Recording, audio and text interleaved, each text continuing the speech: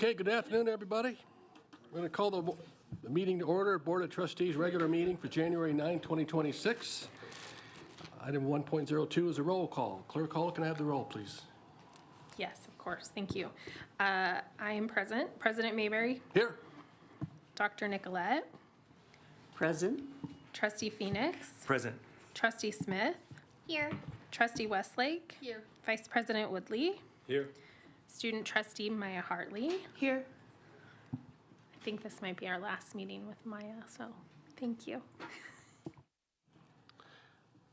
We have quorum. No, thank you, Clerk Hall. And yeah, having acknowledged our student trustee, I will ask Maya Hartley, since this is your last meeting, if you can lead us in the Pledge of Allegiance, please.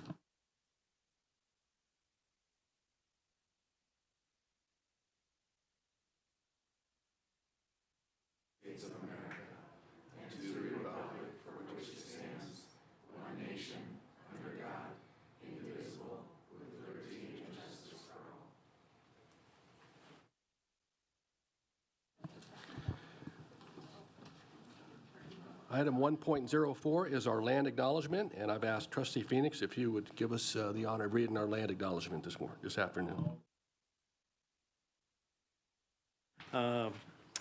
We acknowledge that Washoe County School District schools and communities are situated on the traditional homelands of the three major tribes of the Great Basin Native American peoples, including the Northern Paiute, Washoe, and Shoshone tribes.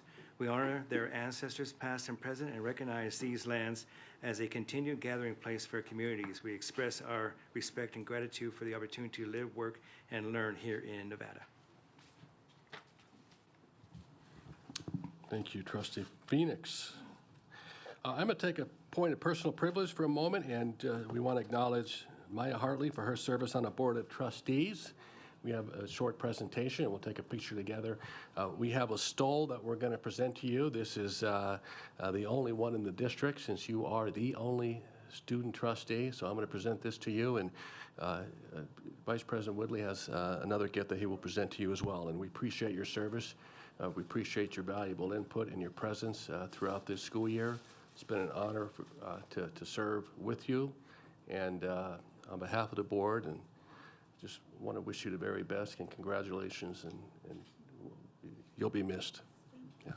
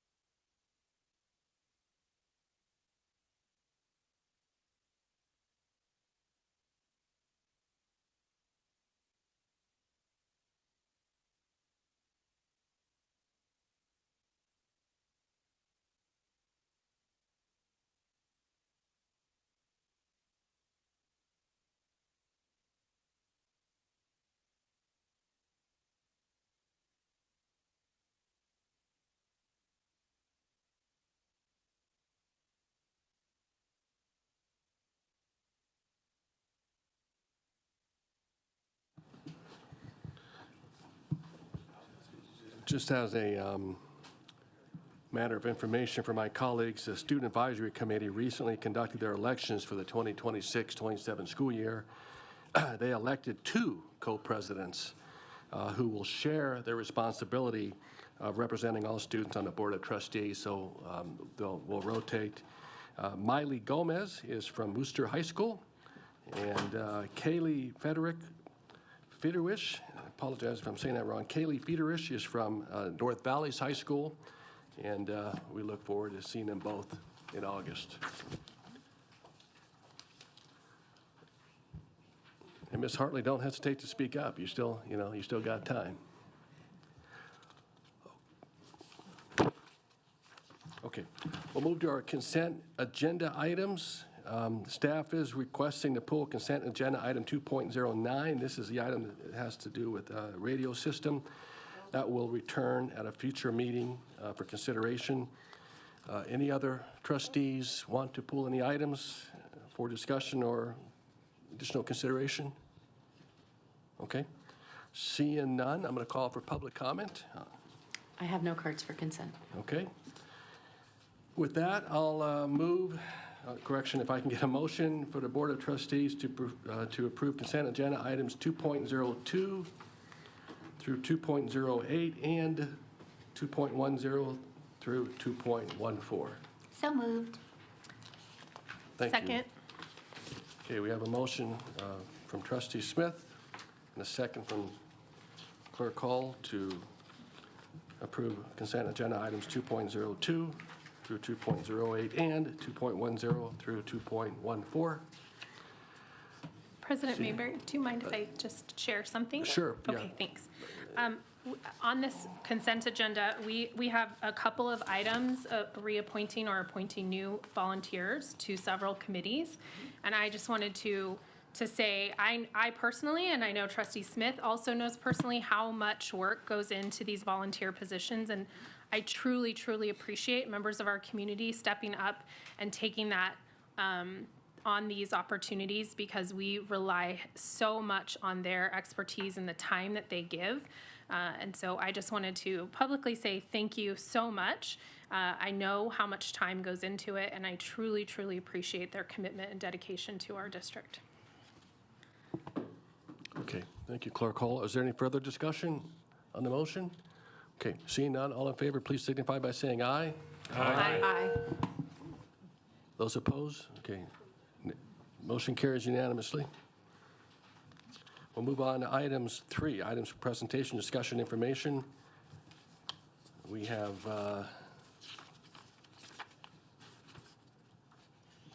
we have 5 items on this part of the agenda. They're all possible action items.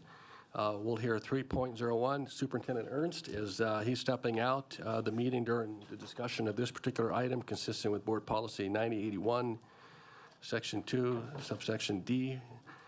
And this is the item to approve, modify, or enter into a written employment agreement with the superintendent of schools between the Washoe County School District Board of Trustees and Mrs. Tiffany McMaster on behalf of the Washoe County School District. Our presenter is our independent board counsel, Anthony Hall. We'll bring him up to the table. Good afternoon, sir. I'll just provide some high-level comments, and then we'll transition to Mr. Hall, who will dive into some details of the contract that's on the table before you. Vice President Woodley and I looked at overall cost of this particular contract and looked at 2 important aspects. We looked at the national averages. The contract is below the comparable market averages that you have before you. We also looked at the past 2 contracts. The contract before you is less than both prior superintendent's contracts, and again, we'll explain that, we'll outline that. It's less than the cost of the current superintendent contract had he stayed, and of course, it's significantly less than the superintendent Enfield's contract. I want to point out that this indeed is true without taking into consideration that inflation has incurred, and that this is less in real dollars as well in terms of the salary. So financially, this is a very fiscally conservative contract. Further, you'll notice that we've adopted a COLA averages from 2 of our bargaining units, the Washoe Schools Principal Association and the Washoe Professional Technical Association. The thought here was that we wanted to have our superintendent in the same boat as somewhat comparable bargaining unit employees. Superintendent retention was really high on our minds as we negotiated the agreement, and Mr. Hall will highlight some of those areas further. We also did something with this contract I don't think has been done before. We consulted our balanced governance consultant, Dr. Alsbury, to ensure that it's aligned with balanced governance. And in fact, he offers some language for us to use, which has made its way into the contract. So appreciate the time and effort that went into this on both sides. I'll turn the time over to Mr. Hall, our independent counsel, for his explanations and review. Thank you. Thank you, President Mayberry. I'm going to go through this contract and just hit some of the highlights. I know that lawyers are sometimes known to be very talkative. We're paid by the hour. I'm going to try not to do that. So we'll try and go through this as quickly as possible. But I do want to hit some big points. The first thing I do want to point out is this is a negotiated contract, right? So there's no perfect contract. We have to come to agreement with the other side and determine what that looks like. And so, you always have the give and takes that happen here, but all told, we have a contract that I think is significantly a move forward, especially with regard to some of the things that President Mayberry mentioned. We looked at governance boundaries and incorporated that for the first time in the contract, which I think is important. Internal alignment was something that wasn't mentioned, and I'll bring that up a couple times as I go through this. We did mention compensation and retention, and both of those we looked at and tried to incorporate into the contract. At the same time, keeping it fiscally reasonable and something within your fiduciary obligations with regard to approving. So I'm going to start there. With regard to annual salary, the proposed annual salary is $287,500. And that is a number that when we looked at that from two different perspectives, we looked at that from a market perspective. And when we look at it from a market perspective, there's the McPherson and Jacobson McPherson and Jacobson range. And if you look at the inflation since 2024, that puts the range $292,800 up to $239,000. So this agreed upon amount is actually below those ranges. And then if we look at the AASA National, that range is $320,000 all the way up to $426,000. So once again, the amount that we're proposing here is less than those national averages. And I think that that's a real significant point, because a lot of times public agencies like to put themselves in the median, right? Because you don't want to be the highest paying people, and because people say, well, what are you doing? You're wasting our money. But if you're near the lowest, it can be hard to recruit and retain people. We're actually on the bottom side of this number. So this is significant. We're getting a very qualified candidate, and we're getting them below the national averages that are out there. And so that's a significant thing to kind of be aware of. The second thing we did is we looked at the other contracts of the two prior superintendents. And when you put the numbers out there, once again, both in terms of real dollars and inflation dollars, this is a cheaper contract all told, both as far as base rate and when you start adding in COLA and the other things, it remains cheaper throughout. So back to kind of fiscally conservative, fiscally responsible, this contract is cheaper than the last two, even though we're now years forward and inflation has occurred. So in real dollars, this is actually cheaper, not taking into account inflation. So from a financial perspective, this is presenting a very fiscally wise choice, in my opinion. A couple of details of that. We specifically agreed to a cost of living allowance, and the cost of living allowance that we tied this to is specifically tied to the licensed administrators and professional central office staff, CVAs. And I bring that up as kind of important because the formula that went into those collective bargaining agreements was agreed to by both of those unions and was ultimately approved by this board. So it's a formula that aligns the superintendent now with two of your significant bargaining units with regard to whether or not they get a COLA.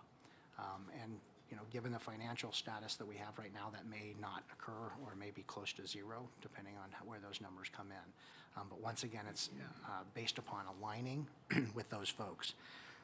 The next thing that we looked at was an annual performance increase. And on this one, again, I think we have an improvement here. Joe Ernst's contract was at 2%, but the board could approve a number above that. There was no cap on it, and it just allowed for 2% or more. What we've done here is we've provided a 5%, but that 5% is specifically tied to whether this board rates her as highly effective or effective. So that doesn't happen if they're not meeting the objectives that you as the board set for her. So that's a really significant component. At the same time, it adds a significant financial component for her to meet those expectations that you guys set for her. So we have put a slightly higher percentage there, but at the same time, we've tied that very much to the ratings that you guys give her. The next component that we have is the longevity bonus, and this is one where it's less. Joe Arndt's contract had 5% on June 30th of 2027 and 8% on 2028. This contract does 3% only after the first 3 years. So you don't have this every year. You have a 3% if she stays for the full 3 years. And so we're trying to incentivize her staying. And then if the board decides to renew the contract for an additional 2-year period, there's an incentive to stay, and it increases that longevity bonus to 5%. So once again, they're both tied to the goals that were discussed as potentially important, and that's what we incorporated to try to make this happen in here.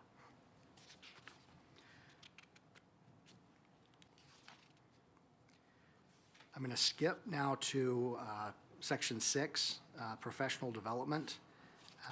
Professional development here, not a major issue of concern, but something I did want to take a little bit to point out. This is one where we had a little bit of a whipsaw. In Susan's contract, Dr. Enfield's contract, we had no limitations on it, and there were some concerns about what happened there. That was tightened all the way up to a 5 maximum days in Joe Arndt's contract, and so that was seen as a little bit too restrictive, and so we've landed on 12 days, but additional can be approved by the district if that's necessary. And so I think we've got a better balance there instead of these two extremes that were in the 2 prior contracts.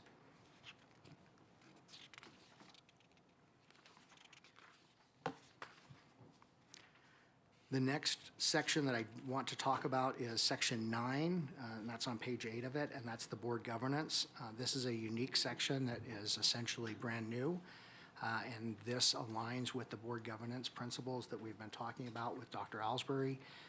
Specifically, we incorporated board policy 9088 into this and got feedback from Dr. Alsbury and made this language consistent with the principles and feedback he gave. So we have a new provision here that I think should be very much to the benefit of the district as a whole by helping define in the contract what the relationship is between the superintendent and this board. And then Section 10, the evaluation of the superintendent.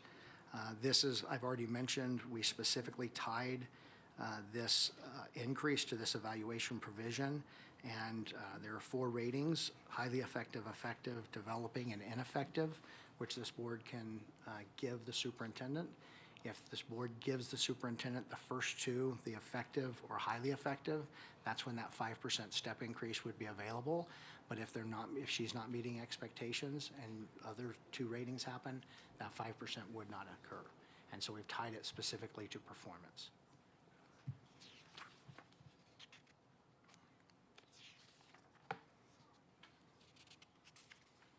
And the last section that I wanted to point out, just from a big picture perspective, is the termination for cause provisions. Specifically, that's on page 10, beginning and continuing on to page 11. The big point I wanted to make there is that we tightened this up and made it much more consistent with making sure that if there is something going wrong, this board can take action for cause. And so we gave the language there a much broader scope than was what was previously there. And one of the new additions specifically includes any material breach of a policy, and that's a pretty significant difference than was what was there before. So those are the major points that I wanted to point out from my perspective. Obviously, if you have any questions, I'll be happy to field those or attempt to field them.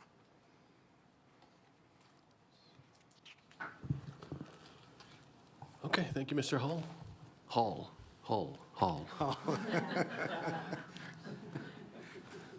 Trustee Smith, please. Thank you, Mr. President. Thank you so much, Mr. Hall, and thank you to the President and Vice President for their work with this.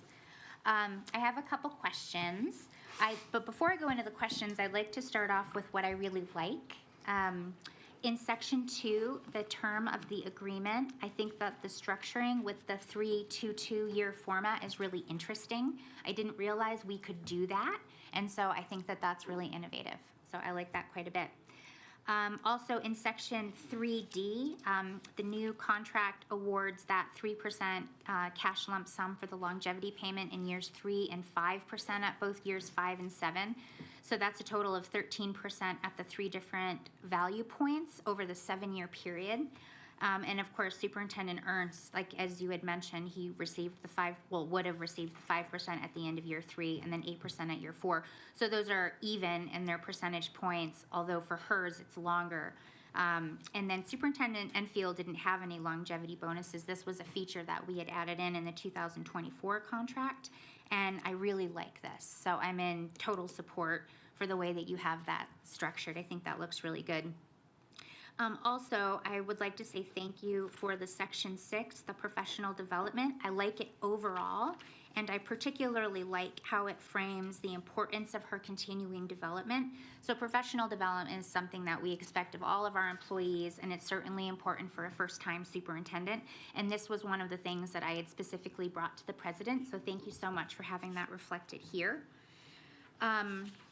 And I have some questions for clarification. You did a great job, by the way. I was taking notes because those were some of my questions along the way.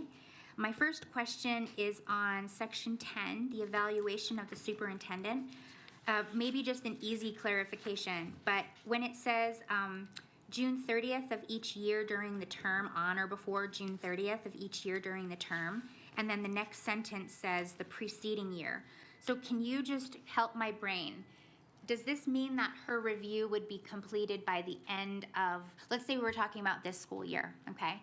Would her review be done by June 30th of the current year she was in, or would the review be done at some point before June 30th in the next school year? I couldn't understand.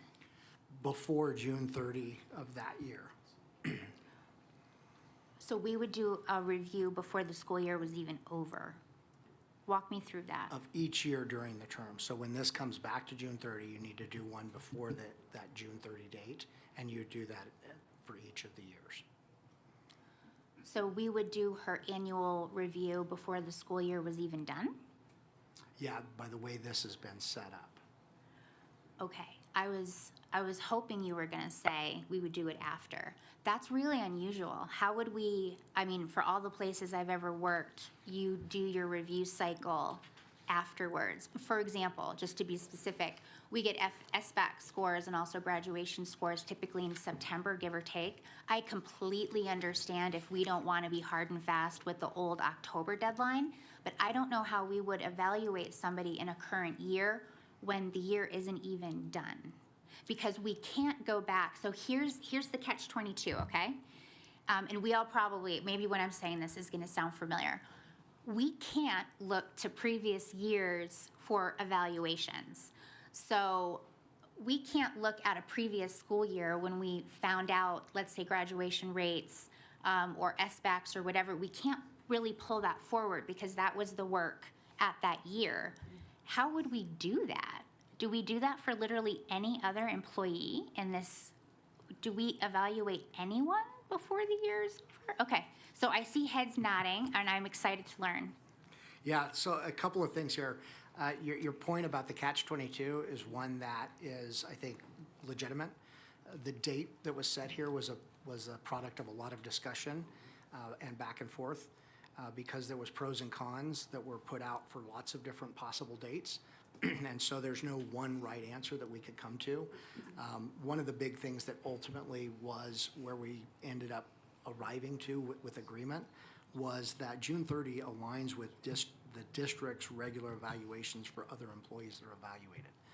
In other words, one of the things I mentioned was alignment, and that's one of the places where we said, well, this makes sense to align. So we can look back at the things that were happened from everything from the prior evaluation through that one. Most of the data is in. We took a look at what kind of data and information should be available, and the vast majority of it should already all be in by that date. There's only a few places that we saw that would be trailing, and of course you could look at that in the next evaluation period. Okay, so let's explore that. And I'm certainly open to change. Traditionally, we have only been able to look at the work produced in that year. So it's not like, let's say we hold a grudge on something from 2 school years ago that we didn't like. We're really only supposed to be looking at this year. Is there a way to clarify or to strengthen the language around when, let's say, SBACs come out in graduation? Because that was the previous year, this board would never be able to look at academic achievement because it occurred in the previous year. And maybe we can phone a friend. How would that work? Because I think that that's important if we have any of those metrics. We would always be handcuffed to never be able to look back. Yeah, so as I understand it, there's no reason or prohibition in this contract that doesn't let you look back in the events that occurred during that prior year that you're evaluating. There's also no prohibition from comparing the prior year to the current year to see what happened and why. So when you mentioned, like, I have an issue with something that happened the prior year, you certainly are able to look at what happened then compared to now and then evaluate how that went. That's why the board will be setting standards. That's why the board will be setting goals. So none of those datas are lost. It's just a matter of when you get to look at them. Balanced against that, because again, there was only a couple of things that we identified that come in later. The vast majority should already be there. One of the things that we had to consider when we were looking at the date and trying to come to agreement on it was when it comes to renewal of the contract. If you use a date in November or December or something like that, you're going to literally have to decide to renew before you've done the evaluation for that year that you're in. So it creates a disconnect by having a date that's later. You also then have to make all the salary and everything else retroactive. So again, there's no right way to do this. This does align with the vast majority of other district employees getting the evaluations, and the limited data points that weren't there. There is enough information, at least from discussion with staff, that we felt that this could be done effectively. Okay, I like that too. Just to make sure that there's total clarity on this though, since the SBACs and the graduations come out later, are we definitively saying that the board could evaluate or have a metric or reference academic achievement even though it was affected in, we'll use this year because it's really hard with the analogies. If we were evaluating the Superintendent McMaster this year with the school year ending in 2026, we won't have the SBAC or the, graduation data until September. So school year 26-27, are we explicitly saying that it would be okay to take the academic achievement from 25-26 and consider that in her 26-27 review? That's as I understand it, and I don't have contract language that would prohibit that. Very good. Then I'm good with that. Thank you so much. Okay, and hopefully any of this is good for everybody else. Okay, that, as long as we can do that, as long as we don't lose the ability to reference that in some way, then I'm good. Okay, thank you so much for that. Okay, moving on to 3A, the annual base salary. So, again, we started Superintendent Enfield, obviously, in 2022 at $310. Superintendent Ernst was a first-time superintendent at $280, and then this contract is $287.5. Mainly on this one, I just want to say thank you. I had provided the feedback that I wanted to see a starting value of under $290,000, so thank you so much for doing that. I do understand that it's less than national agencies. I'm going to put a little bug out there that not all, but a lot of our staff work under national averages. So I just want to be careful with that one. But overall, this is a thank you and a recognition of a good portion of the contract. So 3B, a question with this for the cost of living increases. So this is the return of the automatic matching cost of living increases. This is something that, really had a lot of public awareness and also board awareness. And as recently as 2 years ago, we were pretty united around automatic anything in terms of raises. So you've already clarified who we're referring to in the licensed administrators and the professional central office employees. Would it be possible, or would it be considered to be a minimum change to actually put the proper names of the associations? It's not really clear. So licensed administrators, when we reference them in Susan Enfield's contract, which was the last time we had this, that actually meant the leadership team, the 12-month licensed administrators. And then the professional central office employees. Some of our pro-techs aren't necessarily here, so I just wanted to suggest that we actually put the name of the associations that we're referencing. Although in general, I'm not comfortable with the section in general, but I do think that's confusing. So here's my question with this. So the superintendent oversees the negotiations day to day, and her direct reports also do all of the day-to-day negotiations. Of course, the board retains you to negotiate. We provide that authority to the superintendent and then ultimately to her subordinates, and they do this work. So the subordinates, the direct reports of the superintendent would ultimately be negotiating for an automatic increase to their boss. Walk me through that. I mean, yes or no, right? Her direct reports would be ultimately negotiating for something that would directly benefit their boss, which is the superintendent. Well, I don't know that it's a direct benefit. We have a 3-year contract that would tie that benefit to what they get, and their contracts are already set at this point. Obviously, they'll be open for negotiation. If they were to negotiate something different, and that could indirectly affect the benefit or the COLA that would go to the superintendent. So yeah, that could be an indirect effect. So that seems odd. So we know that we've got the contract set. I don't see a way around it not being inherently odd that direct reports would ultimately be negotiating for a direct and automatic benefit that doesn't come to the board, is not in a public meeting. It's the resurrection of that automatic increase. It's weird all around because the way we did it in Dr. Enfield's contract, she was ultimately able to give herself that because it was the leadership team that it was matched to. In this case, it's based on negotiation for 2 labor groups, but I gotta be honest, I find that to be inherently odd. You report to the superintendent on a day-to-day basis for negotiations. Like, how do we put the walls up around that? Well, I think the walls occur from the negotiation process itself and the other things we look at fiscally. As an example, the formula that was agreed to for those 2 unions was ultimately a very detailed one that came from finance, and it's tied to an increase in the total general fund revenues. And it was a very formulaic one because we wanted to allow the possibility of a COLA, but we didn't want to have that happen when there wasn't funds increasing of a sufficient amount to pay for it. And so it tied it directly to essentially the financial ability of the district to pay that. Is it theoretically possible to have something go different in the next set of negotiations that could then downstream affect the superintendent? Yeah, I guess that is theoretically possible. Given the status of the negotiations and the folks that are at the table, I don't see that being any kind of motivating factor that would proceed in a way that would have an effect. Yeah, no, I mean, that one is just, I see your light on. Do you have a question? Because I want this to be a conversation, so if you want to jump in, by all means. Well, let me just, I'm not sure I understand the nexus with what Trustee Smith is suggesting. I mean, the WSPA contract and the WPTA ultimately are approved by this body.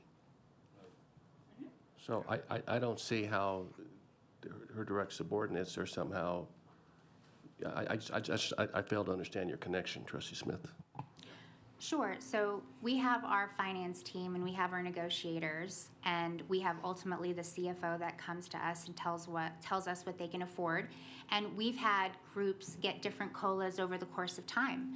For example, we had several contracts ago where the teachers union gave up their early separation package, and they were able to get a larger COLA. It's not always just across the board. There is variation. And this board is not afforded a representative in those direct negotiations. Senior staff does that for us, the direct reports of the superintendent. So by all means, if a majority of the board likes the idea of the superintendent getting an automatic increase and her own team being a part of navigating that, then that's how we all individually vote. I just want to be really clear that I don't think that that makes sense. I think that that is inherently conflicting or odd. It just is to me. But we don't have to dwell on it, because if a majority of people think that's completely okay, then I have other questions, so I'll just move on. But if anybody else has any thoughts on this, I would love to hear it, because we're dialoguing, so. I do. Trustee Westlake, go ahead. Thank you, President Mayberry. I definitely do, and I appreciate your positive response. I truly do, Mr. Hall, to what people will do. But nobody can say, we hope that people will act in the best interest. I mean, we really do. We hope that if we are in really dire straits, we hope that everyone will be thinking in the best interest of everyone. But I think we all know that that does not always happen. So for us to bring in something, even though it's positive and I like it, but to bring in something that has no fact bearing whatsoever, because you and I really don't know how people are going to act in any given situation. We can only hope, but to put that forward as if it's a fact that people will act a certain way in a certain circumstance, that really has no weight in my mind, because I've seen people do some really strange things that are not beneficial to anyone else, and therefore not going to be beneficial to them, because we are either going to sink or swim in this boat together. But the other thing too is, as a trustee, I can't just I'm not just going to look at, it sounds great what we've got now. And thank you, Mark Mathers, I don't think he's here, but for thinking about, well, if we're in this position, then it can only be this. And if we're in this position, it may not be anything. Because why did he do that? Because we don't know how people are going to act in any specific circumstance. That's why rails are put up. That is why rails are put up, and we only have those rails for a certain specific amount of time. I think, and I don't want to speak for a fellow trustee, but what I'm hearing is we are trying to ensure that rails are always going to be there, because we might not have Mark Mathers thinking we better put some rails up, we're not in good shape. I am trying as a trustee and being fiduciary responsible to taxpayers' money. I am the steward that was elected to look at taxpayers' money and to make sure those rails are up. And after what Mark Mathers had put in place, we are not going to have any rails. So I'll make just a couple comments about that. I agree with you, we can't predict people's behavior. However, I don't agree that there's no rails. The first is that it's an average, so you would have to have something untoward happening with both units, and that is a rail. The second is the one that was mentioned by President Mayberry, which is ultimately this board votes on it and approves it. And so if the rates of those COLAs, when they're renegotiated, appear to be improper, in some way designed to influence and give something to the superintendent, this board can say no to it. And so there are guardrails. Whether those guardrails are what you might consider to be sufficient is obviously a decision you individually will need to make.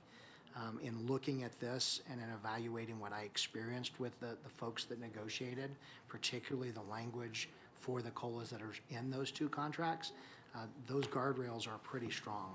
That is a formulaic agreement. And yeah, it's possible that could be changed and all those other things that mentioned happen. I just don't see that as a realistic possibility. Okay, I'm sorry, I've got one more thing because of something that you said, and I love this. I love this discussion. But you're saying if it came to the board and it wasn't something we felt we wanted to give the superintendent, but unfortunately, it's going to be tied to WIPTA and WSPA, which I'm hoping that language also gets cleared up, because just a general broad stroke of who is linked to this is, in my mind, is not very good legal language. But, so the board, it comes to the board after really all the negotiations are, wrapped up, and we do get, I want to be truthful here, we get updates. We do get updates. But I'm just saying, now it's tying WIPTA and WSPA, loosely, that's what I think we're talking about here. And from what you just said, if we don't feel that we want to give the superintendent that, and I will say, because we have her performance that we're going to be giving her, and we have eventually the longevity, which I hope we do get to that. I really do. But we have she gets the performance raise. So maybe at that time we're thinking, wow, maybe we're like, I don't think she should get a COLA and a performance and possibly even a longevity. Three separate things. I'm also thinking how that looks to our other employees inside of the school buildings. They only get a COLA, and they get their steps, but their steps, I swear, my grandson that is just now starting to walk, their steps are smaller than his steps. It's so far behind. But in my mind, I'm looking at what everyone else is getting, and then I'm looking at, there's 3 bites to the apple here for the superintendent. And I'm all for rewarding people for doing exceptional work. I truly am, and that's why I love the performance.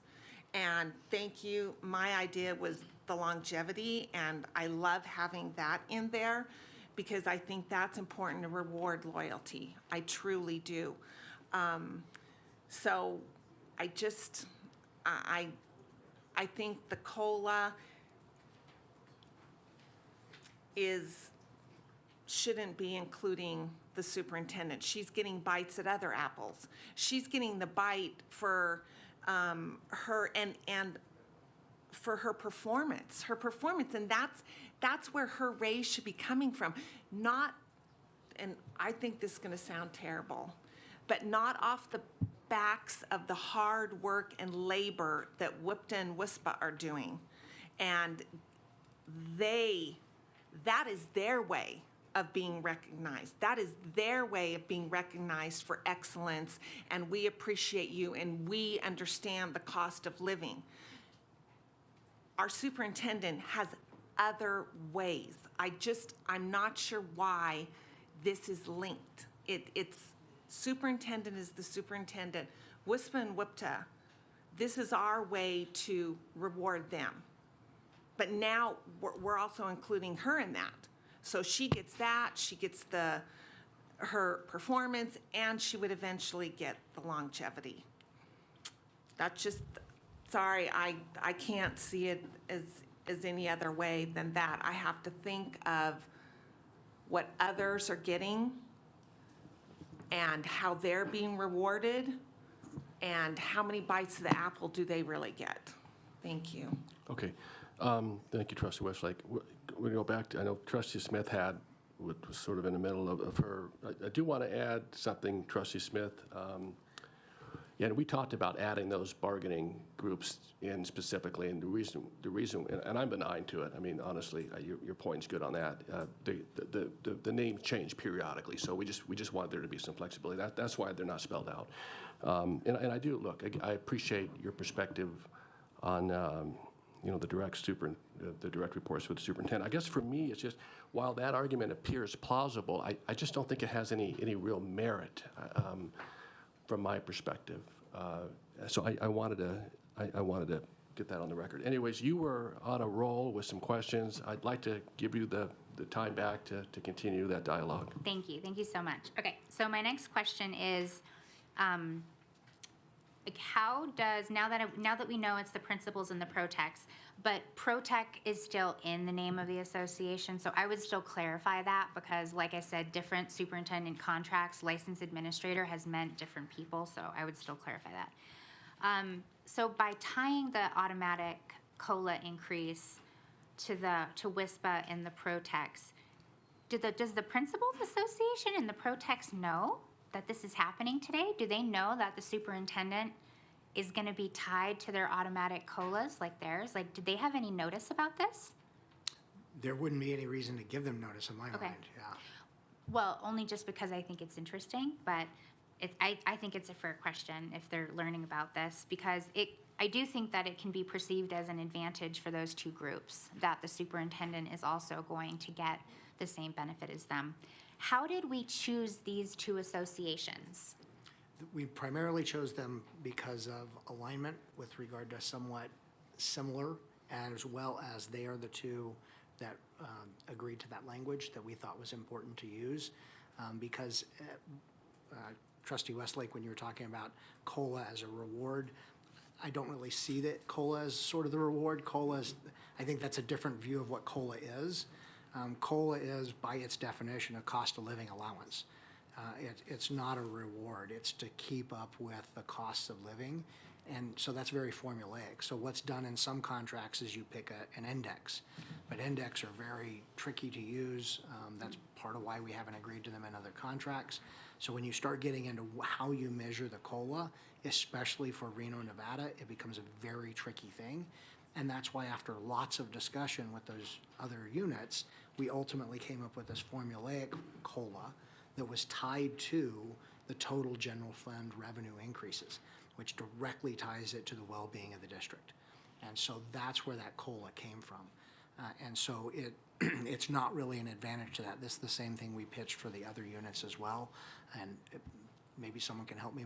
If my memory serves, I think that the teachers agreed to this ultimately too, but yeah. Okay, so I'm tracking. The WISPA makes sense, but why not the Educators Association with the nature of the superintendent? So I'm lost on, like, help me understand that they agreed to this language, but they don't even know that the superintendent's automatic COLA is going to be tied to them. So what language are they agreeing to? Help me. This is the language they've already agreed to, which is what I've been telling you about is that formulaic that's already in the contract. That's part of why I'm not understanding the comments about going to these units. We simply looked at their contracts and they had a formula that we liked. We could have just directly incorporated the language, but we wanted to incorporate the average between them in case there ends up being a difference, again, to keep alignment with the superintendent with those COLAs. Well, the telling them was just to let them know. I mean, I don't think that it's outside the realm of reasonableness that you would place a call to their leadership and just say, as an FYI, the superintendent's contract is coming forward and we're referencing your bargaining unit. That's more of a courtesy than a thing, but it's not right or wrong either way. I was just curious, do they know that the superintendent will also get the same as them? But you've answered that, so we'll go ahead and we'll just move on from that. Okay, but with who you chose, the Principals Association and the pro-techs, not the Educators Association. So help me understand how the superintendent's role aligns most appropriately to the pro-techs and the principals versus school psychologists I can understand, but help me understand those two. I'm not sure I can answer why those would be the best versus another. This is a negotiated contract, so we had discussion about which ones to use, and these were two that were agreed upon. both sides looked at them and said, yeah, those make sense, and so that's what we used. Okay, thank you, I appreciate that. Okay, moving on to the 3C, the annual base salary increase. And I do not know exactly what trustee Westlake was referring to, but when I think about, reward for performance, I think about this category here. So, Superintendent Ernst, his contract was that if he received an overall rating of effective conceivably above, the board would increase his annual base salary by 2%, and the board at its sole discretion could increase that amount, based on whatever was possible. So there was the ability to flex it up at the board's discretion. And then Superintendent Enfield didn't have anything that was performance related. So my question is, and so of course, Superintendent Ernst had the 2% and the board kept it to that amount. So who else in the district gets any performance-based raises along with cost of living increases? I don't know the answer to that. We have HR here. Does anybody else get a COLA and a performance-based increase?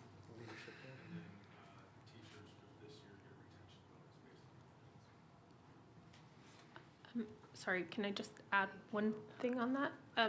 Public employees also get step increases every year based on their, I just wanted to throw that in there because we haven't mentioned that. And so teachers and anyone who's on that, so every year, depending on where you're at on the chart, you go down, which is effectively a base salary increase. So I just wanted to throw that in there because I don't think it's been brought up. And that was, when I read this, that was my thought was, oh, that's like a step increase for a teacher, similar. And you definitely, it's somewhat based on your evaluation, like, because then you won't be employed if you didn't get a good evaluation, somewhat.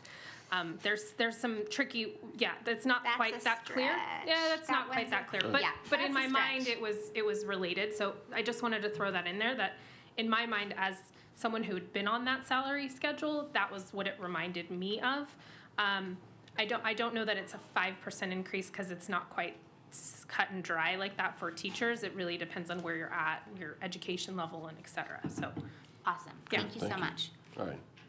And I really appreciate that with the dialogue of it. That's super helpful. So on that note, though, for the COLAs, for the school year that we're in right now and the fiscal year that's going to close on June 30th of this year, how much of a COLA or any sort of increase, we'll say COLA because I don't believe everybody gets the performance-based increases. What were the COLAs that the WEA got? Like we have HR here. But Mr. Owen, why Yes. don't you come up to the table, please, just to clarify that? Yeah, thank you. And I will make your life easier so I don't have to say all of them. What I'm curious about is the COLAs for all of our associations and then the leadership team, which I know falls into a unique category. Yeah, thank you. Doug Owen for the record, Chief HR Officer. So for this coming fiscal year, starting July 1, WCSD, which is your school police, WSPA, which is your principals, and WEA will get 0 as their COLA. I'm so sorry. Can you start with the year that we're in right now, that we're finishing, what they got for this current year? And then we can do next year if that's okay? Yeah, that's fine. Okay. I'm going to turn around and look at Mark really quick, our CFO. I think it was 2%. He's throwing up peace signs. 2% across the board, I Okay. believe, for all. Yep. 2% COLAs for the year we're currently in. July 1, those 3 units have 0. The remainder of the units basically got a 0.5% COLA, which was half of the general fund revenue increase, which was 1%. So they each got a half. And that would be like your Washoe Professional Technical, SPA, and the remaining units. Okay, super cool. So but school police got more, and that was because we froze 4 of the positions, right? Yes. Okay. And so I don't know if executive leadership and the leadership team, colloquially known as ELT and LT, did they get the 2% too? So in the current year, current year they got 2%, and in the coming year, they would get 0. Okay. So, but the educational support professionals and the school psychologists get the 0.5? 0.5. It's good to know. Okay. So here's a question about the 5% across the board. So I would say that this board is really generous and supportive overall, and this is looking at the breadth of the years with the superintendent. One of the contract language things that we've put in is when we have the money, we offer more. We just talked about it right now. So 5% plus the COLA to me feels like a lot. It's more than double. I don't know that it's accurate to say it's a little more because it's more than double what Superintendent Ernst was getting, and it was more than double than what the associations and all the employees got. By the way, I think everybody should get 5%. I do not at all. I'm going to preface all of this by saying, as far as I'm concerned, I think it should be 10%, quite honestly. Probably more than that. I preferred the year we were trustees when we got to give everybody 20%. So this is like really splitting hairs because we're in the budgetary situation that we're in. I want to give Superintendent McMaster everything, just like I would love to give everybody. But my question is 5% is more than double the contract right now. And it's, let's be honest, incoming Superintendent McMaster is talented. She is passionate. She is well-liked. I have every reason to believe that this board will evaluate her fairly. And there's a high degree of likelihood that she will achieve solid ratings going forward.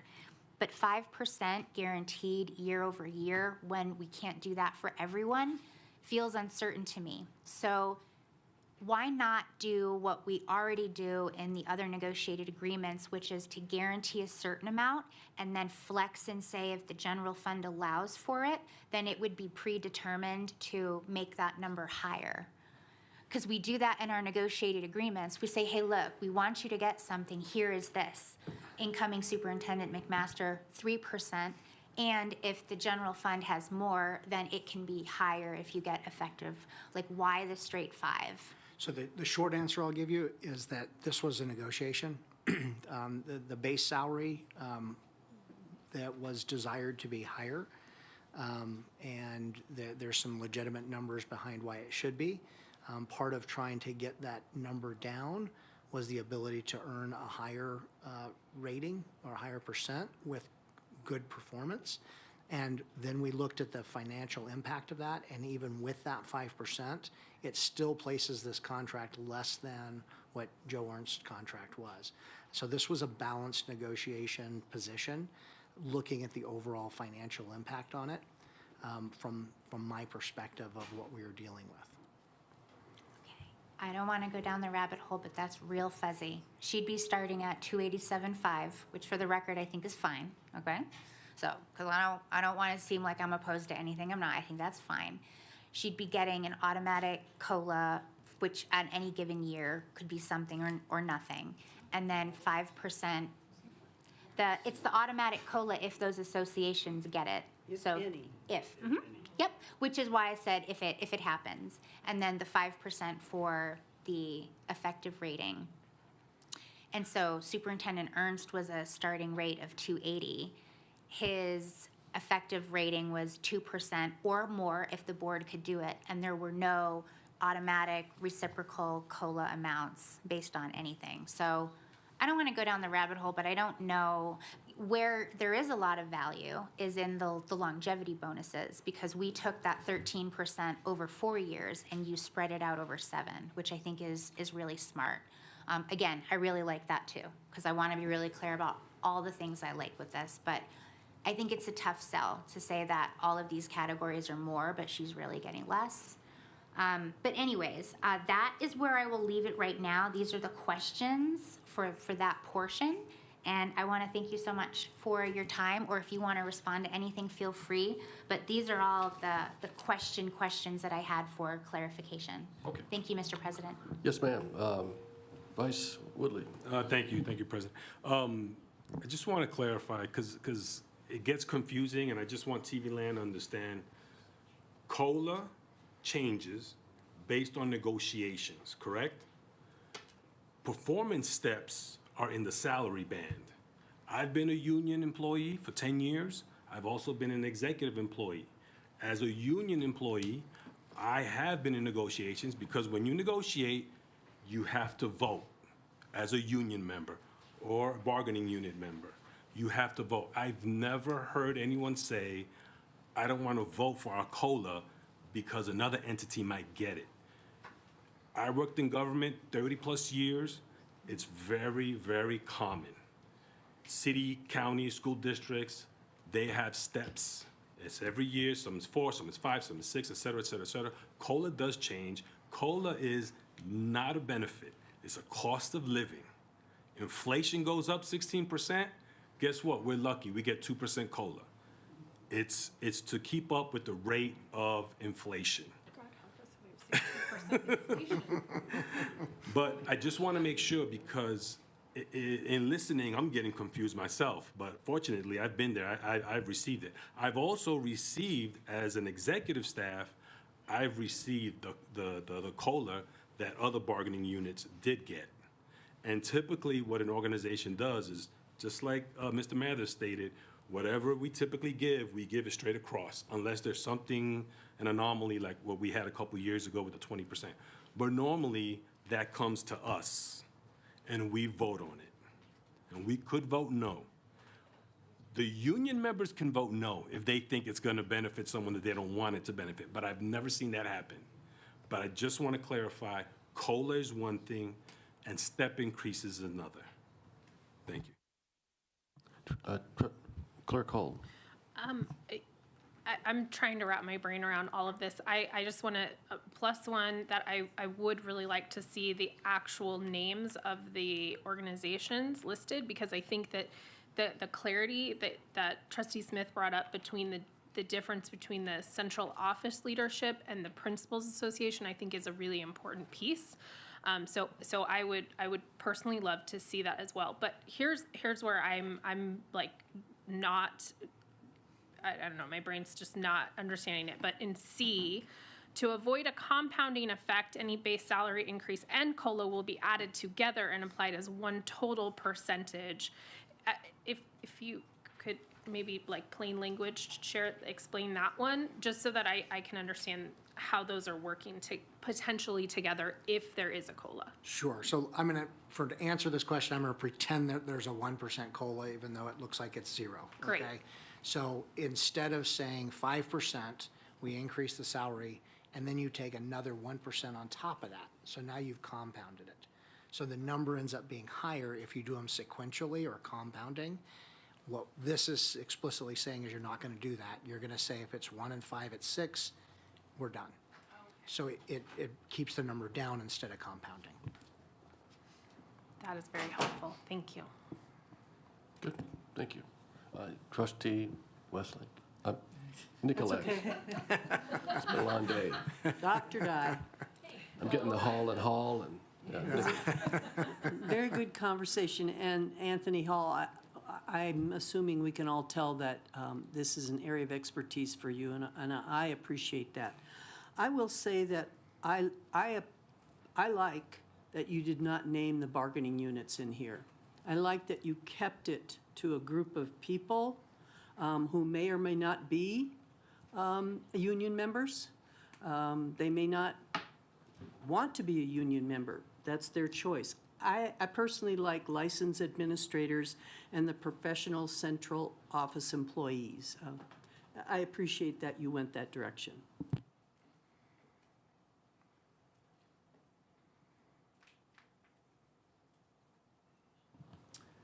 Alrighty. Trustee Phoenix. Yes, just originally coming in here, I thought it was reasonable, the contract that you have there, national in scope, looking in between infields and Joes, trying to be, fair about it. Not so much for me in the weeds about the names, but if the names are in or out, either way, it's fine with me, just in my opinion. But the COLA, understanding how that works, I got it. I got a little confused there for a minute there when it was bouncing around. But I just remember to stay fast and remember what I understand and stay there with that. So, those are just my comments. But I do like the dialogue that Beth brings. A lot of times she's asking those questions that are tough questions and put you on the spot. And a lot of times that's good discussion to have, And if you have the answer, great. If not, I'll get back to you. you know, and I really do appreciate that, because that really, you know, it gets everything twisted up a little bit, but it's okay, because we're looking at from a different perspective. And that's what I like the dynamics about that. Really, I do. And so thank you for that. But like, I was a little confused there for a minute, but I'm going back to what I'm saying.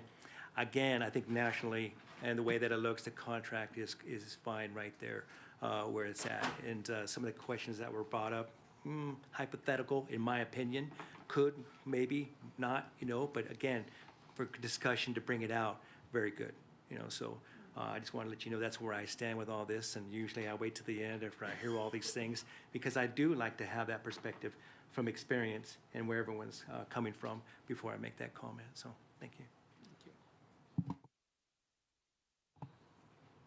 Trustee Westlake. Thank you, President Mayberry. So I feel like we're all kind of winding down here, so I just had one more, I wanted to bring up one more thing in the contract, and then I just need to reiterate. On page 6, let me get to page 6 here, sorry, I was bouncing back. Page 6, D, I think it's 7D. Organization and supervision of district personnel.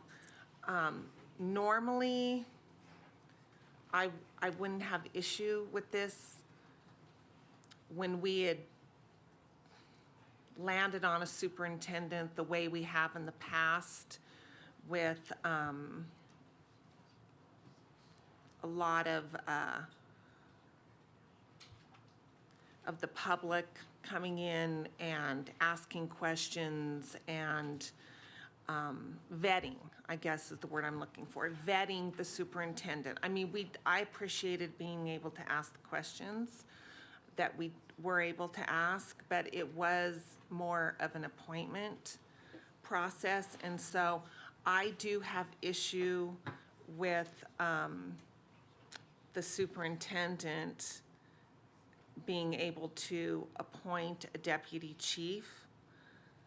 I think now the board should have some say in that. And also, I'm not going to bring up names, but going back a little bit with the deputy chief, I think the board should, because if the deputy chief now, if we fall into this where the deputy chief now can just be appointed because we've established a way of doing things, and now the deputy chief can be appointed as the superintendent, I feel that the board should have an approval process for whoever's going to be the deputy chief. Because before, we wouldn't just consider the deputy chief to be, I mean, it could land that way, but it would have gone through normal application process and things like that. So I'm just throwing that out there. I think we've established something new, and so if it could happen again possibly, where the deputy chief.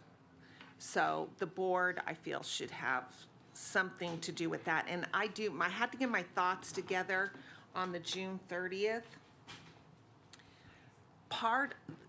We are looking to the superintendent to have progress on academics. We want to see, I mean, that's probably one of the whole things, is we've got to see progress on grades and graduations.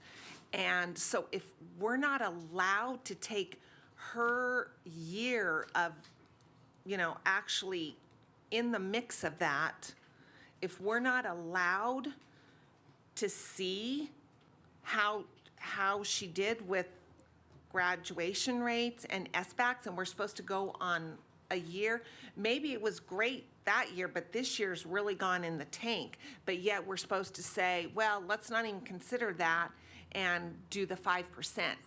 To me, graduation rates and SBACs really is a lot. And we're not messing with the individuals that are out there getting the June 30th. And I don't think we can compare that, because the people out there getting the June 30th, and getting, raises and things like that, the superintendent sees what they're doing. She's working with them day to day. We have to rely on the graduation rates and the SBACs. That is like the proof in the pudding there, really, is where the graduation and the SBACs land. And now we're saying we're not even going to take that into consideration. And I get that we want to everybody kind of be the same. Well, sometimes it just can't be the same. Sometimes we're talking about the superintendent, and there's certain things that we should be looking at to decide on her performance. And now you guys, because we want to be linear and everybody be the same, which we're not going to look at other people and giving them, a raise or anything like that. We look at the negotiation and we take that into consideration, and we hear from you guys and all of that. But the superintendent, we're really looking for that high school and SBACs. And now that's being taken away, and we're always going to be a year behind in that. We're always going to be playing catch up on academic achievement. And if me being just out in the public and a constituent, I would have a problem with that. I'm like, you're going to give a performance bonus to someone and we don't even know if we're getting any academic achievement? It just, to me, that's not right. That's not right, you guys. So I would have to say, I love, most of this I love, but on the way that it's set up for when we can establish what her performance is and not have the two most, we're supposed to be improving. And the two things that are going to show us if we've improved, we're not even going to have our hands on until after we already give her the 5%. I just don't think that's right. And I'm still having a problem with the COLA. Now I'm starting to think, why does she have to have two groups? Why couldn't we see where, I don't like the COLA thing, but why aren't we just seeing what group she most closely aligns to? Why is it two groups too? That, to me, no other group gets that affordability. They're going to stand on their merit of their group and their group alone. And now she gets to stand on the merit of two groups. Thanks. Trustee Nicolette. Thank you. Very interesting conversation. COLA as a cost of living should be built into this, and I very much appreciate that. I didn't read anywhere in here where it says not allowed to, and you really did address that. In fact, as deputy superintendent, I believe that Tiffany McMaster had her hand on the pulse of graduation. And so clearly, we could assess graduation numbers. And if we move forward, Ms. McMasters will begin her tenure on July 8th, 2026. There is no reason why graduation and SBAC can't be part of the evaluation that we do June 30th of 2027. I mean, I think it's very reasonable. It makes sense that we would look at those numbers. She was very much a part of the process all along. And to parse it out as we're not allowed to, I don't see that anywhere in the contract. Is it a little touchy, and we have to be careful, and as board members, we have to do a deep dive into our homework and how our now deputy superintendent and possibly new superintendent was involved in those numbers? Yes, that's our homework, and that's the work that we should do. So I will say I'm very comfortable. I'm very comfortable with this contract. There's some nuances that I could talk about all day, but I'm not going to. And I thank my colleague, Trustee Hull, for bringing in the STEP component and the PERS component, because those are extremely important. And the STEP that is something that is very relevant when you're trying to balance pay scales and very important. So is COLA. So I'm ready to move forward with this. As far as the contract, I guess my question would be for President Mayberry, do you want to approve the contract and then move into the job description, or how are you seeing that? Well, I think what's on the agenda today is the contract. Yeah. You know, I think what's good for the goose is good for the gander. I guess I don't understand why we compensate everybody in this organization with a COLA except the superintendent. That doesn't make any sense to me. So it's only fair. We talk about the superintendent making progress. We also want the superintendent to stay. And, you know, creating clear expectations, which this board will do, which is in the contract, is part of that, and creating, I think, a good compensation package, which is already less expensive if you calculate over the next 3 years, contrast to the current superintendent. So I appreciate the comparisons with our teachers who are grossly underpaid. You know, we know that. Much of that is beyond our control. We fought for that in 2023.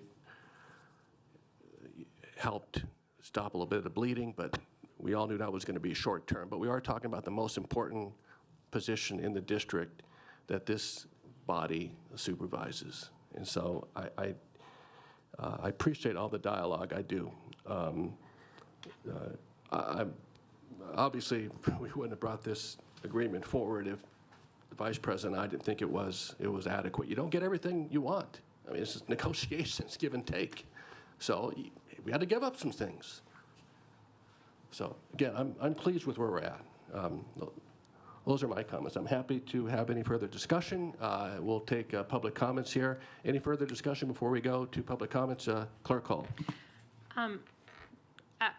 Dr. Dye, I really appreciate the way that you framed that, because I think I was having a little bit of a hard time with the data as well. And so I like what you were saying is, as we start July 1 and we get that data from the previous year to consider that as part of that. I really appreciate that. I also, I think that our reliance on smarter balanced assessments as a nation is continues to be concerning to me. And so I really hope that this will also give us an opportunity to make the statement and take the opportunity to really look at data that comes directly from us. Sort of like I feel like about the ACT, we have our students take a test that is then scored and created off-site, and we have no control over the pieces of it. And so I want to just take that as an opportunity to say we should be focusing on what we can control and what we have sort of purview over, and not to, create anything, but I think we've done incredible work on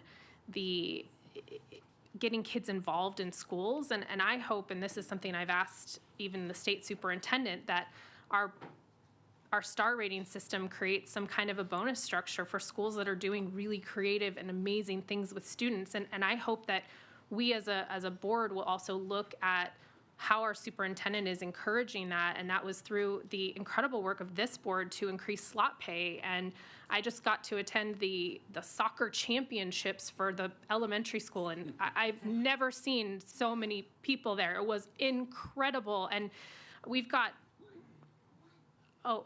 Jaywood Raw won. Sorry, just throwing that out there. Yeah, it was absolutely incredible, and every single elementary school is now participating, and that's the kind of data that I really hope that it will help us. That's what I'm taking this as an opportunity for us to step away from those pieces of data that maybe don't give us the full story, is I guess what I'm trying to say. So I'm willing to give that a shot, this timeline, and in hopes, and this is maybe the optimistic person in me, in hopes that it will push not only us as a district but as a state to move away from being so focused on ACT, SBAC, and things that we could be doing better, I guess, at evaluating our schools as well. And so I hope that we can model that. So that's where I'm with that. I don't necessarily have a problem with the way that the COLA thing is set up, and I guess I still think it would be nice to have it clear who exactly we're including in that average. And so if we don't want to mention the actual bargaining units, I'm okay with that. I think that the clarity just comes around that confusion about which administrators we're talking about, and I just want to make sure that it's super clear for all of us. So however we do that is fine. But I'm okay with, I'm comfortable with the evaluation cycle. Okay, great. I'm going to go to public comment. Thank you, Clerk Hull. As a reminder, I want to remind everyone that comments are limited to 3 minutes and they must pertain to the agenda item. If you have comments not on the topic, they can be provided during general public comment period. Thank you. Dr. Jenny DeMonte. That's Dr. DeMonte, right? Yeah. Oh, I know. Wings still broken. But I'm better. Hello, everybody. Oh, guess what? It's primary day. Have you voted? I voted. So get out there. Polls are open till 7. Lots of places to go. Also, no wait. Okay. At the last meeting, when I was here, I got to hear about the heroic gymnastics that finance did to get a budget together for next year, trimmed to the bone. But they did it. And I personally believe that educators deserve to be paid what they are worth, but seldom are. Then I'm told that teachers received a communication that because of the tight budget, this and that, they're not getting COLAs for the coming school year. I understand, but I'm a little confused about all the clauses in this proposed contract. It includes every single salary sweetener from Superintendent Ernst's contract, as well as those from Enfield. One of those from Enfield's time is a COLA that apparently allowed the superintendent to award herself without board approval like 40 grand or more. What? So no raises for teachers, but a big raise for executives? The optics of this are really bad. And the result of this is also bad. Maybe I really, really urge the board to rethink that part of it, because it is going to look mighty bad if suddenly the big cheeses are getting big raises and nobody else is. Maybe add a clause that prevents leadership from taking pay raises when all the members of the education teams, teachers, bus driver, negotiated or not.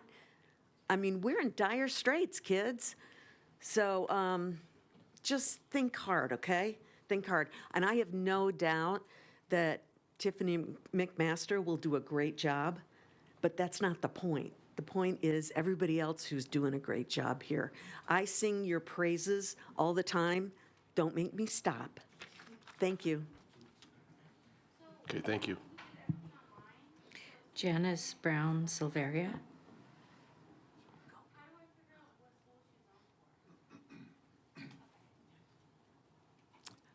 Hi, I'm Janice Brown Silvera. This is my first time to speak to you all, and I think Welcome. it's probably my 4th meeting, so. I just want to tell you a little bit about who I am, so maybe you can understand where my comments are coming from. I've been a resident here in Reno for 24 years. My husband and I picked where we were going to go live with our kids based on the area that we could live in. So we were in a pretty privileged community up in Collin Ranch.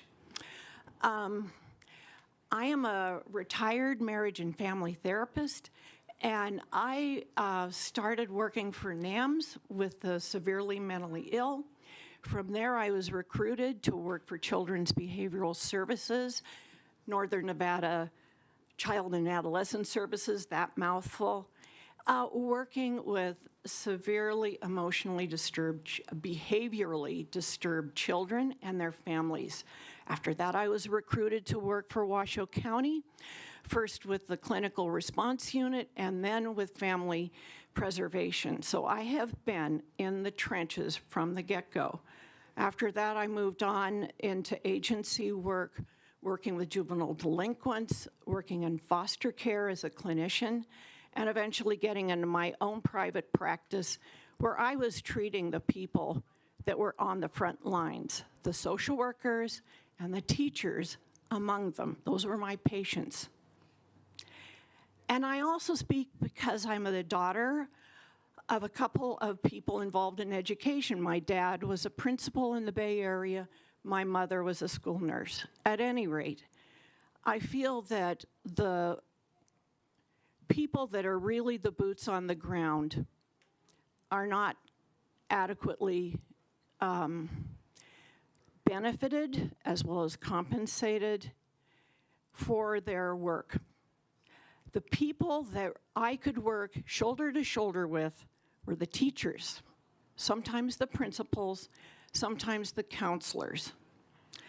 And the number one in my day, when I retired 8 years ago, the number one source of reporting for child abuse and neglect, and correct me if I'm wrong, was the school district.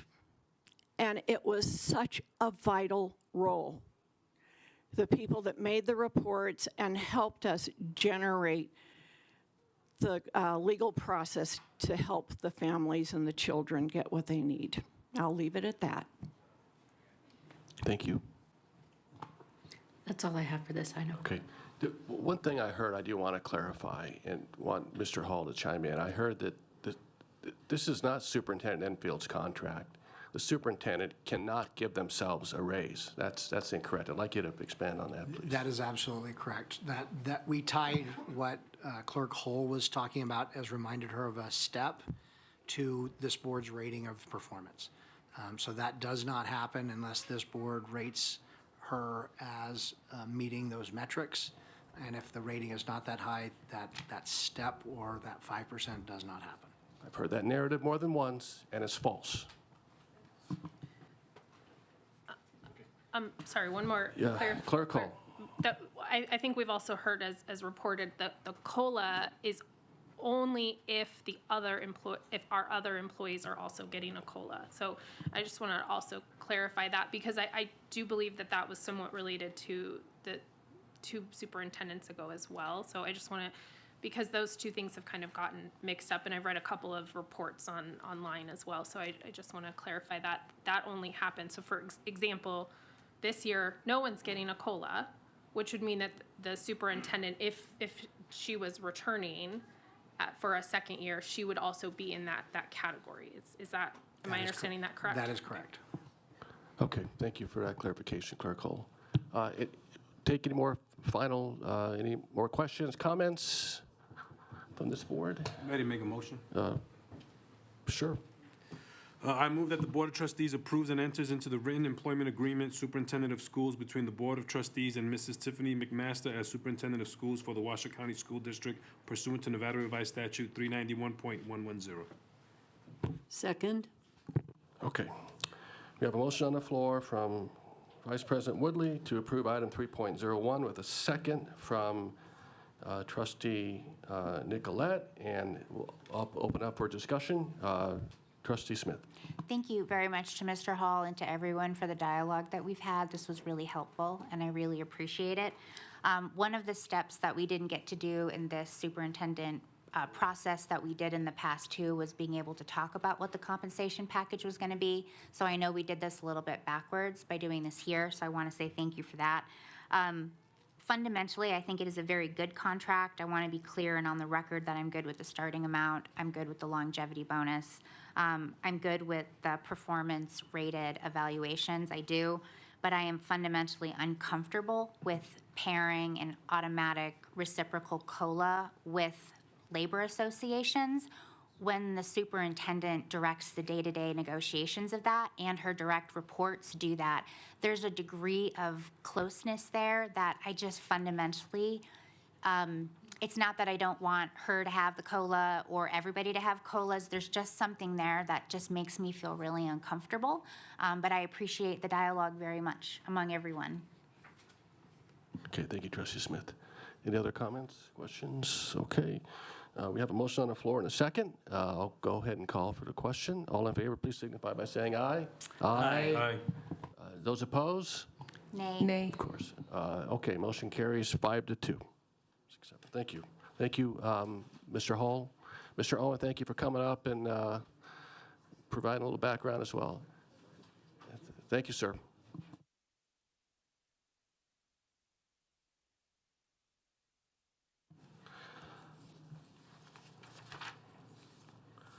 Okay, now we're going to go to item, is everybody okay? Anybody needs a break? Are we good? Okay, what time is it? We'll jump in item 3.02, and maybe we'll contemplate a break after that.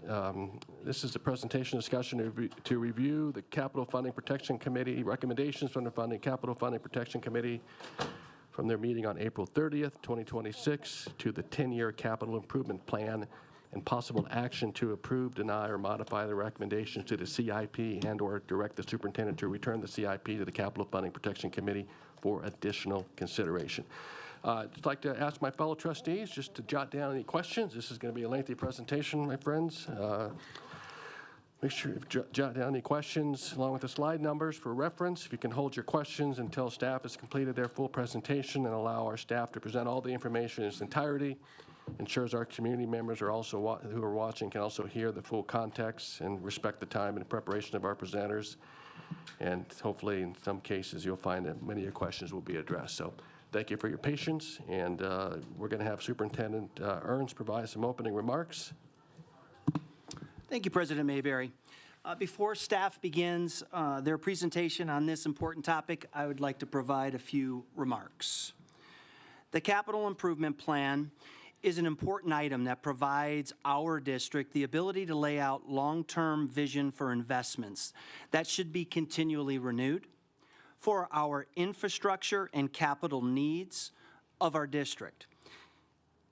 It gives our staff essential guidance for the months and years of work ahead while communicating district priorities to our students, families, staff, and community as a whole.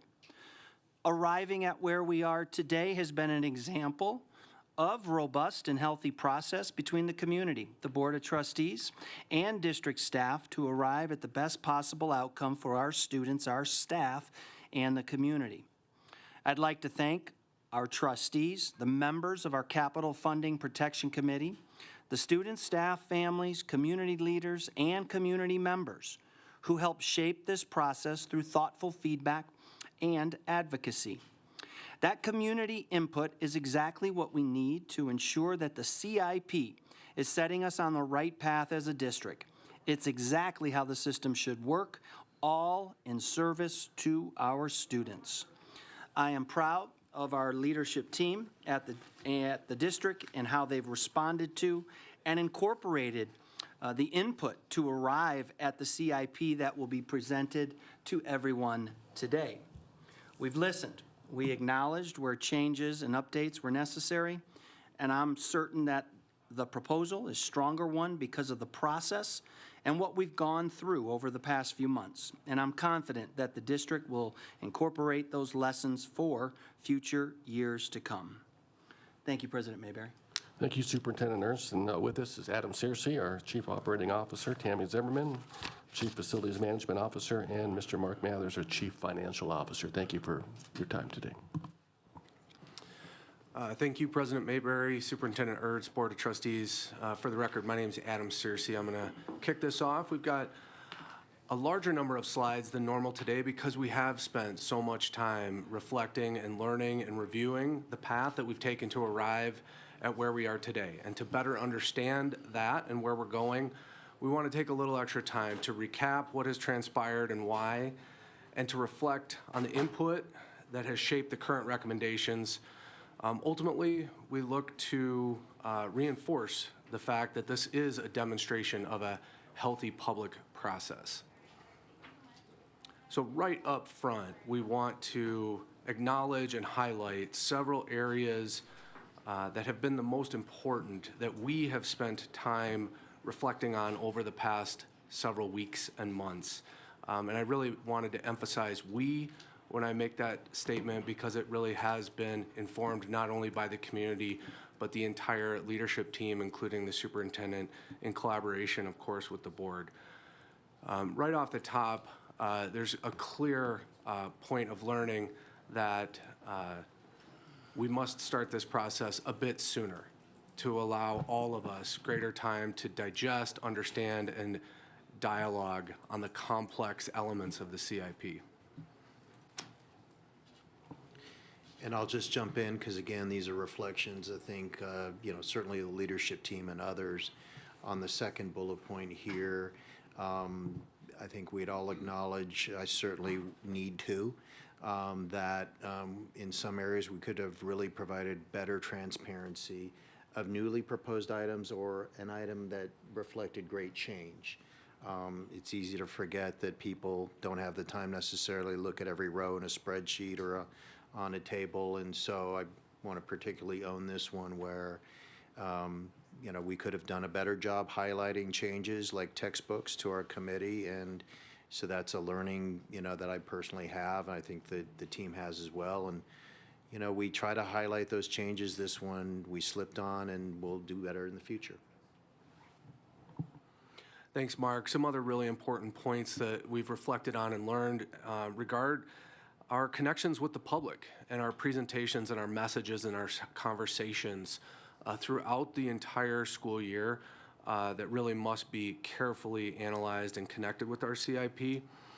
And that whenever changes are necessary, and we'll talk about that in more detail as the presentation goes along, that especially between iterations from the committee to the board, that the CFPC should always see, and I say Capital Funding Protection Committee, should always see those changes before coming to the board. And ultimately, wanted to, conclude this slide by reiterating the need for all of us to recognize that the CIP is not a fixed document into the future, and that annual revisions must reflect responsible changes when circumstances dictate. So speaking about that implementation phase between approvals on the fiscal year cycle, as we've discussed, the CIP is revised and approved annually. That is due in large part to the fact that throughout the intervening year, many decisions are made and variables evolve, oftentimes dictating a different trajectory of our plan for one reason or another. One such example of annual changes or changes that often influence our CIP are enrollment forecasts and rezoning decisions.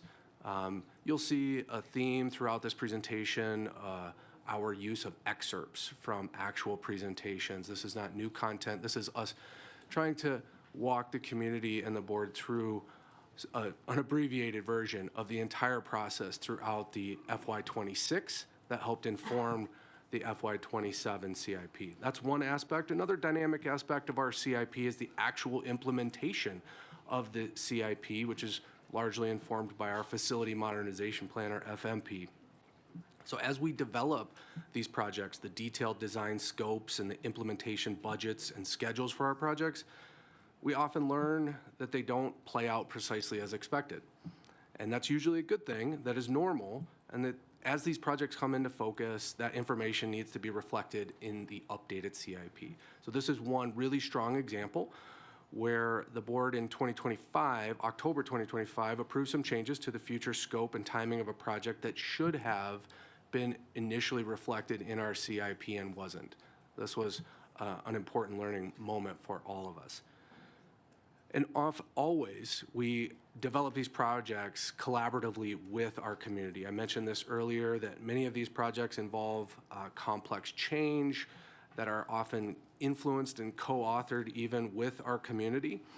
And our team has made dozens of public presentations over the last year, and it's very important that we ensure consistency between the information that we're exchanging and communicating with our public and what our CIP actually represents. So this recap, the last three slides, has just been intended to offer a glimpse into the complexity that informs our annual CIP implementation. Our review of this work has demonstrated a process which has been highly complex and one that has implemented significant flexibility. Our goal is to improve on that going forward as we navigate these challenges and introduce this process or this graphic to help us walk through the steps that have brought us to where we are today. So similar to most annual budgets, the work that staff initiates on the fiscal year cycle begins really in the winter before the start of the calendar year. Taking all the input and wisdom from our implementation work and our demand forecasts, the capital projects team then works collaboratively with the business team to develop a CIP that can best meet the needs of our community and responsibly within the resources available to us. It's pretty much that basic of an exercise every year, but of course with dozens of projects and forecasting the resources and demands over 5 and even in this case 10 years, it can be a real challenge. So as you can see from this excerpt, one of the key influencing factors in our CIP development really was the rate of construction cost growth in comparison to the rate of revenue growth. That initially and will likely continue to influence our CIP development.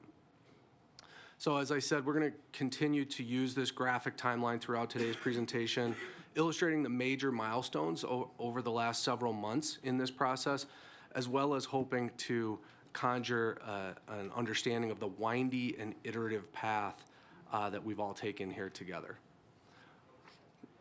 We're also going to use this timeline graphic to demonstrate that in between each public meeting milestone, staff has been listening and refining the work based on important feedback and additional analysis. This, too, is a part of any healthy process, but one which can be done with more clarity and transparency. That was definitely a learning moment as well.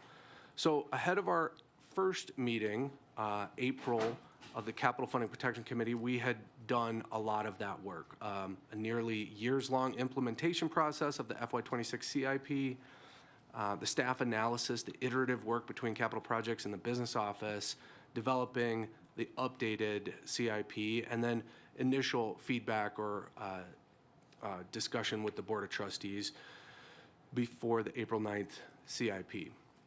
So on that meeting, an initial version of the CIP was presented publicly. Many of the excerpts and details are kind of highlighted on this slide. They included very specifically major changes to the scopes of Sparks Middle School, Trainer, Booth Elementary, and Wooster, all being recommended as modernizations in coming years. Much discussion of the forecasted financial resources as well as the different projects as well in the CIP. This also included a discussion of funding of textbooks within the capital projects program, and there was extensive discussion from the committee across all of these CIP elements. There was also in-person public input, public comment, specifically from members of the Wooster community, providing a variety of perspectives at that public meeting. And ultimately, there was a motion to approve the CIP as proposed with the amendment to eliminate all funding for textbooks. That motion passed 4-2, which initially indicated several members as conflicting positions on the variety of topics in the CIP. So really just kind of documenting here with this timeline graphic what transpired following that first meeting, and acknowledging that staff then continued to reflect and listen on that input and continued to receive input across the following days and weeks. And in an effort to present the recommendation of the CIP to the recommendation of the committee to the board, as well as to support the board in considering alternatives on this complex topic, staff developed and included alternative options in the interim weeks, which were not presented previously to the committee. As I mentioned previously, that was a point where we would like to be more clear in the future. So at the April 14th board meeting of the Board of Trustees, the baseline CIP scope was presented as recommended by the committee But staff also included alternative options, including a large reduction in funding for future administrative facilities, which was then proposed to be redirected towards school projects so as to fund full reconstruction scopes at several of the schools, specifically as excerpt on this page, Booth, Sparks, and Trainer. This meeting was again filled with much discussion across all of these topics, with particular attention paid to the timing and scope of any project at the Worcester campus. This meeting also included in-person public comment from the Worcester community, as well as current and former elected officials from outside the Washoe County School District. All of this was very robust and informative, ultimately resulted in an approval for a revised motion to return the alternative recommendation to the CIP, as well as an amendment which stated to develop a revised phased plan to maintain progress at Worcester High School. So this was clearly an eventful board meeting, as highlighted here, and worth noting that our own board policy requires that if the board does not agree initially with a recommendation from the committee, that it must return that item to the committee for further reconsideration. There are no other committees of the board, nor to my knowledge are there comparable committees to other local elected bodies who are provided such a level of authority, and I kind of wanted to highlight that because I do think that is a strong element of this process. So of course, again, in the ensuing weeks, staff worked to continue to incorporate the direction of the board, the feedback from the community, and to prepare materials in consultation with the officers of the Capital Funding Protection Committee ahead of what at that time was an out-of-sequence impromptu meeting of the committee. On that meeting, April 30th, as it was, staff presented the recommendations of the board as excerpt here. Again, concerns were strongly expressed about the funding of textbooks with the use of capital funds, and many more direct questions and input were received from the committee regarding the scope and timing of both the admin facilities and the Worcester High School campus improvements. It again was a robust discussion, which ended in a split vote again, reflecting the differing views across the spectrum of CIP elements. Ultimately, the Capital Funding Protection Committee voted to approve the CIP as proposed with changes, including a full reconstruction of Worcester and the elimination of funding for admin facilities and textbooks. So again, during the interim week, staff aspired to listen keenly to input received both on the record and through other channels. Similar to our efforts ahead of the April 14th board meeting, staff attempted to demonstrate humility and flexibility, analyzing our previous alternatives with yet another fresh set of eyes, developing still further alternatives at our next board meeting. Scheduled for May 12th, the materials for this meeting were posted and remain publicly available today. However, I want to emphasize that this item was pulled from the agenda, was not presented publicly or heard at that board meeting. Staff did, however, continue to receive public input on this proposal and this draft CIP and continued to incorporate that into our work. This has clearly been an iterative and ongoing, multifaceted process which has informed our efforts to craft the most balanced CIP reflective of a variety of inputs and facts. Staff has listened carefully to the input, reviewed all available data, and developed a refined CIP for consideration by the board today. Now, to walk you through it, the person who has the terrifying privilege of leading our team through the implementation of this amazing work, your Chief Facilities Management Officer, Tammy Zimmerman. Wow. Okay. Superintendent Ernst, Board of Trustees, thank you for having me today. But As Adam has described, many of these projects have changed their scopes and transformed them through this process, which the process works, and that's what we talked about earlier. I'm going to highlight them for you as we walk through them, and they are proposed in our CIP as full reconstructions. And we'll start with our Trainer and Sparks Middle School campus. As was stated in our facility modernization plan, this is how this was going to work out. Sparks Middle School is now intended to be, as proposed in the CIP, a full reconstruction on its campus, with a reconstruction of an elementary school, a modern elementary school, on the Trainer campus. While this was going on and we're talking about this, it's going to take extensive coordination, planning, and work with the community and engagement, similar to what we've done in some of our other instances and that we've learned through those processes. This will be an investment in this community that will impact these students for years to come, and we're excited to bring this to them. We'll talk a little bit about the Booth Elementary School. Right now, staff is currently working on major improvements and designing those so that they can transform that campus for those students that'll be zoned there in the school year 27-28 that was approved by the Board of Trustees. Those major investments are aligned and support the development of a new reconstructed Booth Elementary School on that campus. So we'll work in concert with each other to make sure that they add on to that to live on for those students and increase those opportunities for those students over there as well. This has not changed since our April 14th meeting that you guys saw and approved in that portion. We'll talk a little bit about Wooster here, but these were items that were in the May 12th board agenda items and materials. And this slide is intended to show you the improvements and the investments that are going into this community, and that they intend to support those students, staff in that community, and change those outcomes, increase those opportunities for them. And so we're excited for the opportunities that'll be coming and are coming into that community.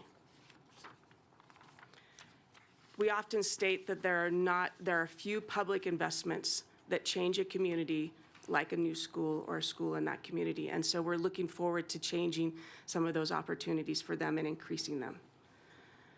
We'll talk a little bit about the proposed scope, schedule, and budget for Wooster. It's been a good topic. It's been a lot of discussion about it, and we're happy to have those discussions as part of our CIP. Within the revised CIP, the district is proposing to expand the scope for reconstruction, and as an estimated of $164 million project over there. It's a large, big magnitude project. Achieving this vision will require a straightforward or a strategic and forward-thinking planning process, one that thoughtfully balances the opportunities and challenges across both the Wooster community and the district long-term goals. The considerations highlighted on the slide just represent a snapshot of many of the important factors that will continue to shape and strengthen the planning processes and moving forward. This is an outline. As we work through that, we might see other opportunities to include in that. Given the complexity and significance of a project of this scale, the district is proposing a phased implementation. We've done that phased implementation before with Debbie Smith. It could be similar to that. And I'm not saying that Wooster ends up being a CTE academy, but we could come up with other opportunities that will go onto that campus. And it'll be a multi-year planning engagement and implementation process that may be required for a project of this magnitude. We would like to begin this process this coming school year with an academic engagement and planning process focused specifically on the academic and planning programs that this community needs.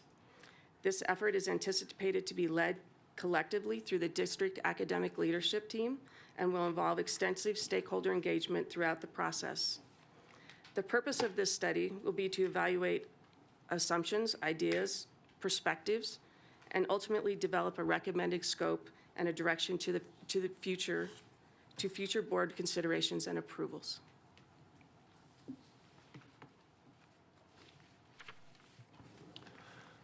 Thanks, Tammy.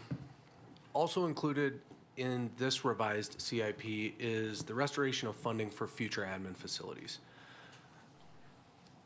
While the Capital Funding Protection Committee's most recent recommendation was to remove the funding for this needed work, we are choosing to share this excerpt from the May 12th meeting materials that were not presented publicly to highlight just how harmful the current conditions are to the effectiveness of our organization and how much potential value that those investments in this area could provide both to central services staff and, of course, to our schools and our community. So as I stated, this revised CIP today recommends that the previously approved budget of $108 million for the purposes of central admin facilities be restored. And we also wanted to highlight that in the May 12th materials and in future admin FMP presentations, we intend to propose the elimination of the Worcester campus from future consideration for the purpose of admin facilities. That was another interesting variable throughout this process that we have learned and reflected on quite a bit. This is like so many other future projects within the CIP that remain under study.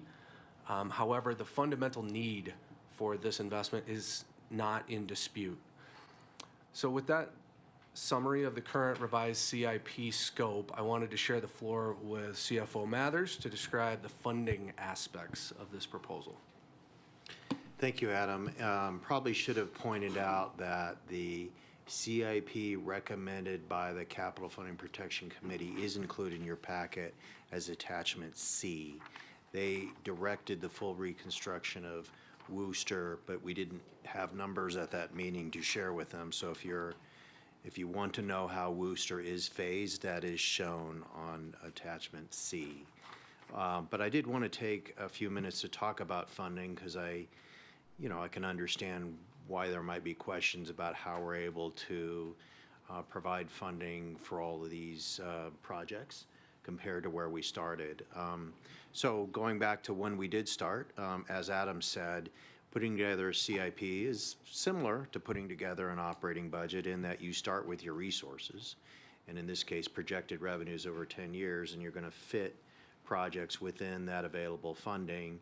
And what we found and what we talked about on the 9th of April with you was that there is not the projected funding to cover all of the wants and desires that we could think of really back in December and January. And so we did have to scale down projects to fit within that available funding. And you'll remember that we did want to leave some available funding at the end of year 10, along with additional bonding capacity to provide funding for projects that we couldn't fit in years 1 through 10, i.e.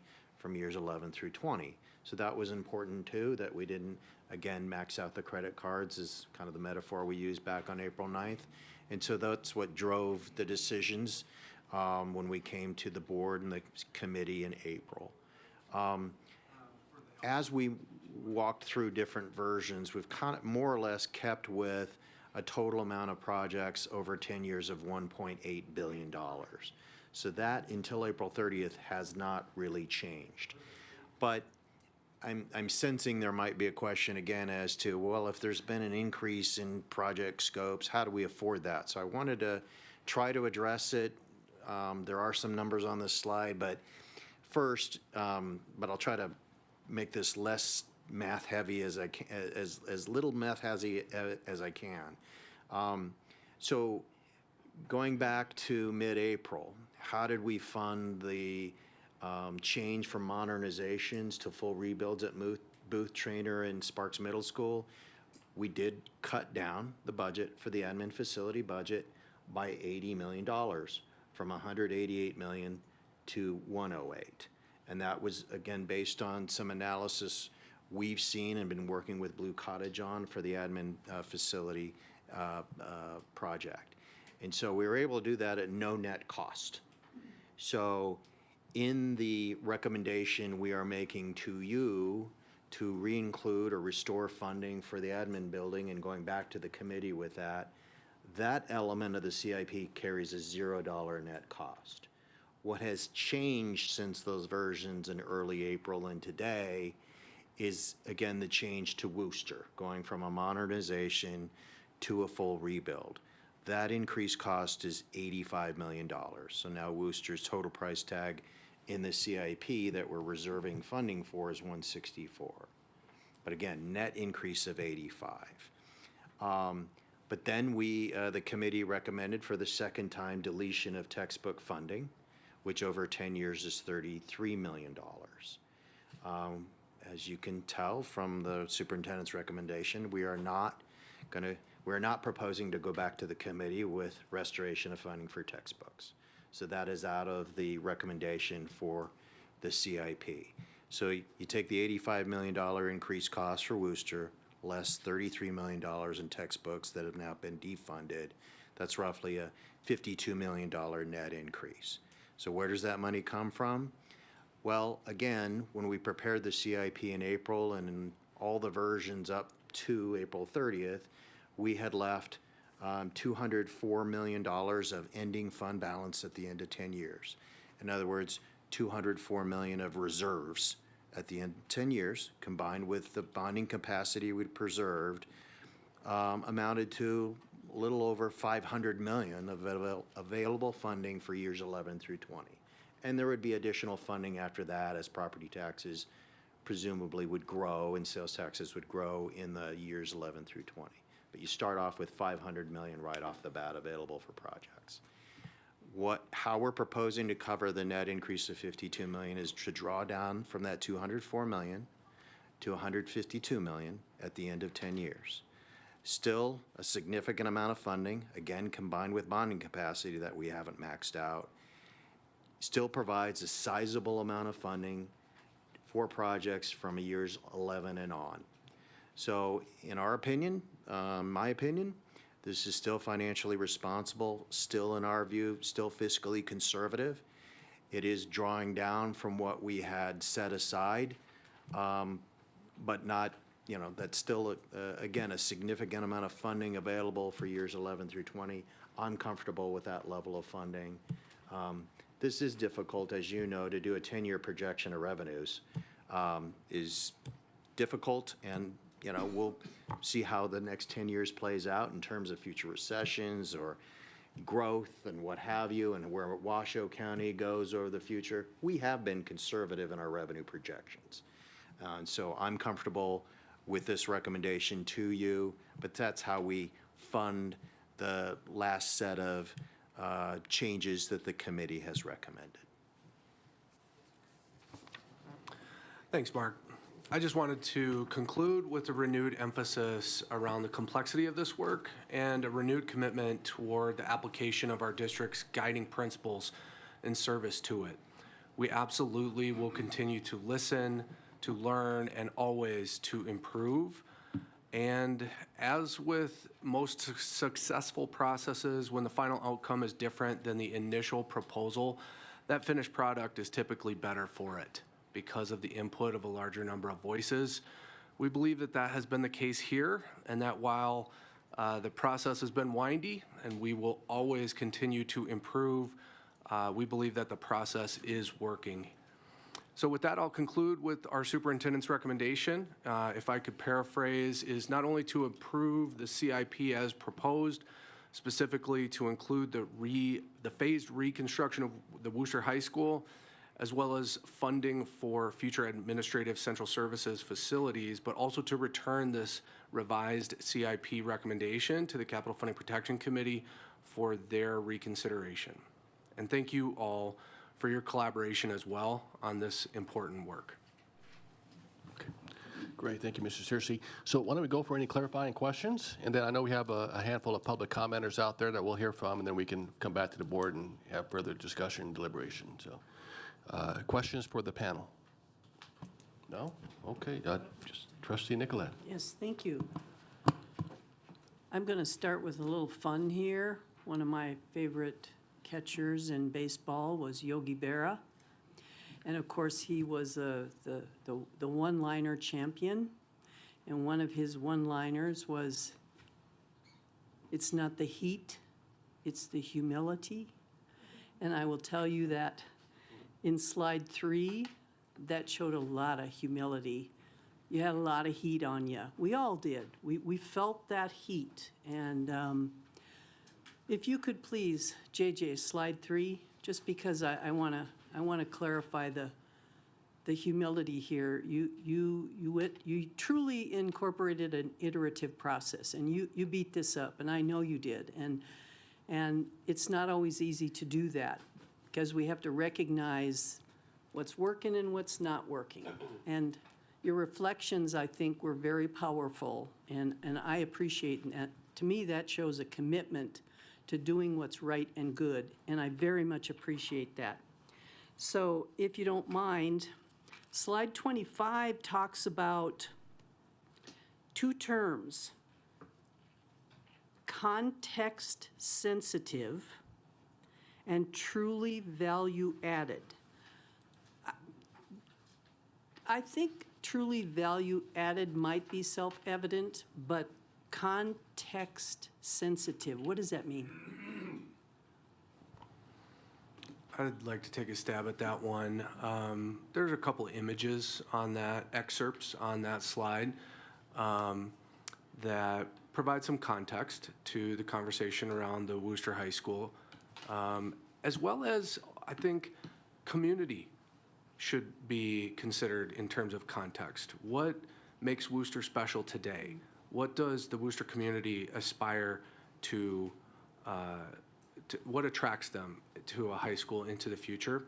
I think value add might be deceptively important. A new school is nice, but something that I think the process on the next slide will look to challenge our community towards is what's better than nice? What is, bonus and maybe some unanticipated opportunities that if we go through the process honestly and earnestly with our community, we might find that win-win-win scenario that simply building a new building leaves a lot of potential value on the table. Yeah. That's a pretty fuzzy answer, but it's intentionally fuzzy because the process needs to be co-authored over the next several years. Thank you for that. And that's how I see it, and I just kind of wanted to make sure that as I move forward, I'm kind of in the right vein there.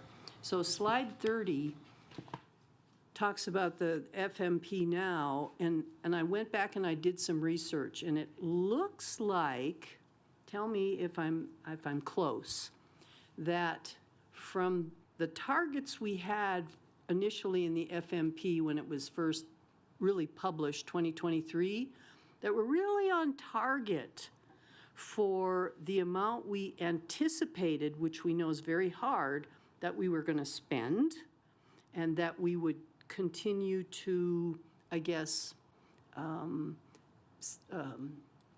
plan for in the future. And so I hope I'm right, because I'm feeling really good. So is my feeling good? Am I spot on? We made good projections in the beginning, and we continue to, I guess, go along that path. Sorry, I didn't say that very well, but I'm excited. So we do make good projections when we start off, right? We use our data from our previous schools. We go through that, we comb it, and we think about what the future holds and what that escalation will be for construction costs. But that's why we look at it every year, too, so that we can revise that based off those data points. Thank you for that, because as the cost of everything escalates, I look at these numbers and I go, gosh, can we really do that? And I want you to know I trust in your ability and your expertise to hone in on that. And of course, things change. That's what humans do. But I appreciate your diligence on really trying to project. Thank you. I'm good. Clerk Hall, you. Thank you. I first want to say that I truly appreciate the reflection. And one point that you said at the very beginning of the presentation was that we need to start earlier. And I think that that's something that over the last year and a half that I've been on this board, that we've really successfully moved that timeline for zoning, for these communications, for the conversations with our teachers and our staff and our communities. we've continued to move that timeline forward, and I think what Dr. Dye just said about the humility, I think, is so important, that we continue to learn from this process, and I really hope that we continue to model that lifelong learning attitude, because that's exactly what we want our students who are in these schools to see, that adults don't always get it right, and that we continue to be lifelong learners and learn from these experiences. I believe I've shared this story with a few people, but I know that our vote today isn't about textbooks, but I just want to put a warning out there that I'm very, very concerned about the conversation that's been had about textbooks. And I will tell you the story. When I first started teaching, I was at Dilworth Middle School, and I had been a student at that school several years before. We won't talk about how many years before. But what I think is a really important point of this is that the books I was teaching from were the books that I used when I was in middle school. And my biggest concern about this conversation about textbooks becoming political and not being based in fact, and about where the funding is coming from, is that we are going to do a disservice to our students for the appropriate instructional materials, not just textbooks, but instructional materials that they need to learn and be productive community members when they graduate. And so I want to be very clear that our job should always be to provide the best materials and information that we can to our students, and to provide the information to the public about where that's coming from. Never in our conversations has the conversation happened that the textbooks/instructional materials funding would come from WC1. Never. And we got a lot of emails about it, and I, as a teacher who has used outdated materials, the amount of work I had to do to create appropriate materials for my students, because our district got so behind on updating those materials, was problematic and added more work to my load. So I will continue to push that this is a really important point. The last thing I will tell you is, as you all know, I'm a social studies teacher, and I think that history is incredibly important. And I want to say that I really, really appreciate the timed process that we are proposing towards Worcester. And I think the most important reason that one of the most important reasons is definitely the community and the investment that we've made in this community, and the well-deserved investment. But I think it also honors Mr. Worcester. And many people may not know this, but he is a champion for students' rights. In fact, he was not only suspended, but he was literally kicked out of his school just before he graduated from high school. And he went to the California Supreme Court to fight for students' rights.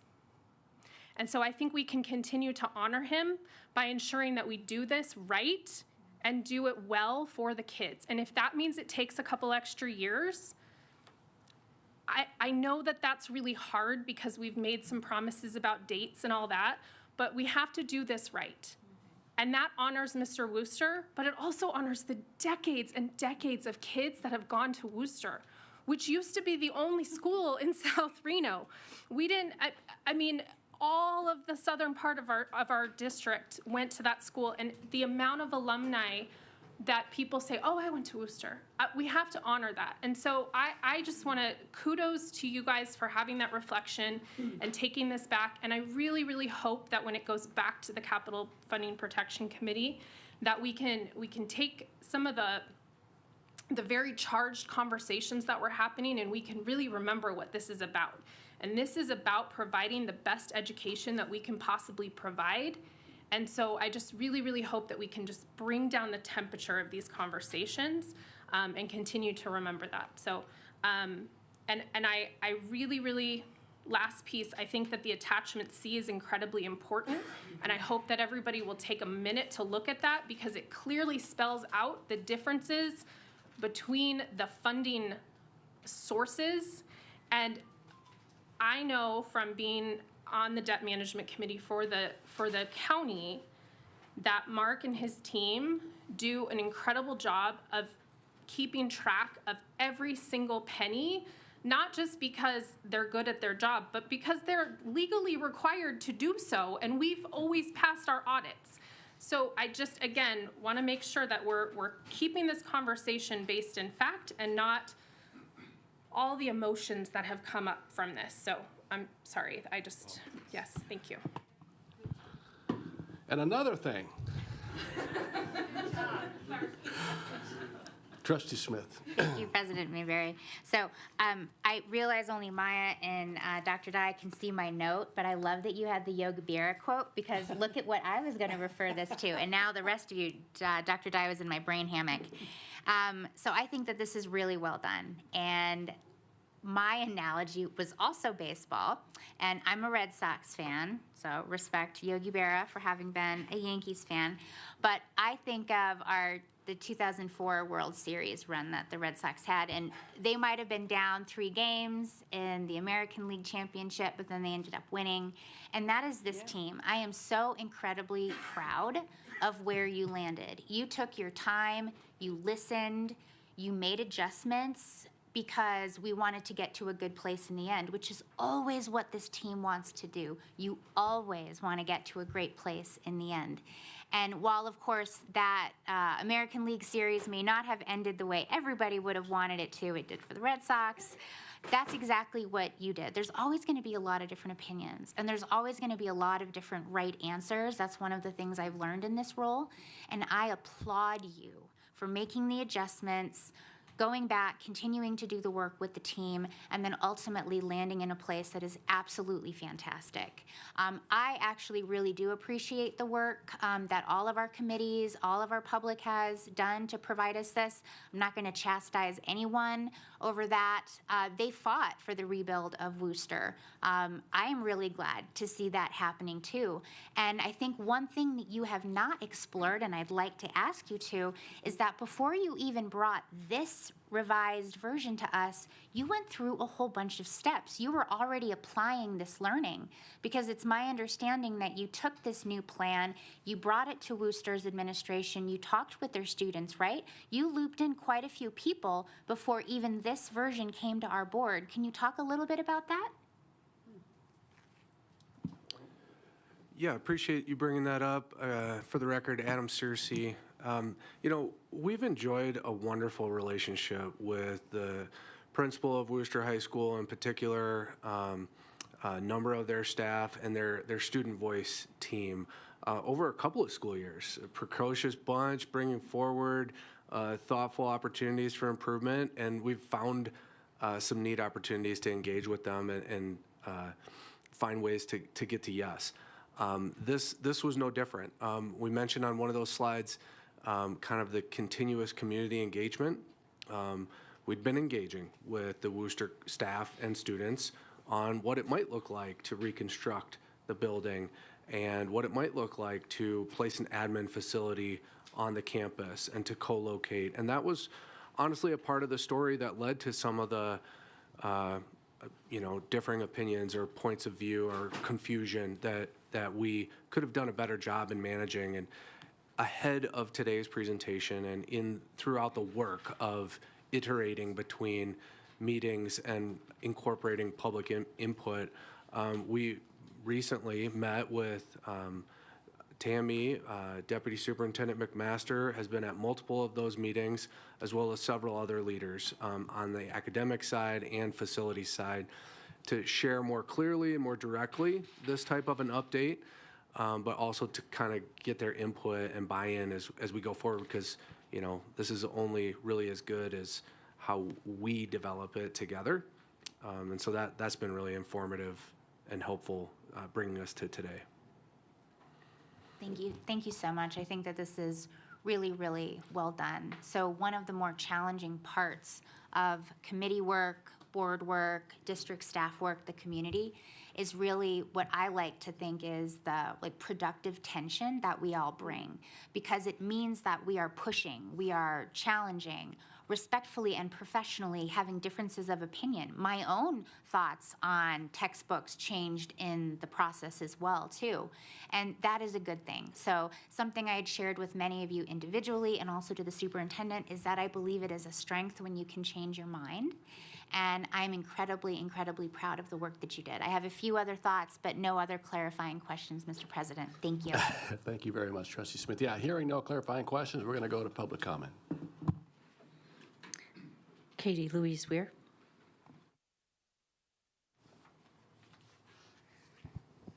Good afternoon, Board of Trustees, Superintendent Ernst. I'm Dr. Katie Louise Weir. I'm a former teacher in WCSD, former principal of multiple schools here in Washoe County School District, and I currently serve as a Director of Talent Development here in HR. I've also served 2 stints, hopefully never again, as the Interim Chief Human Resources Officer. My professional background centers on organizational development, capacity building, leadership, and high-quality learning environments. In addition, my own children currently attend elementary school here in WCSD at one of our oldest school buildings. I'm here to support moving forward with the funding for a new admin building. I understand there's lots of concerns that have been raised, that investing in administrative facility may limit our ability to address student needs or improve school sites. Respectfully, I don't see it as an either or, I see it as a yes and. An effective admin environment strengthens how we serve students, families, and the public, as well as our staff. It provides welcoming, accessible spaces for Board of Trustee meetings, public engagement, something our family and community members deserve. It creates dedicated, high-quality professional learning space, which directly impacts the growth of our educators and staff and ultimately the success of our students. It also improves collaboration across our central office teams. I saw Adam put it in the slide deck, which sole purpose exists to support our schools. When we function better together, schools feel that impact immediately. From my work in talent development, I see every day how systems, environments, and conditions either enable or constrain our ability to build capacity and serve educators and therefore our school communities well. This investment is not separate from student success. It's a part of the system that makes student success possible. I'm not seeking anything extravagant or ostentatious, rather a space that doesn't hinder our progress as much as our current facility does. I regularly, through WCSD general funds, rent spaces and furniture to conduct the work of my team. I deeply believe in Washoe County School District. I've dedicated my career to serving this community, and I'll continue to advocate for people, systems, and environments that ensure that our students and educators together can thrive. In addition, as I mentioned earlier, I trust WCSD with my children, my 2 most important accomplishments in life, including a kinder graduate this year. So I urge you to move forward with funding an updated admin building as a part of a comprehensive vision for our district, and I really appreciate your time and your leadership. Thank you, Dr. Ware. We appreciate your service and your leadership as well. Thank you. Joseph Madula. Good afternoon, sir. Good afternoon, Superintendent Ernst, President Mayberry, and board members and trustees. My name is Joseph Madula, and I'm the current president of the Washoe Professional Technical Association. I'd like to briefly speak on item 3.02 as it relates to the proposed new administration building. Reading through the Capital Funding Protection Committee's recommendations, it's clear there is a misunderstanding with the assertion that the admin building project will take away from the proposed Worcester High School improvement project. As shown in this presentation, it's possible to complete both projects in a way that's responsible and benefits our community and students and staff. I've worked for the school district nearly 10 years and can attest to the failing systems and unsafe conditions throughout our administrative facilities. We have leaking roofs, asbestos, lead, failing HVAC systems, plumbing issues, and multiple spaces that were never designed to accommodate our employees. We have converted warehouses and even closets turned into workspaces. Additionally, we have experienced more than a few acts of vandalism on this property, many of which were directed at employees' personal vehicles. Several incidents placed employees in direct physical danger. If we can move forward with this project in a way that's fiscally responsible and without impact on our schools, students, and staff, I fully support the decision to do so. There also exists an opportunity for long-term cost savings if we can combine our multiple administrative facilities into one building and repurpose end leases or sell off property we are occupying today. This project is long overdue and will only become more complex and more expensive as time goes on. I urge the board to take a closer look at the details within the CFPC committee's recommendation and continue to work with the relevant district departments to make the right decision for our community, staff, and students. Thank you for your time. Thank you, Mr. Medulla. We appreciate you coming. David Kitchen. Good afternoon, Mr. Kitchen, Hey, good afternoon. Principal Kitchen. Thank you, President Mayberry, Superintendent Ernst, members of the board. Thank you for the opportunity to speak. As you know, I'm David Kitchen. I'm the principal at Worcester. Hopefully, I'll take a break from public comment at school board meetings after this one. But I really wanted to be here today specifically to express gratitude and pride in our system and how our system has uplifted integrity and humility and stewardship, and it's been messy. And I didn't come prepared with a baseball analogy, but since the 90s are back in vogue, Sean Mullins has a song about a beautiful mess, and I think this is an example of a process that has been messy, but also in a lot of ways beautiful. Mr. Medulla, I'm listening to your public comment, and the Worcester crew in the back, we were all like, yep, that sounds familiar. So we also love to see a CIP plan that uplifts and honors both a phased reconstruction for Worcester and also for an admin facility. I want to thank our staff and students who've expressed their voice through their process, specifically Itzel and Milo.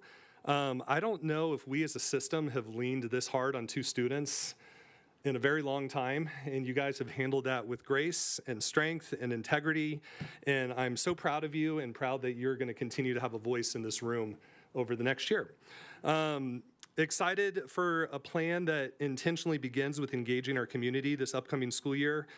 Trustee Hall, I apologize for not remembering which meeting it was, but one of the meetings we had a conversation about everything that's changed in the Worcester vertical, and I think you wisely spoke about the need to let things settle and actually talk about, let's take time to talk about what's best for this community moving forward. And so I believe that the people I have spoken to, the idea of this process might take a couple years longer, but we're going to take the time to talk about what makes sense for the Worcester vertical it's a great thing. So thank you for doing that. And then finally, there's been so many people in this room, Adam and Tammy, are you guys still back there? Yes. And Trustee Smith, Adam Mayberry, Deputy Superintendent McMaster, Superintendent Ernst, thank you for taking the time to reach out to our community and come and spend time with our teachers and spend time with our kids and help us land in a place that I think makes a lot of sense. So final word for the Capital Funding Improvement Committee. I apologize. We have our graduation on Thursday, so a lot of us won't be there. Hopefully they're here watching or seeing online our public comment, but we are, as a community, as the principal, happy to support this revised capital improvement plan. Thank you. Thank you, sir. Appreciate you coming. Ethne Barton. Good afternoon. Good afternoon. Good afternoon. I appreciate the opportunity to speak to you all today. My name is Ethne Barton. I'm a Reno resident, and my son graduated from Worcester International Baccalaureate Program with an IB diploma in June of 2025. I'd like to speak to you today on behalf of the revised proposal to rebuild Worcester. Thank you for listening to our community's voice. If we are truly committed to investing in the next generation, as evidenced by rebuilding the feeder schools for Worcester, then I firmly believe we should not stop short with the failure to provide state-of-the-art facilities for their high school experience as well. The time in their lives when resources in the form of both human and physical facility support are most crucial to preparing them for their future, our country's future. If enrollment projections for Worcester are down, then I invoke the baseball-themed Field of Dreams mantra, if you build it, they will come. The International Baccalaureate IB program in Worcester's central location could and should be a draw for students from the entire metro area. Currently, the IB program starts with the middle years program at Vaughan Middle School and students transition to Worcester to continue the program choosing either the diploma or career-related educational paths. Together, they are the only authorized IB World schools in Northern Nevada. This program is an underutilized gem and is one of the many ways our school system can prepare our young people to compete on the national and international stage. If we are investing in our children with state-of-the-art school rebuilds, then we should commit to investing in all of our children. The initial capital improvement plan called for a rebuild of Worcester and was met with great enthusiasm from the Worcester community. While classes and a Cold War-era bomb shelter did make history more real, there is nothing state-of-the-art about that experience.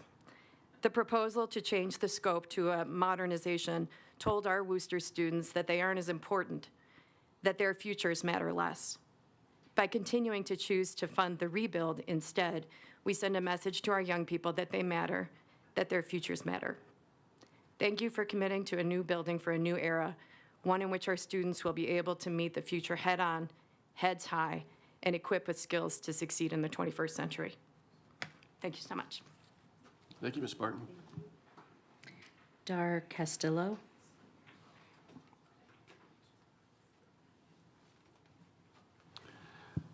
Just let the record show that Trustee Woodley has left the meeting. He has a family commitment. Okay, this works. All right. President Mayberry, Superintendent Ernst, Deputy Superintendent McMaster, and trustees, I want to start this by expressing our gratitude for today to the board and everyone involved in the decision to fully rebuild Worcester High School. Thank you for investing in us. Thank you for hearing the voices of students, staff, families, and community members who spoke up about the importance of this project. Being listened to and supported means more to us than you may realize. This decision is about much more than a new building. It is an investment in the future of every student who will walk through Worcester's doors. It sends a message that our education matters, our opportunities matter, and our success matters. We also want you to know that the support goes both ways. As students, we are committed to supporting the capital improvement plan. We are ready to advocate for this project, celebrate its progress, and help ensure that future generations of Worcester students benefit from the opportunities it will provide. We do not take this investment for granted. We understand the trust you are placing in us, and we will work hard every day to honor it.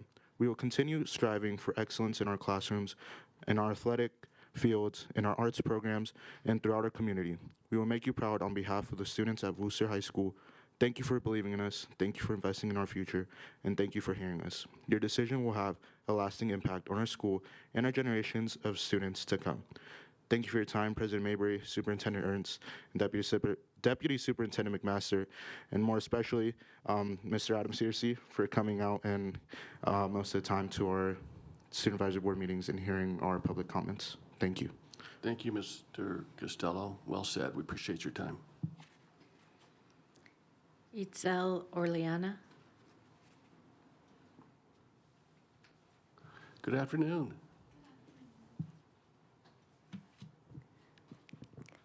Good afternoon, members of the board. My name is Itzel Orellana, and I am the Student Body Vice President at Worcester High School and incoming Student Voice Vice President.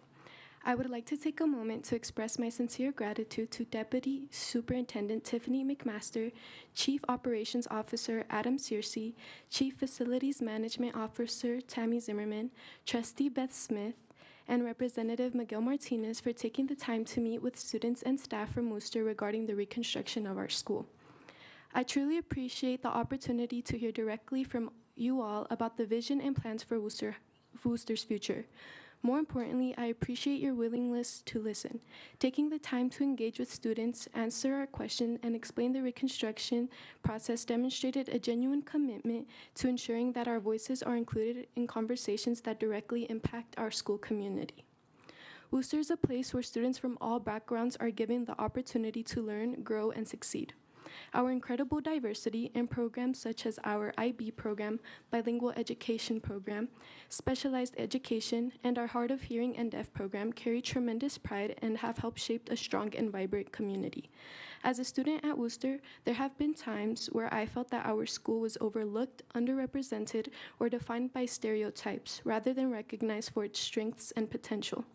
That is why these conversations have been so meaningful. Seeing district leaders and community representatives actively listen to our concerns and advocate for the needs of our students sends a powerful message that Worcester matters and that our future is worth investing in. I also wanted to thank my fellow peers who have been dedicated to advocating for our student body and our staff, Mr. Coley, Mrs. Lenow, and Ms. Danielson, and most specifically, Mr. Kitchen, for being a principal that strongly believes in our Worcester community and for being somebody that we can rely on. Thank you for your time, your transparency, and your dedication to this initiative. I look forward to continue to working alongside you all throughout this process, and I'm excited to see the future plans for Worcester to become a reality. And I am more than willing to provide any additional support towards the capital improvement plan. Thank you so much. Thank you. We really appreciate your words. Dustin Coley.